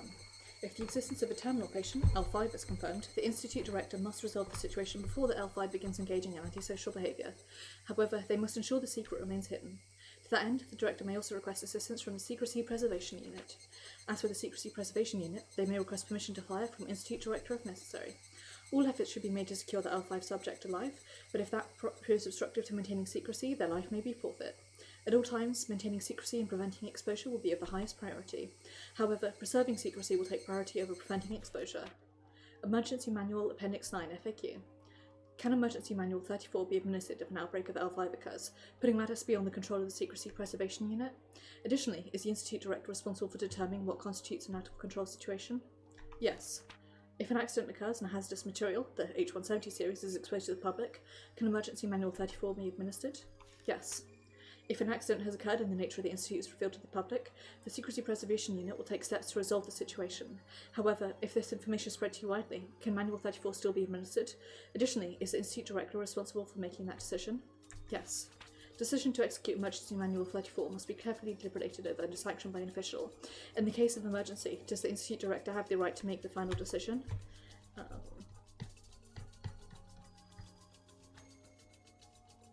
Okay. Sorry, I wanted to check something. The execution of Emergency Manual 34 must be sanctioned by an official at all times. However, the Institute Director may petition for the urgency of its use to an official. Emergency Manual 34. Reproduction or removal of this document is prohibited. This manual may only be read with the appropriate permissions. The manual will only apply upon approval by the highest authority. Nothing short of official authorization shall count as approval. Furthermore, those authorized to apply this manual must make their decision as soon as possible when it's required. If the situation threatens to spiral out of control, and the official accedes that this is the case, the Area Institute must make the final decision to preserve the secret and prevent its detection by others. The following is an outline of how to execute that final resolution. 1. Terminate all patients above level 2. 2. Destroy all evidence inside the Area Institute. 3. Conceal the fact that this manual was administered. The contents of this manual must be executed by the Institute Director within 48 hours of the incident. If the Director is not available, the Chief Officer must execute it in their place. The Institute Director may demand support from the Chief Officer in executing this manual. If this manual is expected to be executed, the Chief Officer may issue the preliminary orders. The final resolution must be executed in the following steps. 1. Disguise the incident as a natural gas disaster and quarantine the area, as we know happens. The quarantine unit must disguise themselves as police officers and isolate the Hinamizawa region from the outside world. The official explanation must be that there is a gas disaster within the village. The equipment for the operation will be stored at a vacant lot where Yagouchi Quarry used to be. The equipment must undergo routine maintenance. In the event of external breach or internal escape, if they do not respond to the notice of the gas disaster or orders to evacuate, use of firearms is authorized. The approval to use firearms is given by the Chief of the Secrecy Preservation Unit to the Chief of the Traffic Blockade Unit. 2. Shutting down communications. The Communication Sabotage Unit must ensure that all forms of communication, including radio, have been disabled in the Hinamizawa area. They must take care not to fall under suspicion, and communications must be disrupted for a minimum amount of time. The facility belonging to the telephone company is inside of the traffic blockade, so any civilians inside may be shot and killed. Chief of the SPU may give permission to use lethal forces to the Chief of the CSU. 3. Assembling the infected carriers. The SPU must assemble the infected populace in the Hinamizawa Regional Disaster Shelter. Refer to the enclosed documents for gathering procedures. Upon assembly, the unit must count the number of the infected and confirm that everyone is present. Be sure to not allow the infected to expose the true nature of the gas disaster. Additionally, the infected must not be allowed to bring any large personal belongings with them. However, they may take the valuables, including bank books and cash. Infected who refuse to assemble may be shot, but the Chief of the SPU must carefully consider the decision to do so. 4. Terminating the infected. Once they're assembled, the SPU must terminate all of the infected. Before that point, care must be taken to ensure they're not suspicious of the story of the gas disaster. Be sure they're treated as humanely as possible. If any problems occur, the unit has approval to fire. The weapons. Chief of the SPU must also make that decision. Bodies with gunshot wounds should not be placed together with those that have been poisoned.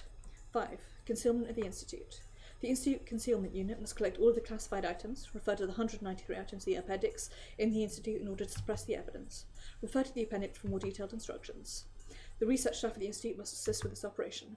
This unit must exercise extreme caution, as they'll be handling a number of toxic substances. Strict quarantine must be maintained at the concealment block. The airproof door must be welded shut, and the underground area must be flooded. The entrance to the area must be welded shut and concealed completely. Furthermore, the concealment block will be completely removed within 3 years. The ICU must eliminate all civilians who would try and approach the Institute. The use of firearms is not permitted except in emergencies. The Chief of the SBU may give the order to fire. 7. Searching the village. The SBU must search the whole village for any survivors. Any person who was not present during the assembly must be found. Any survivors found after the termination of the infected may be shot immediately. However, if the survivor is willing to surrender, do not shoot and instead take them to the custody of the SPU. The unit must then terminate the captive, using the same method as for the other infected. 8. Post-mission transfer to General Forces. Transfer the job to the official disaster recovery team. Make sure not to arouse suspicion. 9. Complete withdrawal. After the completion of all operations, the SPU will retreat from the Hinamizawa area. They must be careful not to be suspected by the disaster recovery team. Furthermore, the Institute will continue to secure the concealment block until complete removal is finished. The Queen and her carriers. It is assumed that the pathogen has the same characteristics as creatures such as ants. There is a queen of the carriers of the disease, just like there's a queen ant, and this position has been passed down through the line of the Fruitae family. This assumption is made based on the legends and ancient writings that have been passed down in the village. It's already confirmed the carriers have a tendency to protect their queen. Additionally, the queen carrier can only survive within the boundary of the village. Probability of outbreak. As ordinary patients will become ill when they travel far away from the queen, and assume that the further and longer they're away from her, the higher the chance of symptoms occurring becomes. Also, mental state plays a strong factor as well, and it's estimated that those who are especially emotionally unstable or show strong yearning for their home are more likely to exhibit symptoms. It's believed that the Takano relaxation method is the most effective method of suppressing symptoms, but if the patient still shows no improvement, only returning them to the home and the queen will be effective. Concerning terminal patients. Terminal patients, as they suffer from extreme persecution complex, are incapable of functioning within society. Cases of arson and murder have been confirmed. They may present severe problems for the units. Records show that terminal patients appear even in Hinamizawa, and they will not recover even if relocated nearer the queen. Therefore, the decision to dispose of the problem must be made as soon as possible. It's recommended that the infected be quarantined before they start behaving irregularly. We suggest tracking down those formerly from Hinamizawa and placing them under special medical observation. The collapse of the carrier community. For the aforementioned reasons, we predict that should the queen carrier die, infected villagers will exhibit terminal symptoms on a village-wide scale. Terminal symptoms will begin showing within 24 hours at the earliest and 48 at the latest. For that reason, the final decision must be made within 48 hours. Based on the size of the village, neither ordinary officers nor the military police may be able to control the chaos they bring. We believe the best response is to treat them as an armed, anti-national uprising and immediately suppress them with the military. January 1945. 2. Colonel Koizumi at the Supreme Council for the Direction of War. From Hifumi Takano. This is what I'd spoiled myself on, that Hifumi T is Hifumi Takano. June 23rd, 1983. Document E420 for the 58th Defence Commissioner. And TCOM 773 Commander. TCOM 733 is hereby ordered to be on standby within 24 hours, armed to urban suppression. The company commander must also thoroughly study Emergency Manual 34. Select personnel carefully with the preservation of secrecy in mind. Additionally, test the effectiveness of the vaccine with the support of the National Research Centre of Infectious Diseases. Employ those with positive immunity. June 23rd, 1983. Document E17 for the 58th Director of the NIHS. Attention Equipment Testing Company Commander 733. NRCID. Infectious Pathogen Department Suite 13. Official Seal Limited. About the Hinamizawa Syndrome. Okay, I'm not sure exactly who these are being addressed to, but this is information regarding the Hinamizawa Syndrome. It is an infectious disease caused by a virus. There are no initial symptoms. Instead, the onset begins when the patient's emotional state becomes unstable or if the queen carrier dies. The main symptoms of the illness are hallucinations and emotional instability, paired with an extreme persecution complex. Furthermore, patients are frequently unaware of their own mental abnormalities, making identification outside examination nearly impossible. The only way to do so is by observing symptoms indicative of terminal abnormal behaviour. In many cases, patients engage in antisocial behaviour, which is the largest issue created by the syndrome. This behaviour is caused by hormonal factors, as this disease mainly affects the mind as opposed to the body. In the end, the patients will experience extreme irritation in their lymph nodes and they'll claw at their throats or wrists. This is the only symptom that is recognised by the patient. Important points regarding the sterilisation operation. This is an advisory notice for virus control. Pathogen is an airborne infectious virus. Therefore, no effective preventative methods exist and inoculation is required. After the mission is completed, all staff members must take a medical exam and those with positive test results must come forward. Be cautious when interacting with the carriers, villagers. Even after inoculation, any contact with the body fluids will cause infection. Do not come into direct conflict with them. If seemed infected, individuals must use a testing syringe and test themselves for the disease. If you feel an extreme irritation in your lymph nodes, it's likely you have terminal symptoms. Anytime my wrist or neck gets itchy, I'm going to be worried now. I have a tattoo on my left arm, which goes down basically right to my wrist, almost where it turns into my hand, and occasionally that bit of my skin gets itchy because it can get dry, and watch out is all I'm saying. Like you have terminal symptoms. In that case, you must get tested immediately. If test results come out positive, inject the treatment medication C120. If the irritation persists after 10 minutes, use a second injection. If there's still no change in symptoms, seek treatment at HQ.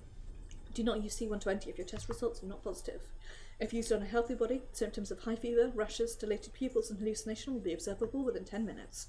If this occurs, one must seek treatment at HQ. Government officials explain the entire situation in a luxurious meeting room adorned with a marble table and crystal ashtrays. The chief cabinet secretary was in a panic. He'd never heard about any of this before. Feelings of panic were only natural. One girl's death was going to drive 2,000 villagers into a frenzy. Hearing that a disease like that existed was surprising enough. Or on top of that, it was secretly researched for military use, and now there was a horrific situation caused by the director of the local research institute engaging in embezzlement. I've never heard of such a dangerous disease. There's no cure for it? No. According to the National Research Centre, they recently found a method of treatment for the carriers, but they're still not capable of administering that treatment to the whole village. The entire populace is going to develop terminal symptoms within the next 24 to 48 hours. It's going to be a disaster. The danger of this Hinamizawa syndrome was explained over and again to the chief secretary. He didn't have anything more to say, but that didn't mean he could blindly accept it either. He simply couldn't believe the only way to resolve the situation was to kill all 2,000 infected villagers. I understand the urgency, but I can't give approval to kill an entire village. Why was this disease being studied in secret anyway? Isn't this the responsibility of those who are funding the research? Such a dangerous disease can't possibly be of any benefit to this country. It's the year 1983 for crying out loud. According to these documents, they intentionally held off on exterminating the disease so they'd have more time to study it. On top of that, this chaos was all caused by a single researcher. This is an act of terrorism. It's the fault of those old men in Tokyo. They'd better take responsibility for this. Get rid of the people who are still haunted by the ghosts of the war. This is a good opportunity to rid Tokyo of its festering pus. We will discuss the issue of responsibility in due time, but we must make a prompt decision about this. A man standing by the window slowly turned around and opened his mouth. Prime Minister, oops, hit the wrong button, sorry. Please, give us your decision. What happens if I don't approve this final resolution? Well, almost 100% of the population in the village will develop terminal symptoms within 36 hours. They'll be overcome by persecution complex and begin behaving violently. Suicide, murder, arson, robbery and rape are some of the things we predict will happen. There'll be no peace within the village. Probably won't stay within those boundaries either, but spread throughout the area. As a result, the whole world will discover this disaster. Sooner or later, they'll find out about this mysterious disease. In Russia! This will be a great advantage for the opposition during the next election. Tokyo will also voice their criticisms of the Prime Minister. You need their approval in order to make your political plans come to fruition. More than anything, the government might reveal that the secret research was conducted for military purposes. If that happens, this country will have a crisis of faith in their leadership. Or what if I approve the final resolution? Well, we will be disguising this as a natural disaster, so the opposition may still attack us for our blunder. However, they'll not discover the existence of the mysterious disease. If by chance the world were to discover a military research of the disease, a nation would completely lose its initiative in the Asian region. Support from those nations is a necessity for us. If we lose their trust, the opposition will definitely come into power after the next election. Japan will be finished. According to our simulations, the balance of power will shift drastically if the second and third parties form a coalition government. The whole world will hold us responsible. The UN will accuse us of developing WMDs, neighbouring countries' governments will lead smear campaigns against us, drawing a hard line of anti-Japan diplomatic policies with high approval ratings. In every way possible, the government of this country will be burned to the ground. So we'll lose the trust of all our allies, huh? Shit. So this isn't just the problem of several 100,000 people who live around Hinamizawa, is it? But it's way too difficult to cover up 2,000 casualties. The most important thing is to prevent the public from knowing that this country was secretly researching biological weapons. I guess we'll be wiping the ass of the ghosts of the war. You sure this operation could be performed secretly? If this mission goes public, it'll become a greater scandal than the research itself. Yes, it'll be kept secret. There are special units working on this case. They're trained specially for situations like this. You have nothing to worry about. Never heard of any mission like this, but it's basically mass murder via gas, correct? Had no idea there were units specifically trained for that. In order to know how to protect themselves from a gas attack, they must know what gas warfare is about. In order to know how to fight against an enemy using gas, they must also know how to kill with it. The equipment research unit is prepared for any kind of attack. He let out a small sigh. He couldn't see the line between ethical and unethical. Can any research be justified by the excuse of preparing against hostilities? But that's also what preparation was all about. Some evils must be accepted as necessary. The Iria Institute was one such evil.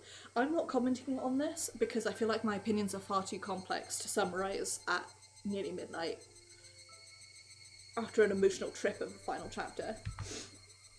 So we have to make a secret decision in order to keep this research undisclosed. Proving this is going to make us guilty. Are you sure the information won't leak from members of the unit? This will not happen. The members were carefully selected from a group of extremely loyal men.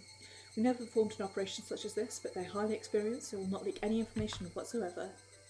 But an assassination unit, huh? Prime Minister, please give us the approval to administer Emergency Manual 34. Director General of Defence, are you sure this operation will succeed? Are you sure we can stop this from going public? No. Can you keep casualties to a minimum? Yes, sir. The preliminary orders have been sent out, the preparations are complete. We will execute the mission as soon as we get your approval. I can't give the approval to slaughter 2,000 innocent people. However, as Prime Minister, I have an obligation to minimise the number of casualties. Prime Minister, I understand your dilemma. Director General, please make a concerted effort to minimise the number of victims. If these 2,000 people can't be treated, please do what's best to prevent additional victims. Yes, sir. Thank you for your approval. We'll return with positive results. That's if you can call 2,000 casualties a positive result. Oh no. Please set up a meeting with Tokyo as soon as possible. I have to hear an explanation directly from them. Understood. By the way, did they arrest that Irie, the Institute Director?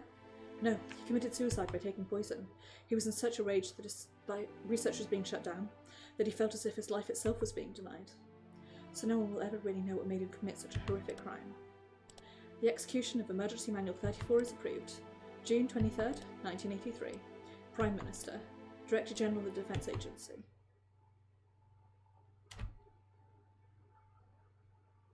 For logistical reasons, you may not bring any large items with you. You cannot carry any luggage. I repeat, you cannot carry any luggage. You may only carry valuable items such as bankbooks and cash. Please do not use your own vehicle to evacuate, it will cause confusion. It was the middle of the night, and yet countless villagers were out and about. Some of them were locking their doors, some of them were watering their plants, and some of them were piling up food in their dogs' dinner bowls. Small children were crying in fear. Members of the town council were yelling angrily while counting up the villagers. Reportedly, the village had been cut off from the rest of the world after volcanic gas gushed out in the mountains. The number of policemen and military units in the village, added to the strong smell of sulphur in the air, dispelled any doubts the villagers might have had. The more religious amongst the elderly were convinced that this was the curse of Rika Frude, who had passed away the day before. They were certain that Oyashiro-sama was enraged and that the door to hell had been opened. Soldiers wearing gas masks guided the villagers to the evacuation centre. Good morning, Nightbites. How are you? I hope you're doing well. Up early. I'm afraid you come at the end of a very dramatic episode in a very dramatic game, but just know that a deliberate chemical attack has been carried out on the village. Oh no, good luck. I have to say I'm glad I'm out of that sphere, at least for a bit. I feel like I should get a job, but not happening so far. Nice, yeah. Honestly, when I was working from home, I had podcasts on, or streams on, the whole time. Because there were a lot of podcasts that were very good to listen to when I was doing, like, more boring grunt work, and then when I actually had to concentrate, I just put music on, so. But I'm glad that you're doing okay. It's nice, yeah. It's honestly, I've not been getting out much. It's nice to be back doing a degree, and Seattle's a nice city, so it's been really quiet. About the furthest I go regularly is a supermarket a couple of blocks away. The very furthest I've gone was to go get a haircut, which is like half an hour bus ride, an hour walk. But it's pretty quiet, honestly, very chill. Soldiers wearing gas masks guided the villagers to the evacuation centre. Oh, thank you. Yeah, I mean, I think the violence has tended to be further south where I am. I'm in the university district, and I also really don't get out of my area of town much, so it's the other areas that I think have been worse hit, but it's pretty quiet over here, luckily. It's just been cold more than anything. Exactly. And it's, it's a sensible thing to do. I go to the office desk to pick up my packages, and I go to the supermarket to get food, and that's about it. Other than that, I stay at home all day and read things that boggle my mind, but then I try and come up with a cohesive argument about them. And that's being a grad student in the COVID era. Going gas mask, guide the villagers to the evacuation centre. Why do you all have guns? These will protect your homes after the evacuation. We're expecting looters. No one in Hinamizawa would do something like that. This is the first platoon. The evacuation is on schedule. Roger that. Yeah, it's pretty awful. I don't know if you've ever played these games or like read the manga or watched the anime. They're a really good series of games. The writing definitely gets better as they go along, as any would. The series is the first one that the guy wrote, and there's like a very small team. Oh, neat. If you get a chance, I'd recommend checking them out. Actually, I don't know if you're an anime person, but the new anime, which is like a remake of the old one, retelling of the story of the games, is airing at the moment. And I haven't seen any of it, so I can't pass judgment on it because I want to watch it after I finish the games, so I don't spoil myself for stuff. Because it's meant to be like a retelling of the entire story of all the games, I believe including the console arcs, which I've never played or read, so it's... The basic concept of the games is that every summer, June 1983, in a small area in Japan, something terrible happens, and one of the characters has it done to her that she constantly relives that time, and each time she relives it, things go differently. And so this time around, things were pretty terrible, and then they were really good, like the best that had happened so far, and then it all ended in tragedy anyway, as is to be expected. But the next chapter after this is chapter 8, so maybe we'll finally get a good ending. Evacuation on schedule? Roger that, we'll send our platoon over. Excuse me, I need to bring my grandfather's mortuary tablet. You may take that with you. Please, hurry up. Make sure everyone in the village is here. Please, come forward if you're unable to walk. A soldier will come and help you. Oyashiro-sama is angry because Rika was murdered. Oyashiro-sama, Oyashiro-sama, please forgive our sins. Remember our emergency drills? Group leaders have to contact a town council member when everyone in their group has shown up. Miasma is coming out of the swamp. Oyashiro-sama must be furious. There are too many of us here. We'll never make it out alive. Let me die in this village. Don't worry. The helicopters and buses are on their way to transport everyone to safety. You're all going to make it out okay. Everyone gather at the forestry service. No, not the people from District 4. You're supposed to go to the community centre behind the post office. It's exactly the same as in the emergency drills. Please calm down and head to your evacuation point. Please move as a group. Every person matters. Everyone needs to stick together. You will get home safely. The villagers couldn't see the expressions under the soldiers' gas masks. They wondered what kind of expressions they were hiding under there. The soldiers were, of course, lying to the villagers, knowing they would never return to their homes again. One ship's trooper cried under his mask, but the villagers never saw his tears. Please, go back. You can't take your own vehicle to evacuate. The road ahead is cut off by a gas stream and it's dangerous. Can't you smell the sulphur? Some people tried to leave in their cars so as to take larger items with them. However, the quarantine unit had sealed off all roads leading outside. The gas smells of the troopers and the smell of the sulphur persuaded them to return and obey the instructions. Some of them tried contacting Okonomiya, but their phones wouldn't connect. The lines were busy, no matter how much they tried. They simply assumed the phone lines were overwhelmed because of the disaster. Some of the villagers had access to radios. They tried to figure out what the situation was like outside, but all they could hear over the radio was loud static. It was the same with the television. They couldn't contact anyone outside the village, so they really were totally isolated. And so they had nothing to rely on but the instructions of the police and the military. Sorry if you heard a weird bump there, I just accidentally hit my desk. They were all like moths heading towards the light, never doubting that they would be safe there. One old war veteran listened to the noise from the radio and muttered, "It's exactly how it sounded when the Americans jammed the radio waves during the war." As it turned out, he was absolutely correct. However, he turned off the radio when his son urged him to evacuate. The villagers had all gathered at their evacuation points. Some of them were at the school and some were at the community centre.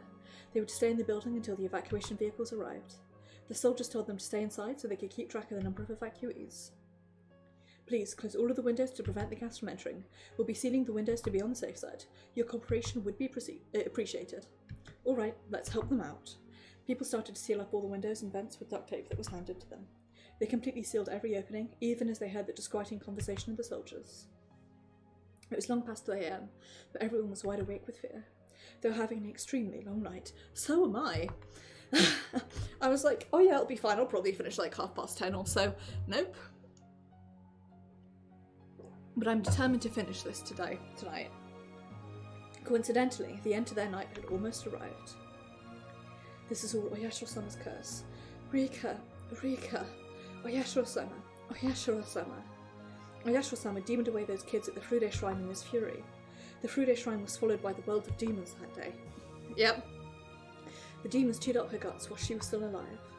They all started saying that the gas disaster was caused by the curse of Oyashiro-sama, and Rika's death and the mysterious disappearance of her friends and the 2 detectives were the result of the curse. People started talking about being demoned away. They had no idea that Keiichi and his friends' short battle sealed their fate for the night. The more religious villagers had become convinced that the children and detectives went missing because they volunteered to become a sacrifice to calm Oyashiro-sama's anger after Rika's death.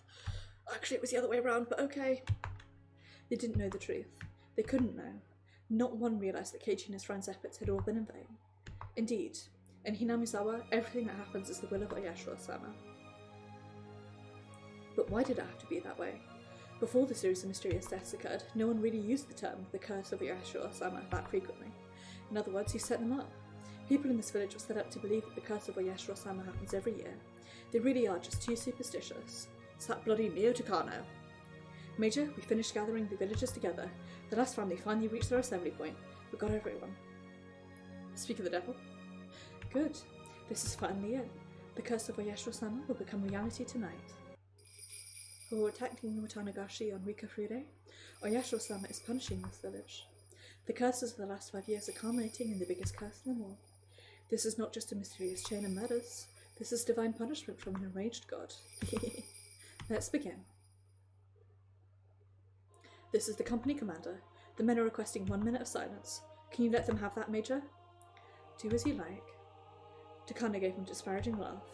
The company commander crossed his heart and began to speak. Dear Heavenly Father, please guide these innocent people.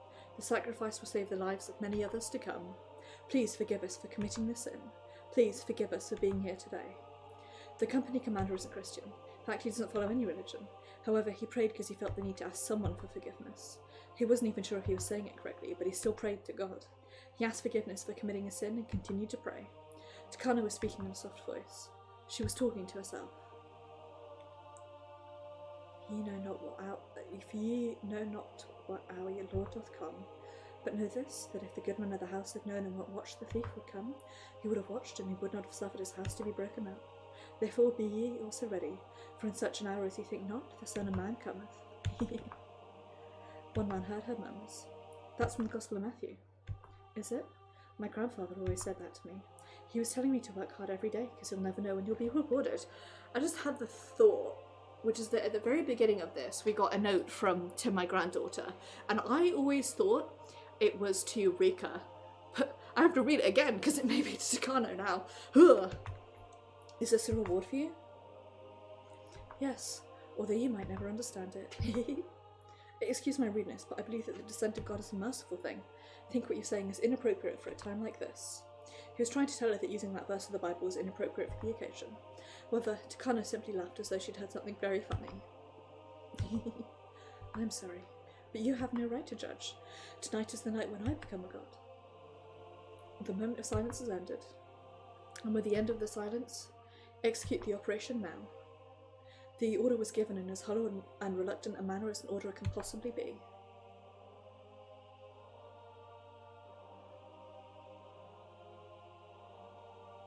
Now my ideals are complete. This is a literal utopia. Here I am a god, and the curse engraved here will be passed on forever.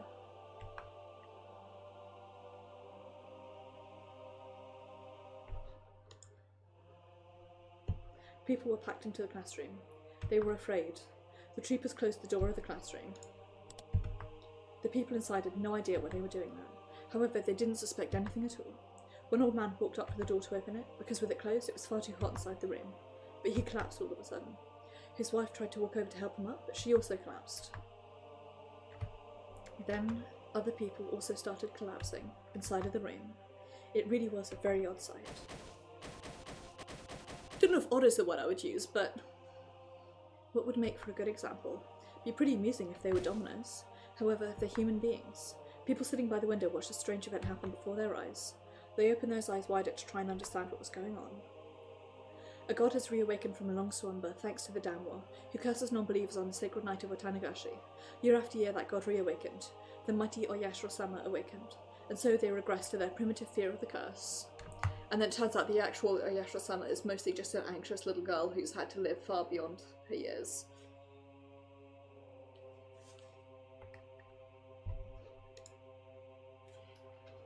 The door creaked open slightly and someone on the other side threw 3 spray canisters into the room. More people started to collapse, even those at the window. This wasn't something that happened only in one room. It was happening in all the other rooms too. It was happening in all the evacuation centres. People's dreams, their hopes and their futures were taken away so quickly and easily. And nobody doubts the curse of Oyashiro-sama, perfectly revived within the belly of its corpse, now resurrected into this world. When you incur Oyashiro-sama's wrath, the cauldron of hell bursts open, overflowing, and those who flee will breathe their last breath. With that final judgment, the curse is finally realised. There was a commotion in the reception room by the principal's office. Someone had figured out what was going on, broke the seal off the window and escaped outside. Other people tried to remove the seal on their windows too, but they collapsed in a matter of seconds. What will be left behind when you die? The body will rot down to the bone and be crushed into sand. What more can you leave behind beyond fertiliser for the earth? Fucked up betrayal. It's just generally how I feel about this whole ass thing. Someone escaped from the reception room. 4 people are loose. You have permission to fire. Shoot, shoot, shoot!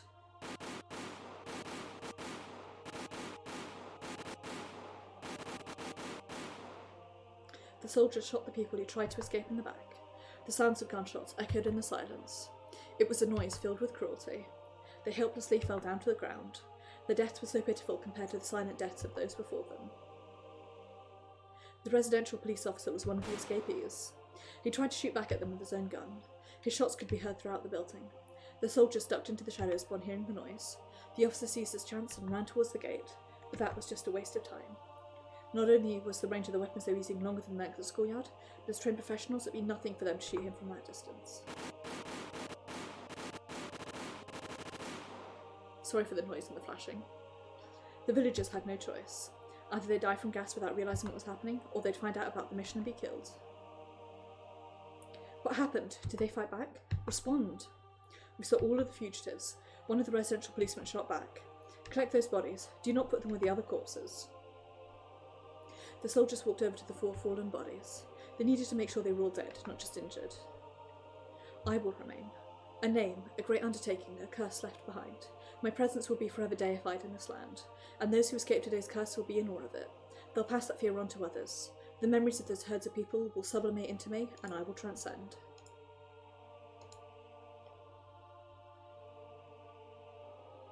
This is the first platoon. The Forestry Service building has been sterilised.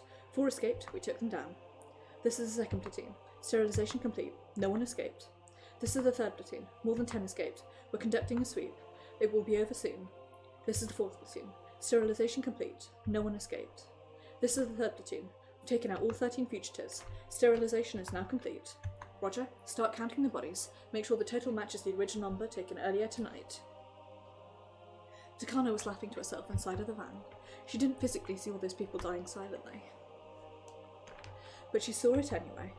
She saw countless people dying without even noticing it. She saw it all in her mind. She waved her hands in the air. No one was watching her, but no one would understand what she was doing, even if they were. She was waving her baton. Takano was pretending she was the conductor of the silent funeral march. Takano was a very fucked up individual.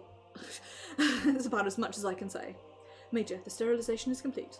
We're going to reconnect the phone lines. Sure, go ahead. This is the Institute Concealment Unit. We've removed all classified items and welded the entrance shut. We're currently flooding the underground facility. This is the Traffic Blockade Unit. Everything is proceeding as scheduled. This is the Communication Sabotage Unit. We've reconnected the phone lines. The telephone facility is back to normal. Takano was paying no attention to those reports. She continued to sing the melody of an orchestra. One operator spoke to her. You seem to be in a good mood. Yes, it feels so good. I bet you can't hear it. This hymn that glorifies God. Hymn? Takano laughed loudly, spreading her arms wide. That's right, the hymn. A new god has descended to this village. There was no god in Hinamizawa. Oyashiro-sama was just a name. This was an old backwater village with no real god. But I brought a god to this place. Do you understand what that means? I bet you don't. How many gods in this world have the power to curse people? How many of them can challenge people? None of them. But I did it. Takano laughed as if she was the only one who could comprehend what she was saying. This is also... there's a lot to do with what I'm thinking about at the moment, writing for papers and classes and stuff, so... Yikes.jpg. Ringing yikes, the emoji that I no longer have access to. None of the operators inside the car could comprehend her laughter. Takano was satisfied to know that. A god is not a god without a curse. Gods are feared because of their curses, and they're worshipped because they're feared. That's the truth about gods. If faith alone is what creates a god, there's no need for curses. But the ancient gods cursed all cursed humans. Then what is a god's curse? It's the proof that a god is real. Gods aren't gods if they don't curse people. I found evidence of the existence of God in this poor village. I thought this was a message from heaven. Hinamizawa was without a god for 100 years until the end of the dam conflict. I believe it's been my mission to restore the god's existence in this village. Heaven supported me and granted me power. I have raised the bud of a curse plant with the faint seeds of coincidence granted to me by heaven, and now this budding curse bears fruit and hangs ripe. Do you understand? Tonight is the night of the harvest. This is the final curse of Oyashiro-sama, and from this day forth, Oyashiro-sama will be a real god. You may not see it now, but someday you'll understand. You'll see how grand this plan I accomplished was, how long it will be told in history, and how great I'll become. God's curse.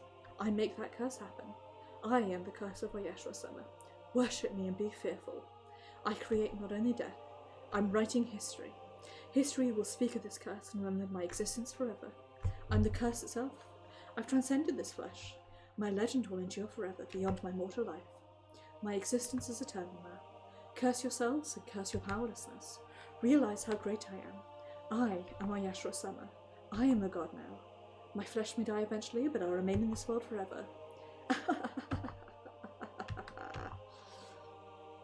She's absolutely also got the syndrome, I believe. I am Oyashiro-sama. This is the curse of Oyashiro-sama.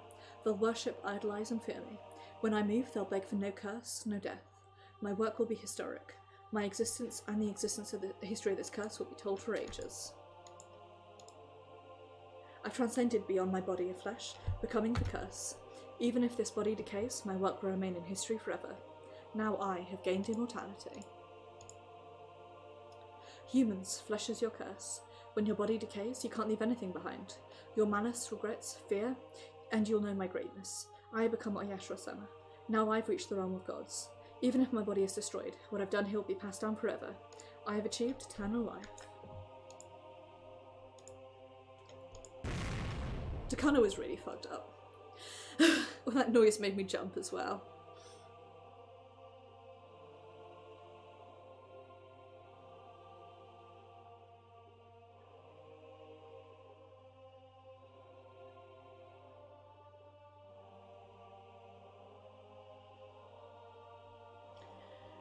This fragment's end.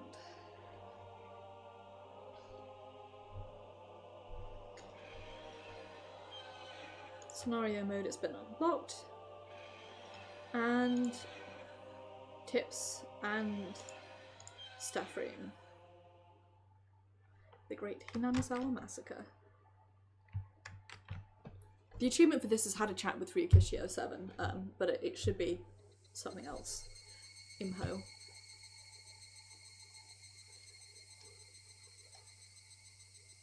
Take care, Eris. You too. I'm gonna go to bed like as soon as I'm done with this as well, so look after yourself. Take care.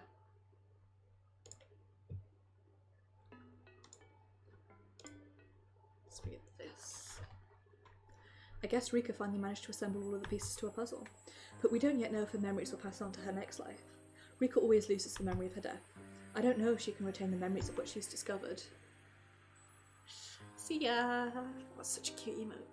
What did you think? Did you have fun? Once you find out the answers, collecting them isn't so fun anymore. You don't agree? I see. You still might find something different by examining some more fragments. After all, the time we have here is endless. We have to find something to play with, because there's nothing to do here. For me, playing with these fragments stops being fun when I find out what's inside. But if you can tell me how to have fun with them even so, that makes you pretty smart. What? You want to know what I play with? I don't play, I'm just killing time. I like to imagine what Rika could have done in order to achieve the future she hopes for. I like to imagine a world that would have been happy for all of them. You found out how these worlds are set up by looking at the previous ones, right? I like to analyse what would need to change in order for Rika to win against Takano. You want to see what's on my mind? Too bad. I'm not showing that to you. In that world, Rika and her friends survived their struggle and broke through the fate of June 1983. It's just my imagination. It's not for me to share with you. I'm sure the world that Rika is about to create is better than anything in my imagination. Even if she's stuck on June 19th, 1983, I'm sure this now-entered world will remain one of Rika's brightest fragments either way.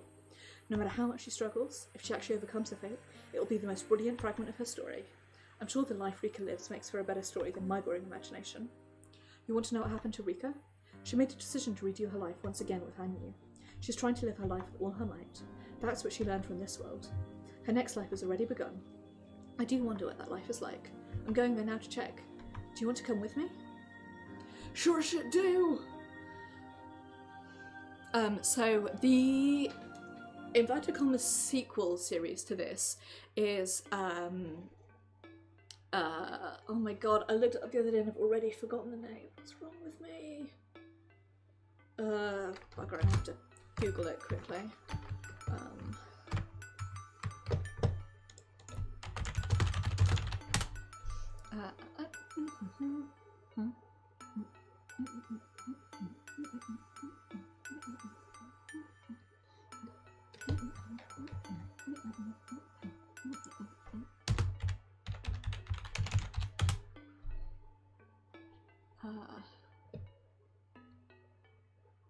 Umineko, that's the one. Absolutely could not remember the name there. So the inverted commas sequel series to this is Umineko, and it's very much implied to me at least that this whole series takes place within the universe of Umineko rather than the other way around, if that makes sense. And to say more than that is a spoiler for Umineko. I had it spoiled to me because Lynn Theory is playing the Umineko games, and they sent me a couple of, we were like trying to work out if they were connected because they thought it could be, and they sent me some stuff and I was like, yep, sure shit is, and then I sent them stuff and I was like, yep, sure shit is. So the way I understand it is that this game takes place in the universe of Umineko, which means that mysterious talk about fragments, I reckon, is one of the Umineko characters speaking to us. Anyway, let's read the staff room, and hopefully it goes quickly because I'm sleepy.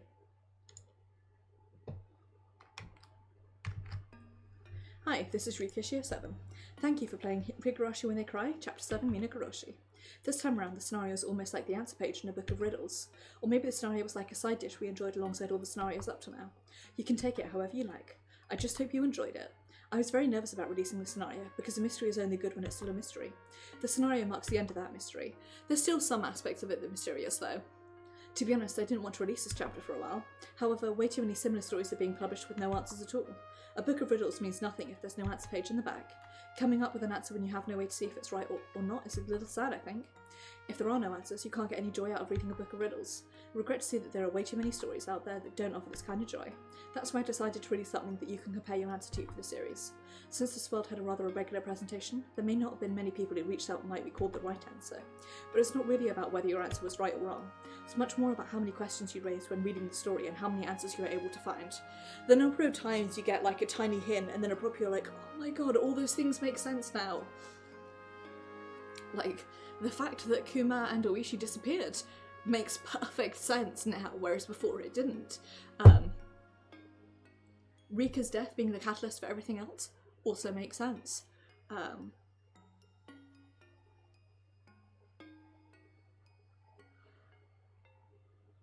My brain just shorted out because I was trying to remember, and I'm pretty certain, never mind, I'm just chuntering to myself now, but I have to like, part of me is genuinely like, I kind of want to make a spreadsheet of all of the things that are like the same or different across each, all the things that are the same or the different across each game, and try and like compare and contrast them and see what the things that stand out are. Thank you all very much for the solutions you've sent. They were all wonderful theories, and some were thought out so much more than the actual story that I frequently thought about making them the right answer. Also, your support has given me courage to finish writing the 7th chapter of the series. Technically the 8th. Thank you very much for supporting Higurashi. Finally, I'd like to apologise about how I portrayed the CCC. I don't know what it was like in 1983, but CCCs are not mean places like I depicted in my story. I made the characters look so unfeeling, but in reality, the government today is the #1 hero for us civilians. In fact, those involved with child welfare and youth education are extremely passionate and selflessly devoted people. I'm sorry for giving them such a negative image in this chapter. Next chapter, Matsuribayashi, is going to be the last one of the series. I'm overwhelmed by the pressure of writing the last chapter of Higurashi When They Cry, which turned out to be such a long story. I hope you continue your kind support. Thank you all very much. 7th expansion, Higurashi 7. Phew, that was nice and short. You love to see it.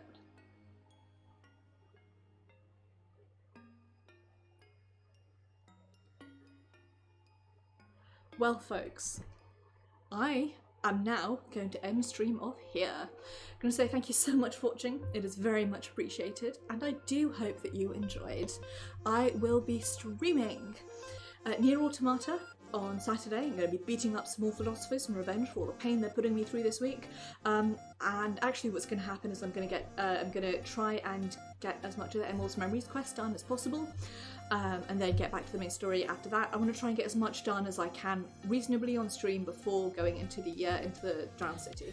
Yes, I'm glad that you were able to come along, Nightlights.